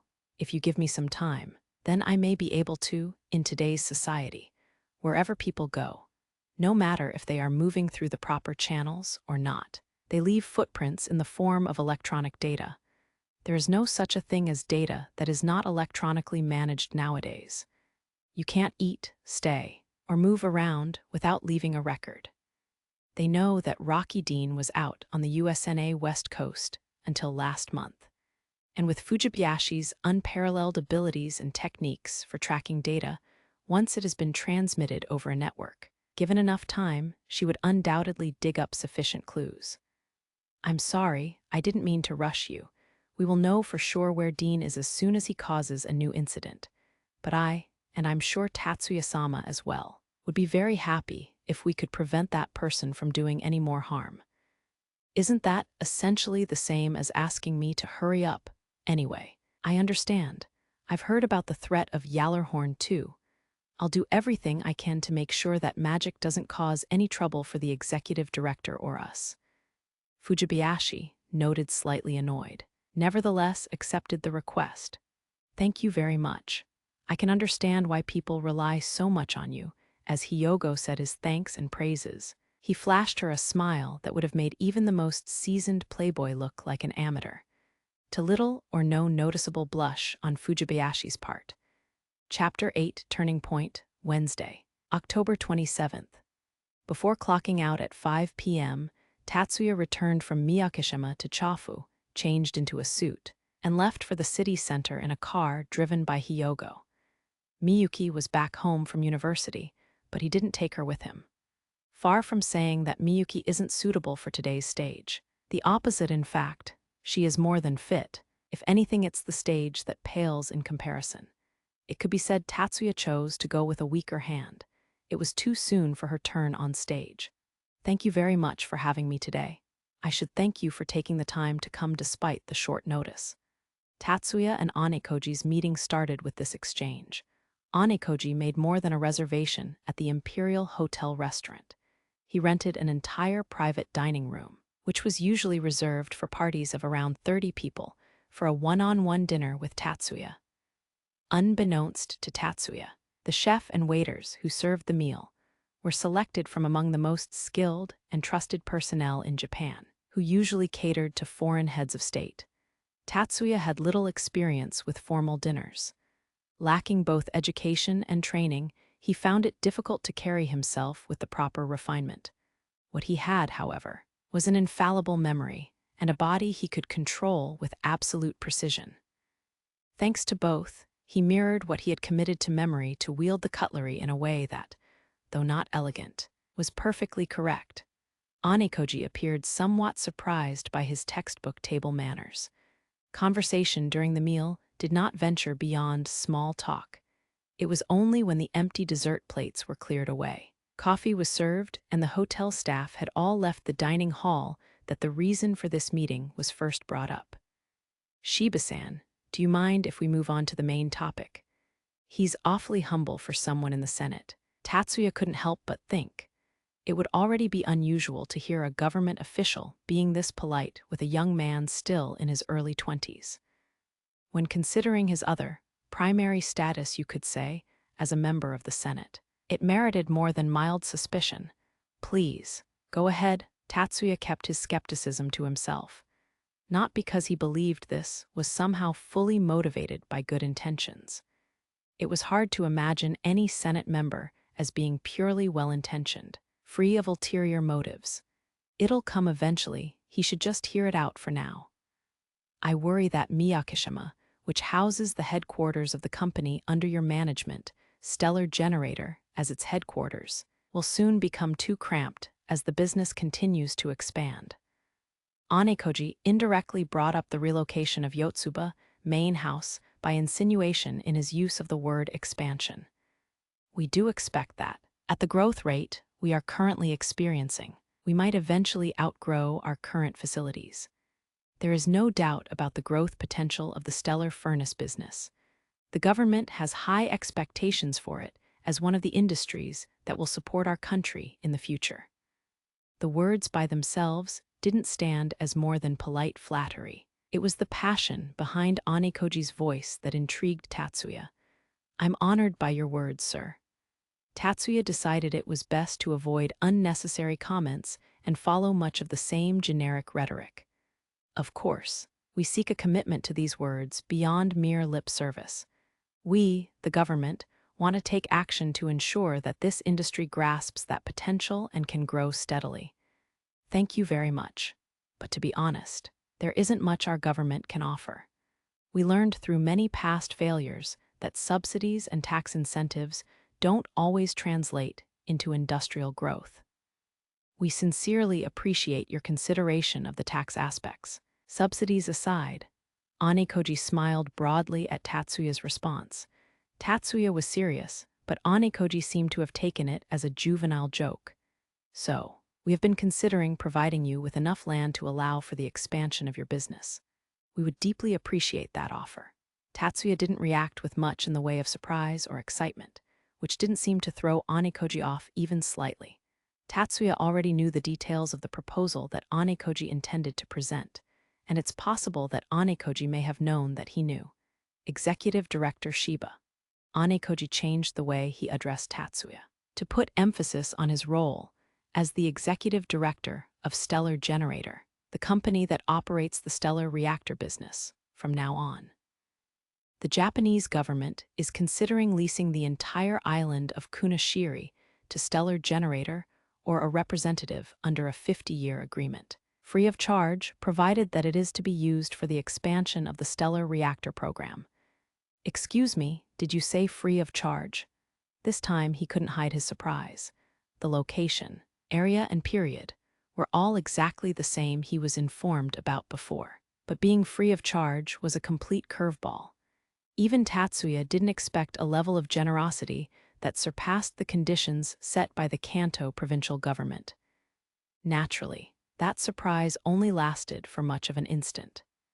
In that case, am I correct in assuming that, since expansion and presumably continued operation of the stellar reactor project are the conditions of the agreement, any significant disruption of operations resulting of natural or man-made disasters, such as earthquakes, tsunamis, or military conflicts, would entail termination of the contract and return of the land? Unfortunately, it would be challenging to persuade the electorate without imposing such conditions. Anekoji may have sounded apologetically, but deep in his eyes there was a vexatious sense of admiration, as if to say, quite perceptive. Good move, I have to say, thought Tatsuya. In essence, to recoup the capital invested in the expansion to Kunashiri Island, it would be necessary to ward off any potential invasions by the new Soviet Union, the Great Asian Union, or possibly even the USNA near the island. I understand your proposal. Would it be okay if I took this over for further consideration? I promise my answer won't take long. It was Tatsuya's intention from the start to accept the Kunashiri Island proposal, but Anekoji's play did not change his mind. It was actually easier to take it when the ulterior motives were laid bare like this. Of course, I look forward to a favorable response. The 2 coffee cups were now empty. Tatsuya and Anekoji stood up at the same time and shook hands. The new Soviet Union clandestine operatives who were captured yesterday, including Smirnov, were being held at the Ichijou prison compound, managed by the Kuroba family. This facility was created from a former corporate resort that had been purchased and renovated to secretly protect the Magic Engineering Institute, which possesses all sorts of magical technology that is a prime target for military and criminal organizations. While Tatsuya was meeting with Anekoji, Fumiya and Ayako were visiting the facility. Did you find out anything? They came to check the results of the interrogation that had been going on since morning. So far only that they were part of a sabotage operation within Japan, nothing we already didn't know. Fumiya looked into the cell with a dissatisfied expression. Ayako glanced over as well, but quickly looked away. Not because she felt sorry for the prisoner inside, drooling listlessly with a vacant stare, but rather that she felt disgusted by the sight. So these are just the end of the line after all. Fumiya almost spit out the words in exasperation. Not necessarily, Kurikawa, Fumiya's aide, who was present during the interrogations, responded in a tone that wasn't meant to sound comforting. And what do you mean by that? Ayako was the one to ask for elaboration. Smirnov was under the direct command of Vladimir Sokolov, the head of the new Soviet Union's intelligence bureau. It doesn't necessarily mean that he was receiving direct orders as an infiltrated agent. Was he? Yes. Reportedly, he also held a fairly high position within the new Soviet Union. Kurikawa confirmed this in response to Fumiya's inquiry. Although he didn't show it on his face, Fumiya was taken aback. Seems like last night's catch was a bigger score than he thought. So, what did you find out? Recently, a man named Yuan Wenjung from the Hong Kong Triad has been frequently visiting Sokurov. It was claimed that his involvement was instrumental in the military deployment in Hokkaido in conjunction with the Great Asian Union's invasion of the Hokuriku region. So, the Hong Kong Triad had been acting as a go-between for the new Soviet Union and the Great Asian Union. Neither Fumiya nor Ayako needed any further explanation. The Hong Kong Triad is one of the largest international criminal organizations active in Japan. A second, then, is the new Soviet Union, also involved in the propaganda campaign to fuel public anxiety about Tatsuya-san.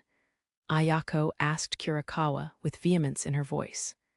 No, it was asked about that as well, but there seems to be no involvement on their part. Kurikawa did consider that possibility. All signs point to the Hong Kong Triad as the source of the FUD campaign against Tatsuya-sama. I knew it. She previously surmised that the FUD campaign was likely perpetrated by illegal immigrants from Hong Kong. She further speculated that Hong Kong's Triad Society might have been involved. However, until now, there was no conclusive evidence. And now she had it. It was all based on interrogation, and there wasn't any hard evidence yet. But that was enough. They weren't cops or part of some righteous organization. Fumiya, let's get rid of the Triad. Ayako turned to Fumiya with an intense look in her eyes. Nisan, calm down. Fumiya reeled a bit as he tried to appease his sister. I'm in favor of taking down the Triad, but we need to pass these things to the head of the family first. The police probably have their eye on the Triad, so we should check that out too. The Yotsuba family has no intention of antagonizing the authorities unless they are subjected to outright aggression. They have no desire to compromise their standing. If law enforcement were purposefully turning a blind eye to criminal organizations, that would be one thing. As long as they were committed to enforcing the law, interfering would be contrary to the family's policy. Indeed, Ayako forgot about this in her moment of intense emotion. On the morning of the following day, Tatsuya flew to Miyakishima, intending to consult with Maya about the Anekoji's offer. Miyuki came with him on this trip. For much as it was a weekday and she had classes, she is the next head of the family. Therefore, it was imperative for her to be present in a discussion of this nature. So, in exchange for waiving the lease fee, they'll have us return the land if we cease operations. If there was any doubt about their intentions to use our family for the defense of the Northern Islands, it has been made abundantly clear. Though Maya didn't show any sign of annoyance, the exasperation in her voice was unmistakable. Still, Tatsuya waited for her to continue, instead of reading that statement as a refusal and asking for confirmation about it. I'll leave the decision to you. Tatsuya-san, Miyuki gasped in surprise at Maya's words. Tatsuya was already half expecting that answer. Any decision-making regarding the Stellar Furnace project will be left to you. Tatsuya-san, it shall be made clear that anyone who infringes upon the rights of the Yotsuba family will be treated as an enemy of the Yotsuba family, regardless of whom it may be.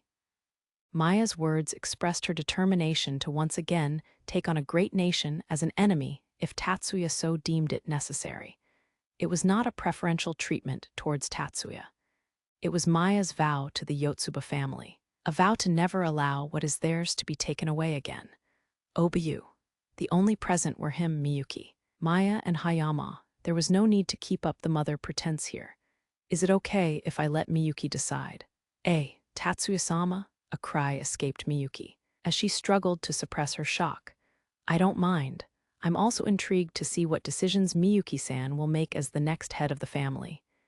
At that moment, Maya thought back to her conversation with Hayama. She recalled the words she spoke, influenced by Hayama's reasoning. Miyuki must be the one to rule the country. Because, if it belongs to Miyuki, Tatsuya will do whatever it takes to protect this country. Taking ownership of something is a decision that, the more important that something is, the more it must be made by oneself. Since that fateful moment when her future was unjustly destroyed, Maya has never coveted anything. There was nothing she wanted to obtain, nothing she actively sought to destroy. She simply wished for her fate to take her towards destruction, wherever it went. She did not actively do anything herself, but merely set the stage and left the script to fate. That's why Maya was all the more interested in what decision her niece would make. Miyuki herself may not yet realize it. That, with this decision, she may become a queen. Assuming Anekoji's proposal is accepted, is no guarantee her country will come to fruition. All it provides is the right to use land leased from the Japanese government, and there is no mention of moving the headquarters closer to the northern border. In this case, the vast land area has more symbolic meaning than practical significance. Still, this was a turning point. Miyuki's choice will determine the direction the future takes. One of the many possibilities, a decision that could become a major turning point in history. Perhaps sensing the gravity of the situation, Miyuki glances at Tatsuya, seeking reassurance with her eyes. Tatsuya gave her an encouraging look, to which she replied with a slight nod. Anxiety had all but disappeared from Miyuki's countenance, belying some lingering tension. Miyuki answered Maya and Tatsuya with a composed and dignified demeanor. "I believe we should accept this proposal." That was her decision. "Then I'll pass our answer to Anekoji tomorrow. Is that acceptable?" "Obiyu, of course. I'll trust you with the rest, Tatsuya-san." Her phrase, "I'll trust you with the rest," meant more than just this matter of the Kuna Shiri Island lease. It included any and all subjects from now on. She left the future in their hands for them to decide. This moment would mark the beginning of a new chapter in their lives. Immediately after finishing his conversation with Maya, Tatsuya called Anekoji and extended an invitation to a restaurant in Minami-Aoyama to discuss his answer. Despite the short-notice invitation, Anekoji promptly accepted. Unlike yesterday, when they met at the table, Tatsuya got straight to the point before the food was served. "We accept your proposal. I see. I'm very grateful for your approval. Thank you very much." Anekoji couldn't hide his relief.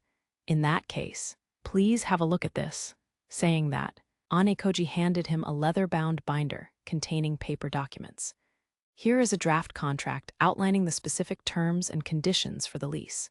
Please review the wording carefully and feel free to let me know if you have any questions or potential changes you would like to make. I'll take a look at it later."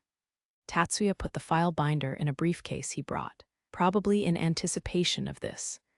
Then Tatsuya brought up a different topic. "Actually, there's one more thing I'd like to discuss, if you don't mind." "I don't. Please go ahead," Anekoji responded with a mild smile, masking the spike in his sense of caution. "We are fortuitous to have also received another offer for a new stellar reactor plant from the USNA.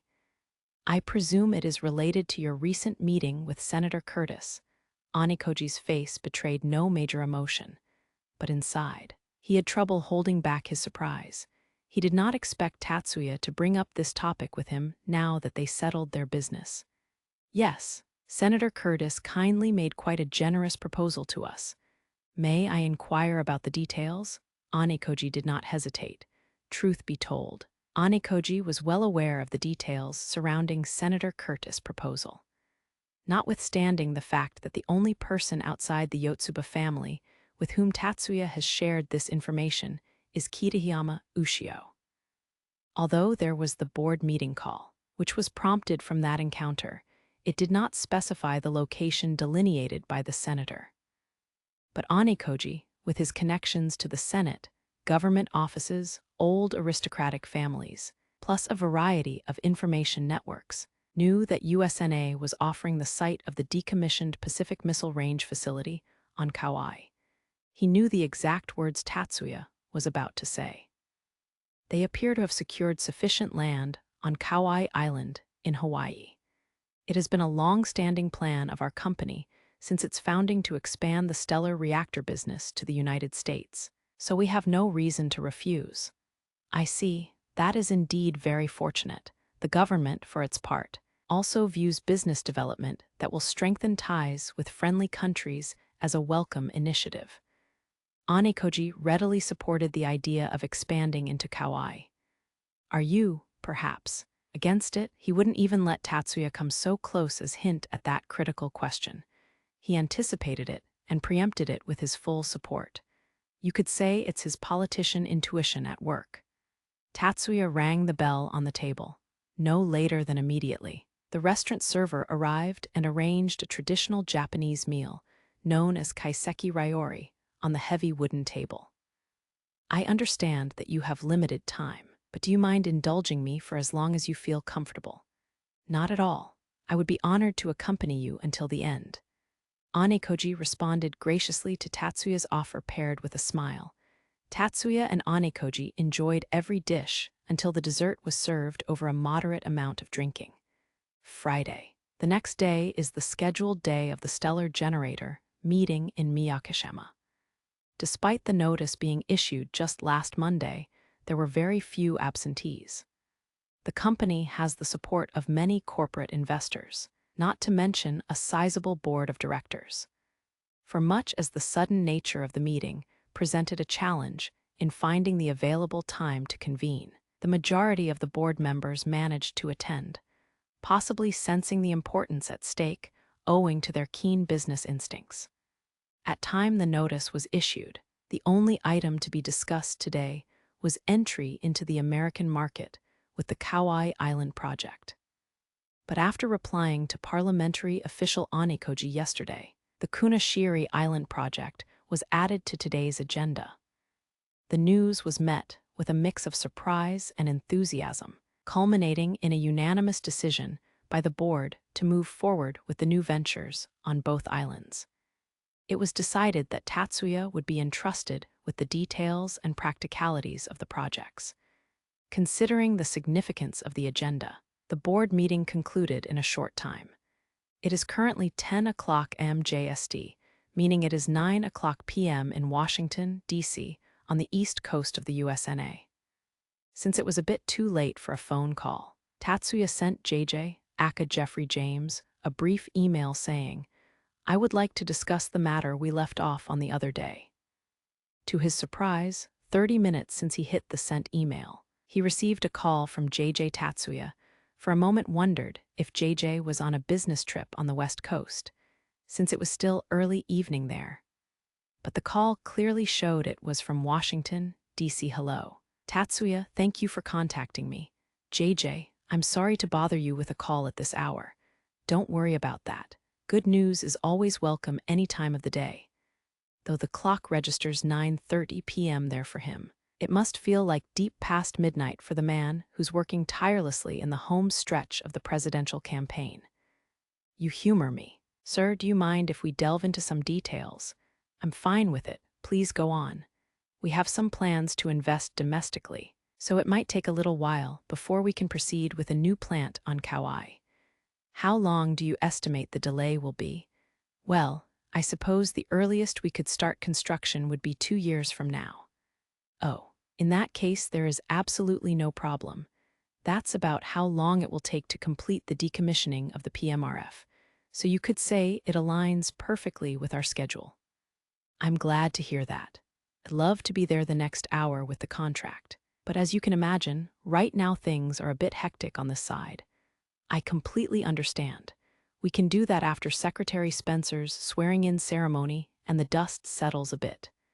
Spencer, JJ's boss and the current USNA Secretary of Defense, is in the middle of a big presidential race. Reports show him in the lead, and if things keep on the same track, he'll probably make it to the Oval Office next year. Thank you very much. I will pass on your congratulatory address to Spencer. Tatsuya thought it might be a little premature to call it a congratulatory address at this stage, but he didn't bother to bring it up. Besides, to him, that's where the trends pointed at anyways. And so, with the relocation of the stellar reactor plant, it was decided on the construction of a new Yotsuba main house. Chapter 9. Disaster Strikes. At about the same time, the stellar generator board meeting was taking place in Miyakishima. The department of the Ministry of Police in Kasumigaseki, in charge of combating foreign criminal organizations, was holding an assembly with all police officers in the building. Stern expressions lined the faces of the gathered police officers, created an atmosphere that seemed to transform that typical conference room into something more akin to an investigation headquarters. The Public Security Bureau of the Ministry of Police is largely modeled after the former organization of the same name under the Tokyo Metropolitan Police Department. Surveillance of foreign criminal organizations falls under the purview of the 4th Foreign Affairs Division. which is primarily tasked with counterterrorism. If determined as a mere profit-driven offense, the case is handed over to the local police. In cases where there is a perceived threat to Japanese society, they will directly investigate and prosecute. The reason behind the grim faces of the 4th Foreign Affairs Division officers was that there was a high likelihood of the latter scenario occurring. Per reports from various locations, allies believed to be members of the Hong Kong Triad have been gathering in the city of Hitachi. Senior Superintendent Ichijou, head of the 4th Foreign Affairs Division, glances over his subordinates as he references their report while assessing the current situation. The term allies he uses is an internal abbreviation to refer to Great Asian Alliance citizens. There has been no reported sabotage of infrastructure or industry so far. At this point, there is no clear indication of any specific motive. No clear motive. That was the primary concern for the officers in the 4th Division. Why not ask the local police to arrest them all so we can conduct interrogations? One police officer raised his hand and offered his opinion. On what grounds? We've already apprehended everyone eligible for arrest. There was an immediate counterargument. As stated by the officer, every Great Asian Union national who has been found to have illegally entered the country has already been arrested in a sweeping operation, to the point where detention facilities are now at full capacity. Even after detaining and interrogating all those individuals, the only information they could extract was that I was instructed to go to Hitachi City, with no further clarification of the reason. Some police officers went so far as to advocate for the use of truth serum, a clear violation of their rights and police regulations, but not one without precedence, as truth serum is sometimes employed by public security in certain situations. But even acts that disregarded or violated the law still operated within internal rules. Per those, the use of truth serum was only tolerated when there was concrete evidence to suspect terrorist activity. It would be too risky to expose oneself to potential disciplinary action and demotion from elite police officer status, based on solely suspicious concentration in a regional city alone. Is there no connection between this and the propaganda campaign inciting anxiety about Mr. Shiba Tatsuya? A police inspector raised the question. There is no conclusive evidence tying the triad directly to the systematic propaganda campaign. The section chief of the department in charge of the matter refuted the suggestion. There is, however, ample circumstantial evidence to suggest that the triad has been targeting Mr. Shiba. A police inspector brought up the issue, fearlessly confronting his superior, the chief inspector. The name of that police inspector was Motoaki Mitsuya. He was the 3rd son of the Mitsuya family, one of the 10 master clans. Inspector Mitsuya, is there a location related to Mr. Shiba in Hitachi? Senior Superintendent Ichijou questioned Motoaki. Motoaki answered straightforwardly, "No, sir. We haven't been able to make that confirmation." I see. Still, we can't ignore Inspector Mitsuya's argument. Quite a few of the officers present were surprised by the senior superintendent's words, but there was a minority of officers who shared his opinion. At present, the two commonalities observed in their actions are that they are converging on Hitachi City and that they are disseminating defamatory propaganda against Mr. Shiba Tatsuya. It's unreasonable to completely disregard a possible connection between the two. Ichijou didn't fully endorse Motoaki's argument. Rather, as reflected in his argument, given their present predicament, in the absence of any concrete leads, they could not afford to dismiss even the slightest clues, no matter how flimsy they might seem. Inspector Mitsuya, please investigate again whether there are any locations in Hitachi City that may be related to Mr. Shiba, that may be a target of the triad. Yes, sir. Motoaki stood up and saluted at the order of the police senior superintendent. Is there anything else that stands out? Senior Superintendent Ichijou looked around the room, asking if anyone had anything to add. After that, the lively discussion continued. Finally, Dean sighs with satisfaction as he boards the flight at Mactan International Airport bound for Kans International Airport. Right now, he feels more relieved to be leaving his stagnant state behind than enthused to be on track with his revenge. Yuan Wenjing, who had engendered that desire for revenge, would not be accompanying him. Dean was alone, but he felt no anxiety. He merely reflected, "It's been a while since I've acted alone. Come to think of it, Laura has always been with me these past few years. I wonder if she's okay." Dean wasn't exactly heartless. Noted. He didn't feel any love towards her, but he still cared about Laura. Laura is a resourceful witch. She wouldn't let anyone, stars or otherwise, capture her. Laura had been weighing on his mind. It's been a while since they separated, and he had no way to contact her and confirm her safety. Dean shifted his focus away from the endless cycle of unanswerable questions and toward his plans in Japan. His destination was a regional city in the northeast of the capital called Hitachi. That destination was chosen based on a conversation he had with a former Japanese man he met in the Philippines.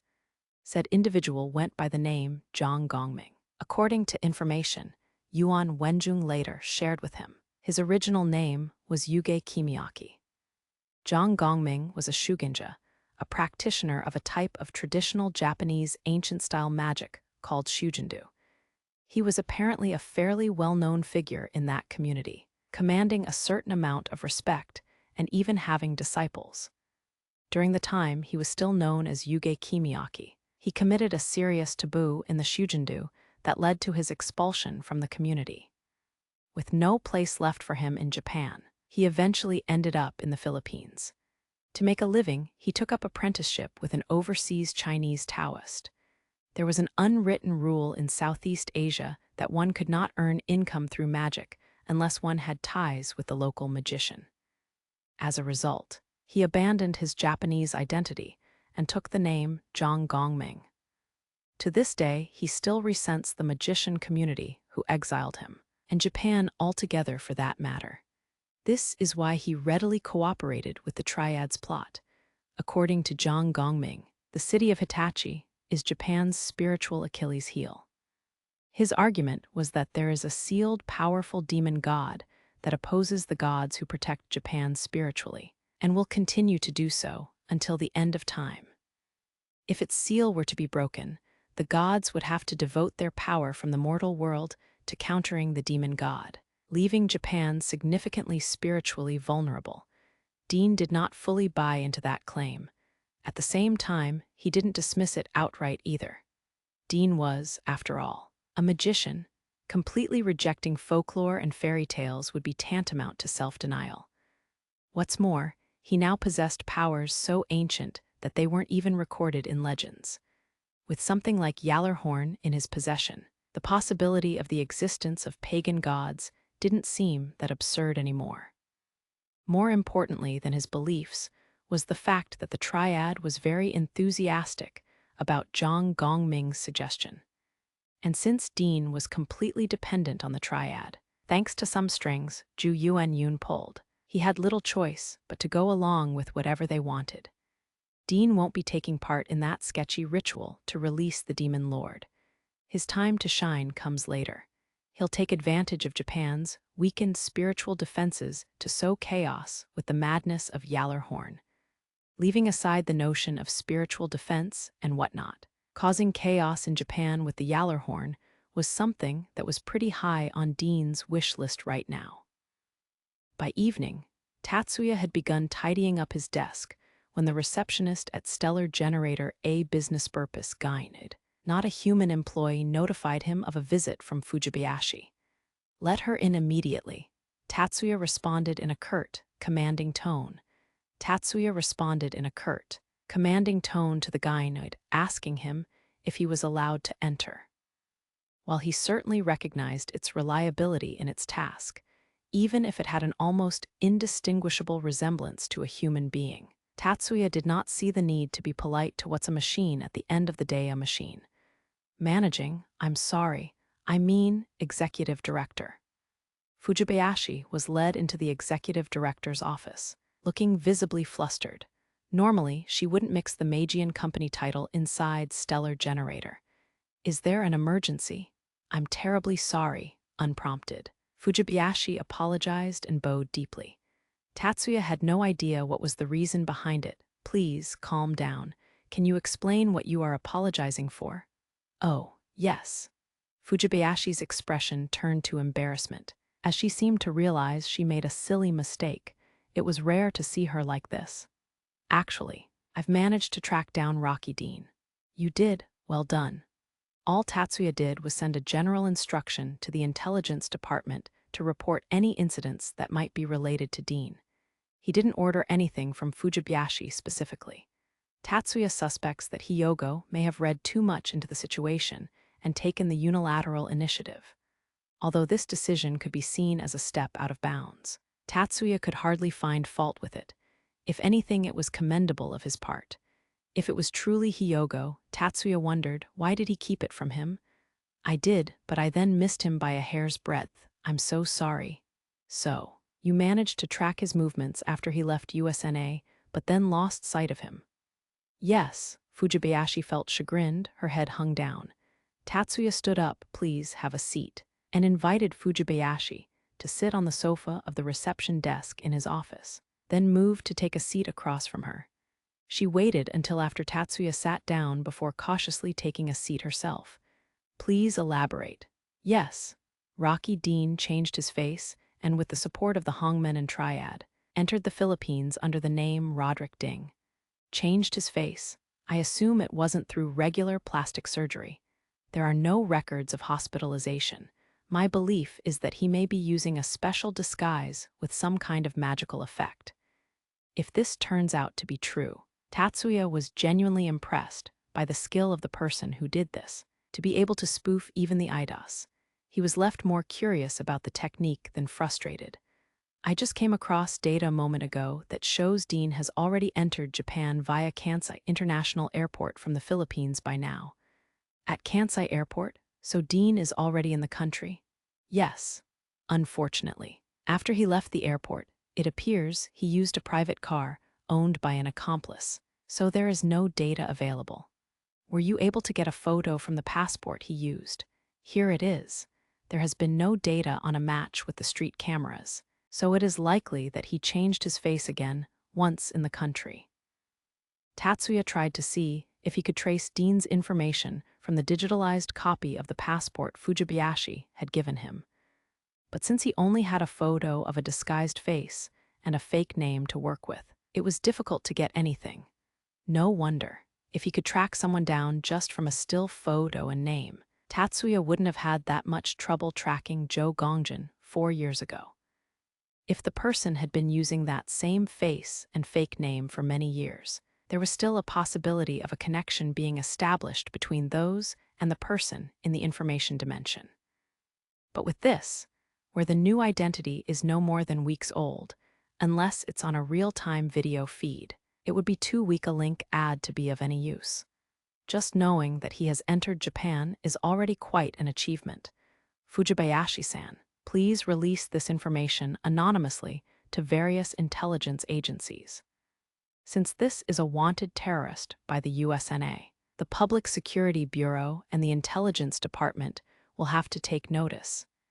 Even if the cameras and computers can't find him, it's possible that having boots on the ground may enable us to locate him. Understood. I will notify the Public Security Bureau, the Internal Affairs Bureau, and the Army and Navy Intelligence Departments that he is a well-known terrorist planning domestic sabotage has entered the country. Fujibayashi nodded eagerly, determined to redeem herself. Even if, objectively speaking, she didn't really let Dean escape. Police Inspector Mitsuya Motoaki was back home early that night to prepare for a business trip starting the next day. He lives with his parents in the Mitsuya family mansion. Welcome home, Akinae-san. When he arrived home, he was greeted by his youngest sibling and university freshman. Shiina Motoaki was the third son in a family of 3 sons and 4 daughters. He's Shiina's immediate older brother, sort of. Motoaki is a triplet, with 2 sisters the same age. Even in a society that encourages magicians to have many children, it's rare to find a family that has 7 siblings from the same mother. Of these many brothers and sisters, only the eldest and heir, Madoharu himself and Shiina and Modowaki currently live here. All of their sisters are married and have left home by now. So is the second son, Madohiro, who has his own family to tend to. The eldest, Madoharu, already has been blessed with a son and a daughter, so the house is hardly lonely. Thanks, Shiina. Is Atu-san home? He should still be in his study. When I brought him tea earlier, he was staring at some documents with a serious look on his face. Okay, thanks.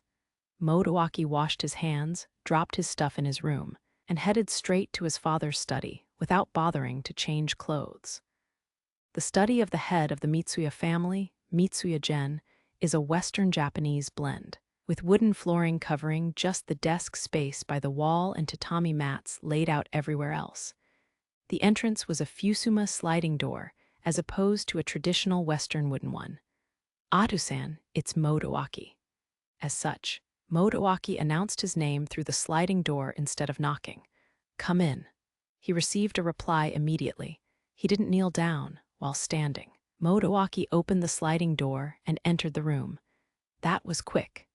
Gen switched his chair at the desk for the zabuton, flat floor cushions. In front of the table, Modowaki took the one across from his father. I've been assigned work in Hitachi City starting tomorrow. It's close by, but I may have to stay overnight. Did you come here just to report that? Gen expressed some muted surprise. Naturally so. These kinds of mundane topics could be handled via text message in this day and age. As you can imagine, I have something else I was hoping you could help me with. What is it? It was not unusual for Modowaki to turn to his father for guidance. The research focus of the Third Magician Development Institute and its produced 3 Chinese letter lineage of magicians is multicasting. The goal is to develop magicians capable of simultaneously casting multiple magic. Due to the nature of this research, the Institute works with a wide variety of magic types rather than focusing on one specific domain. The scope of this research spans both Eastern and Western magic. About half of the Magician Research Institutes ceased operations. The remaining half shifted their focus away from the development of magicians to that of magic, and continue to operate today. The Third Research Institute being one such example. It is currently active under the management of the Mitsuya family. As the head of the Mitsuya family, Gen has privileged access to the research findings of the Third Research Institute. His extensive knowledge of magic stems from this capacity. In addition, the Mitsuya family held a license as a small arms broker, which allowed them to engage in foreign trade, as an exception to the rule prohibiting magicians from doing so. Through his management of the Third Research Institute and involvement in arms deals, Mitsuya Gen had accumulated a breadth of knowledge in matters both in and outside the magic world. Is there any place in Hitachi City that could possibly be the Achilles heel of the Yotsuba family? The Yotsuba family? Surely the Public Security Bureau isn't aiming to contest the Yotsuba family of all names. No, that's not it. With that as a preface, Modowaki shared with his father about the Hong Kong Triad's movement toward Hitachi City while engaging in a propaganda campaign against Tatsuya. I see. So that's been happening. Modowaki folded his arms, closed his eyes, and thought for a moment. It's not directly related to the Yotsuba family or anything, but I have one place in mind that the Triad might be targeting. Where is that? Modowaki, are you familiar with the name of the deity known as Amatsu Mikoboshi? Rather than answering with the name of the location he referenced, Gen instead posed a seemingly unrelated question to his son. Isn't that the other name of Ame no Kagaseo? If I recall correctly, he was the god of the stars who, in the Nihon Shoki, refused to submit to Takamagahara until the very end. Modowaki didn't press for an answer. He followed his father's lead and drew an answer from the recesses of his memory. That's right. In the myth, he is said to have been the only god that the warrior god of the high plane of heaven, Takamagahara, who subjugated the Kunitsukami, gods of the land, one after another, and pacified Japan, could not defeat. Amatsu Mikoboshi is a very unique god compared to other gods that appear in Japanese mythology. But let's leave such mythological discussions aside. It's probably not the most pertinent topic to your work. Indeed, I'm sorry, but I'd appreciate it if we could stick to topics that seem the most relevant. The mystical beliefs in continental Asia give much greater weight to the stars than to the sun, as shown by the fact that they accorded the North Star a high divine status as the great emperor of the Purple Forbidden Enclosure, who presides over heaven and earth and commands all deities and spirits. In this respect, they are incompatible with our country's mystical beliefs, which center on the sun, with the worship of Amaterasu Mikami and Dainichi Nyorai. Doesn't the Onmyaru of our country also place importance on the celestial bodies? That's from the magic techniques they have adopted from continental Asia. It's not something that originated in our country. Motoaki's refuting example was readily rebuffed. Amatsu Mikaboshi is the only deity recognized in Japanese mythology with relation to stars, and it's one of the only deities that stood up to the order set by the sun god until the very end. So, you think that the triad is trying to undermine Japan's sun god order with the star worship magic of the East Asian continent. There is a sacred site in Hitachi that is said to be where Amatsu Mikaboshi was sealed away. That's the only reason I can think of why GAA terrorists would target the city of Hitachi. Where is that place? Omika Shrine. It's a shrine located slightly further inland in the southern part of the city. The next morning, before leaving for Hitachi City, Motoaki stopped by the Ministry of Police headquarters and noticed a slightly different atmosphere than the day before. Looking closely, he saw that the 4th Foreign Affairs Division, which handles counterterrorism, was filled with people from the 1st Foreign Affairs Division, which handles European and American affairs, and the North American Bureau of the Ministry of Foreign Affairs, all of whom were engaged in serious discussions with their section chiefs and department heads. "What is going on?" Motoaki asked a fellow inspector in a hushed voice. There was an anonymous tip that a magician wanted for terrorism in the USNA had slipped into Japan with the support of the triad. Fortunately, his colleague had a clear understanding of the current situation. That saved Motoaki from having to get around asking the same question over and over again. "The triad.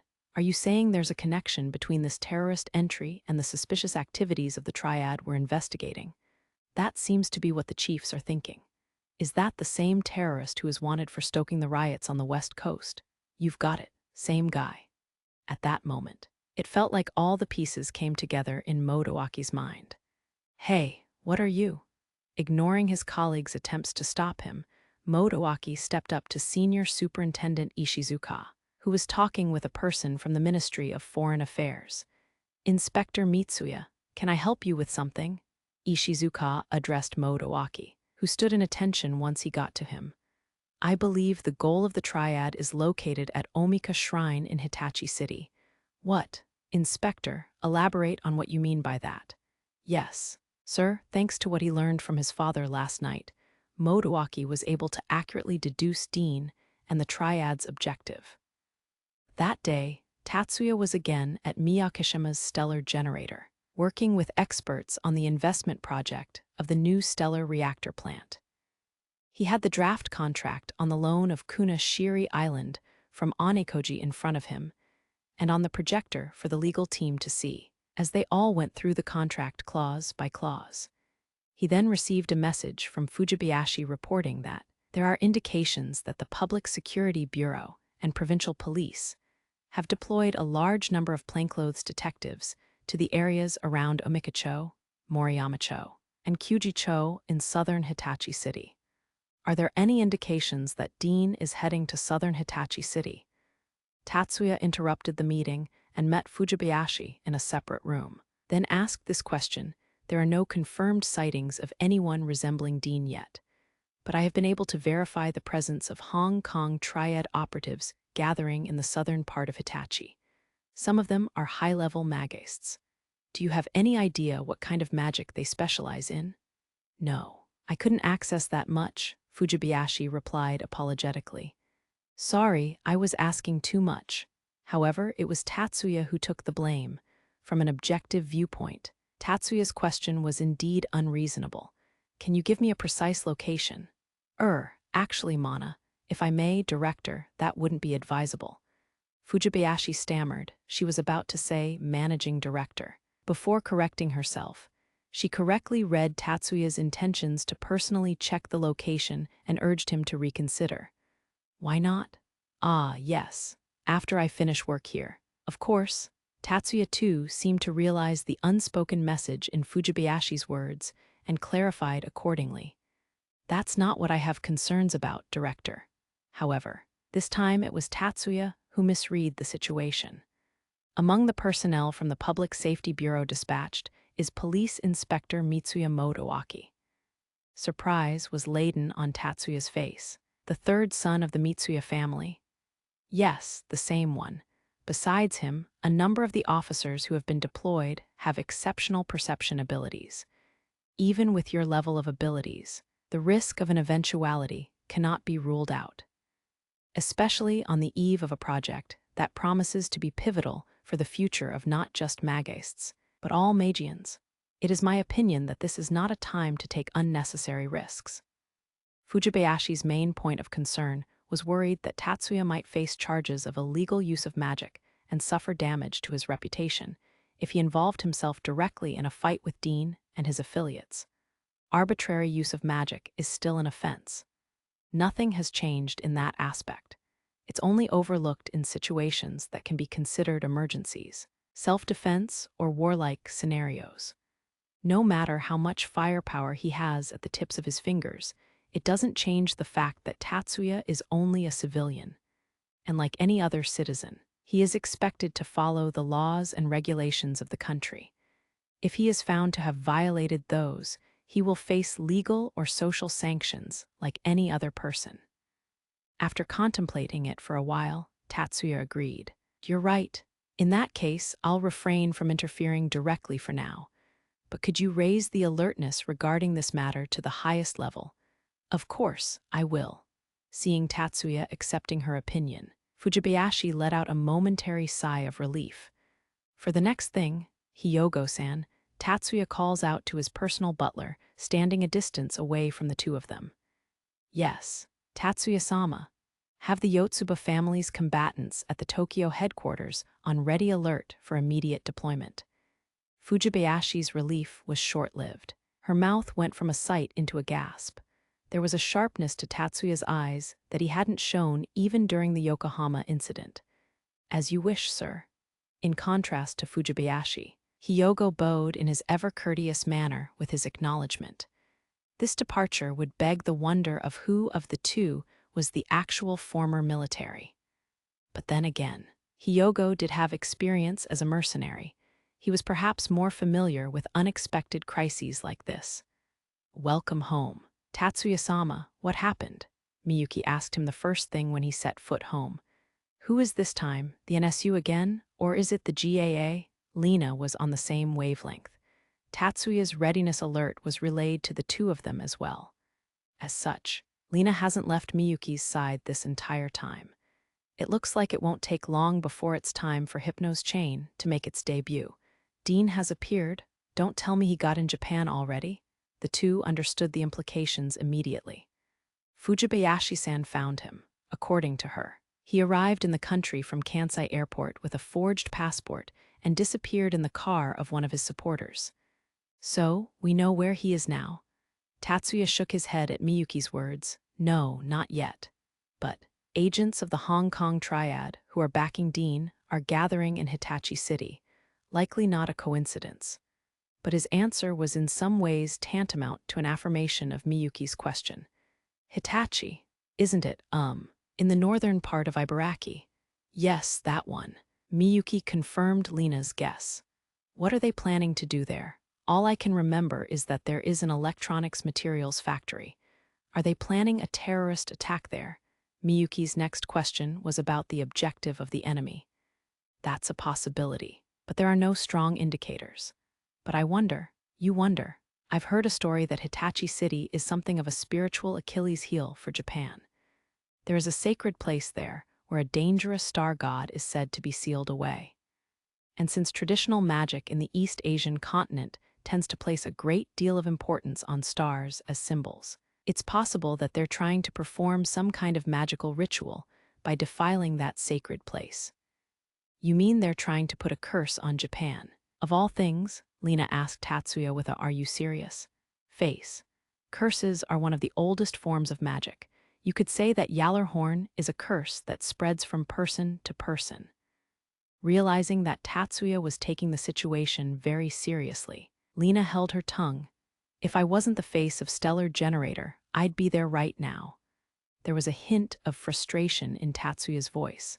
Without the words to say to Tatsuya, Miyuki did what she could and gently embraced him to provide even a little reassurance.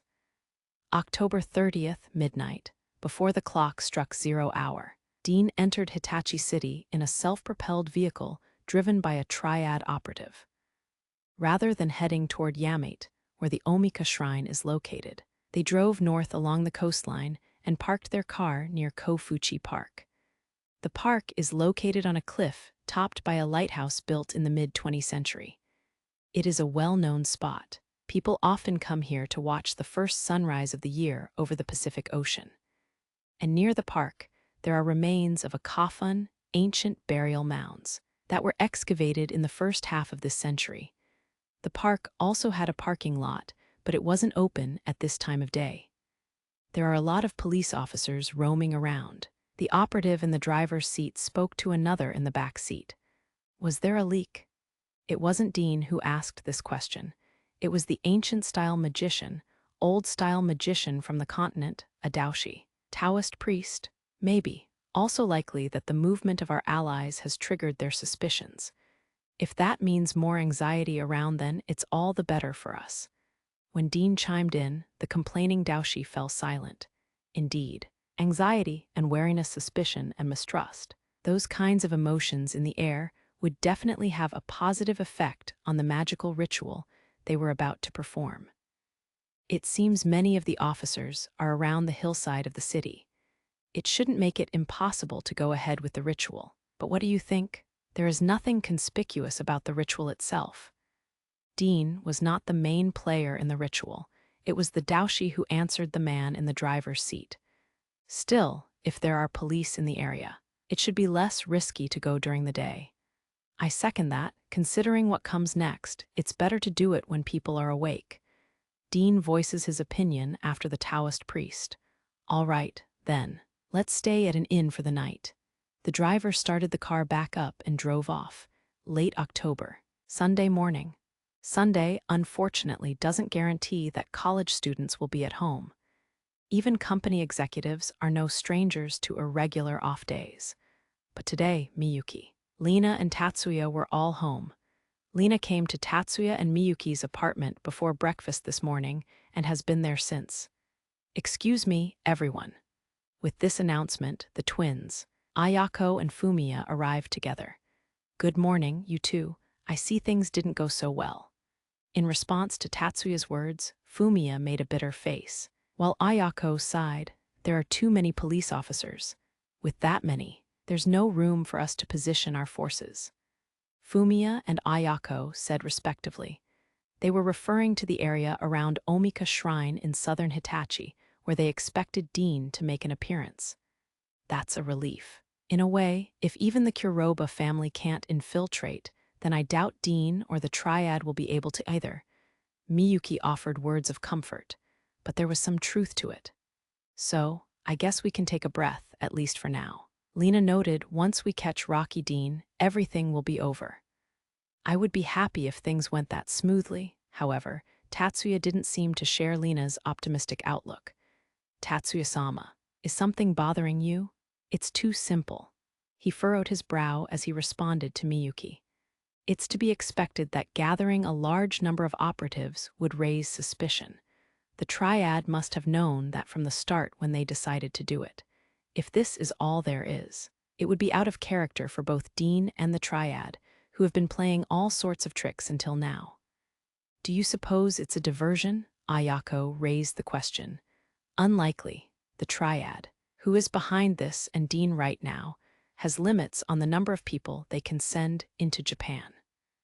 They seem to have blown that limit already from what we gathered, so I doubt they have the resources to do anything else. I wonder if they are targeting other places in Hitachi, besides the Omika shrine in the southern part of the city. That's definitely a possibility. Fumiya agreed with Tatsuya's voiced thoughts. I'll have my subordinates that I've sent back to search the areas other than the vicinity of the shrine. We'll be searching by car, but if there are any signs of magic, we should be able to capture them. Okay, then please do that. I'll be going to the area as well. Nissan, I'll leave you in charge of everyone.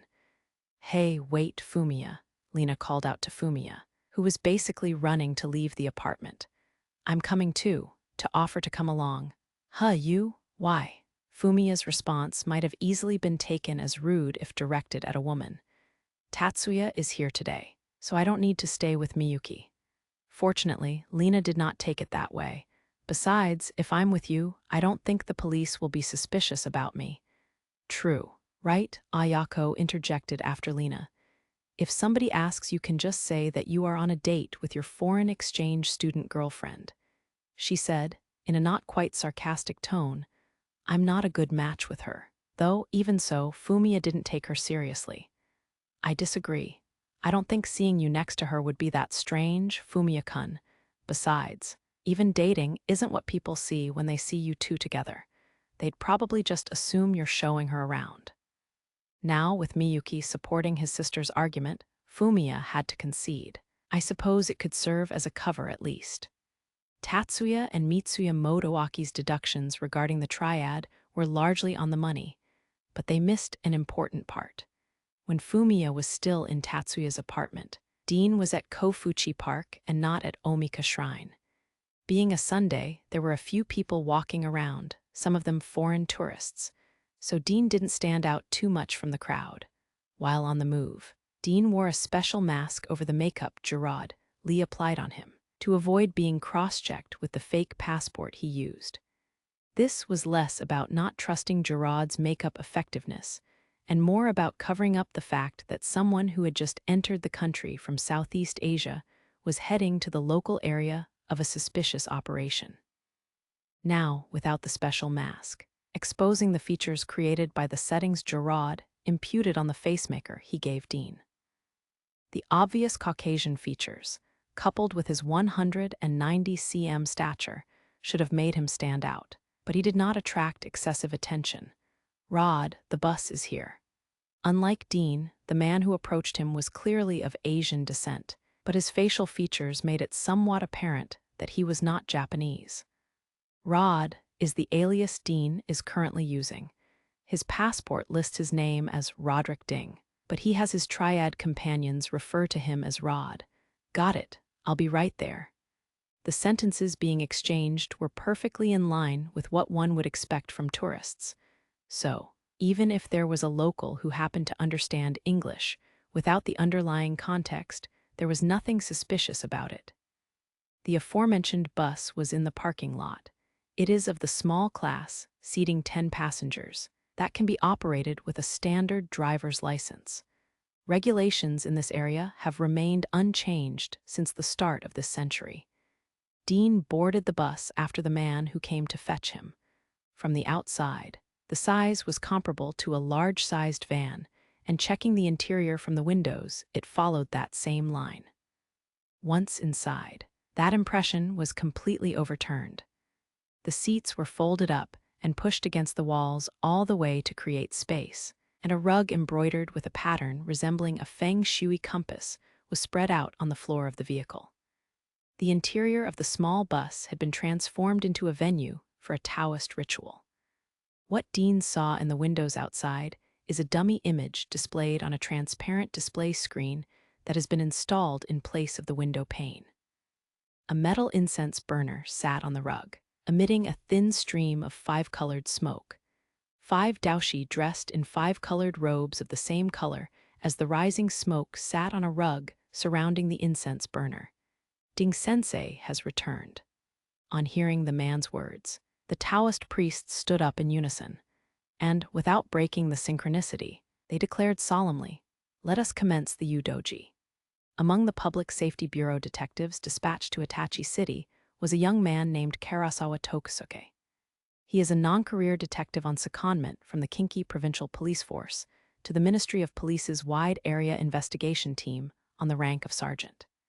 He joined the force as a magician officer after graduating from the second high school affiliated with the National Magic University 5 years ago. His previous assignment was with the Counterterrorism Unit of the Kinki Prefectural Police. During a period with a lack of notable achievements from the Provincial Police HQ's Counterterrorism Unit, the Coastal Guard of the city of Kobe, where he was previously assigned, demonstrated its high potential by discovering parasites who managed to infiltrate the country by smuggling themselves into Kansai International Airport 3 years ago. Incidentally, the parasites in question were the transformed Raymond Clark and LT Jacob Regulus of the Stars. Karasawa continued to show consistent results even after being transferred to the Ministry of Police. Although he does not come from 2800 or any prestigious family, Karasawa's capabilities as a magician officer, notably his close-quarters combat skills, earned him the recognition of field leaders such as Inspector Ishizuka and even numbered magicians like Mitsuya Motoaki. This young detective was assigned to the team monitoring the back access road to Omika Shrine. It was a back entrance only when taking in the shrine's perspective. It was a main road in the local area. There was a fair amount of traffic, therefore a decent contingent was assigned to cover it. Karasawa took over from the night shift and had been dutifully guarding his assigned position since before dawn. However, unexpectedly, he approached the team leader, Motoaki, and stated, "I would like to go check near the ocean." "State your reason." Motoaki naturally asked why. "Sir," he responded in attention, "I sense something like an evil presence coming from the coast. I don't remember you mentioning having any perception abilities." As the leader, Motoaki had also reviewed the dossier of all officers in his team. As Motoaki noted, nowhere in his papers did Karasawa have any perception-oriented magical abilities. When his team leader expressed his doubts, Karasawa responded, "It's intuition, sir," without an ounce of shame. Motoaki did not chastise Karasawa for his seemingly irresponsible conduct. He understands that intuition isn't something that can, or should, be dismissed outright, and not just as magicians, but as detectives, Motoaki knows this from experience. "I'll give you 1 hour. Return to your post immediately after." "That's enough." "Sir, understood." Karasawa saluted vigorously, not a raised hand salute, since he was not wearing a hat, and dashed toward the coastline, at a speed rivaling that of a self-propelled vehicle. Many among the police officers dispatched here today were magicians. Some were psychics with extrasensory perception or perhaps pers, in respect of the original meaning of the term. The 5 Daoshi took out Sanchingaling, 3 Pure One's bells, and began chanting spells while slowly swinging them. The smoke from the incense burner unnaturally coils around the floor instead of billowing up. The 5 incantations and the sound of the bells were absorbed by the smoke, and it sank to the floor. It seeped into the floor and across the paved ground, then from the pavement deeper into the ground. From the cliff where the park was located, it spread inland and into the sea. Mystical power that beckons the stars spreads throughout all of Omika town and to the ocean that borders it. Indeed, Mitsuya-gen, Motoaki and Tatsuya had been mistaken. Omika Shrine is merely the key point where the star god is sealed. But a star god who has been defeated by the martial god of the heavens could never be contained within such a small vessel.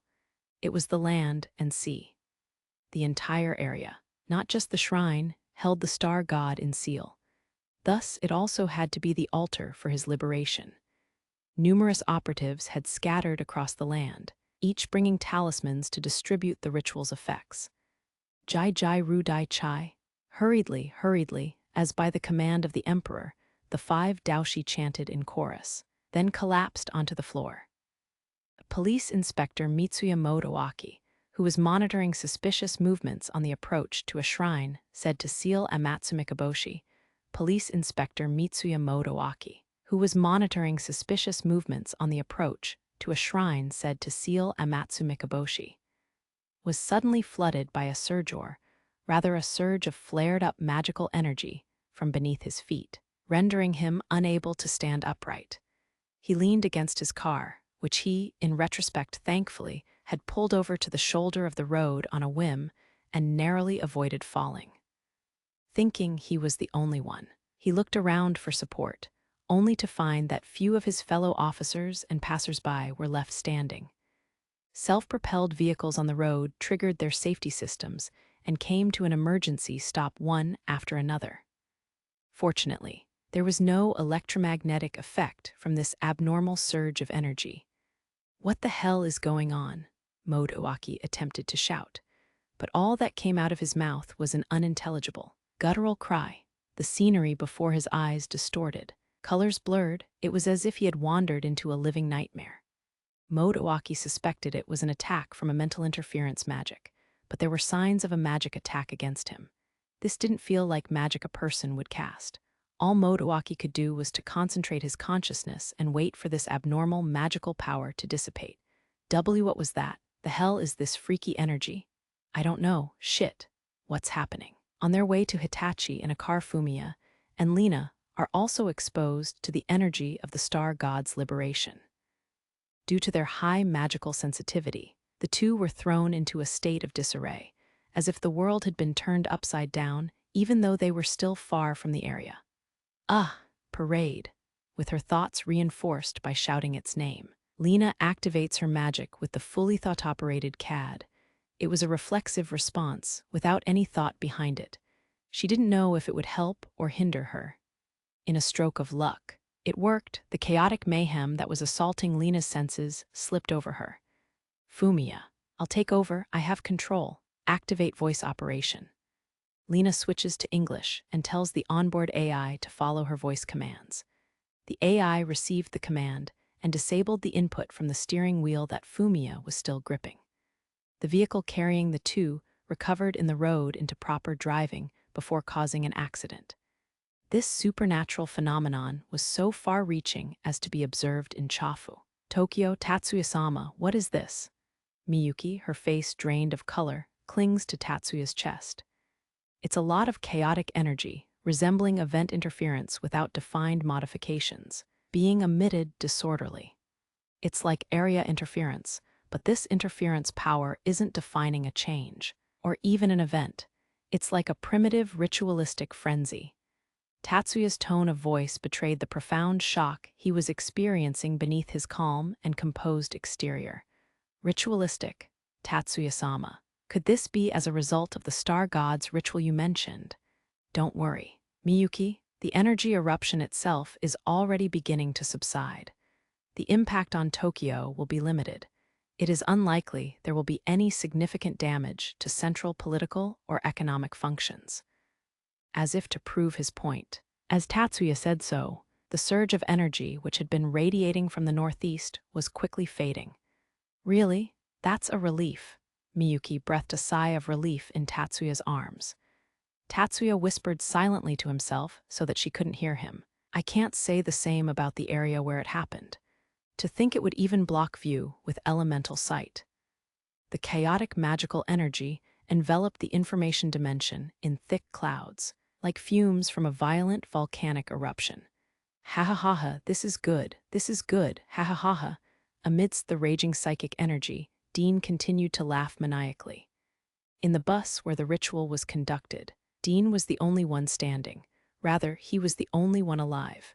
"Ha ha ha ha, that's right. Oh defiers, now, oh Clocklow, now is the time to unleash the power we inherited from you." Being alive was one way to say it. Dean was far from his right mind. He was communicating with the entity that has possessed him and bestowed him Yallerhorn with the demon of the Clocklow. It had no ability to communicate. Its purpose was only the transmission of magical skills. It was an artificial information entity created by magical technology. Yet, Dean spoke to it as if it were a living being, shouting out his thoughts all the while. "My power, my life, take it all, take everything." With that cry, Dean activated Yallerhorn with all his being.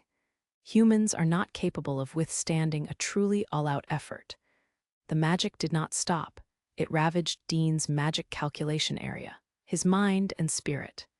In exchange for his soul, Horn, the horn of doom blown by the gods, echoed throughout the land. To be continued.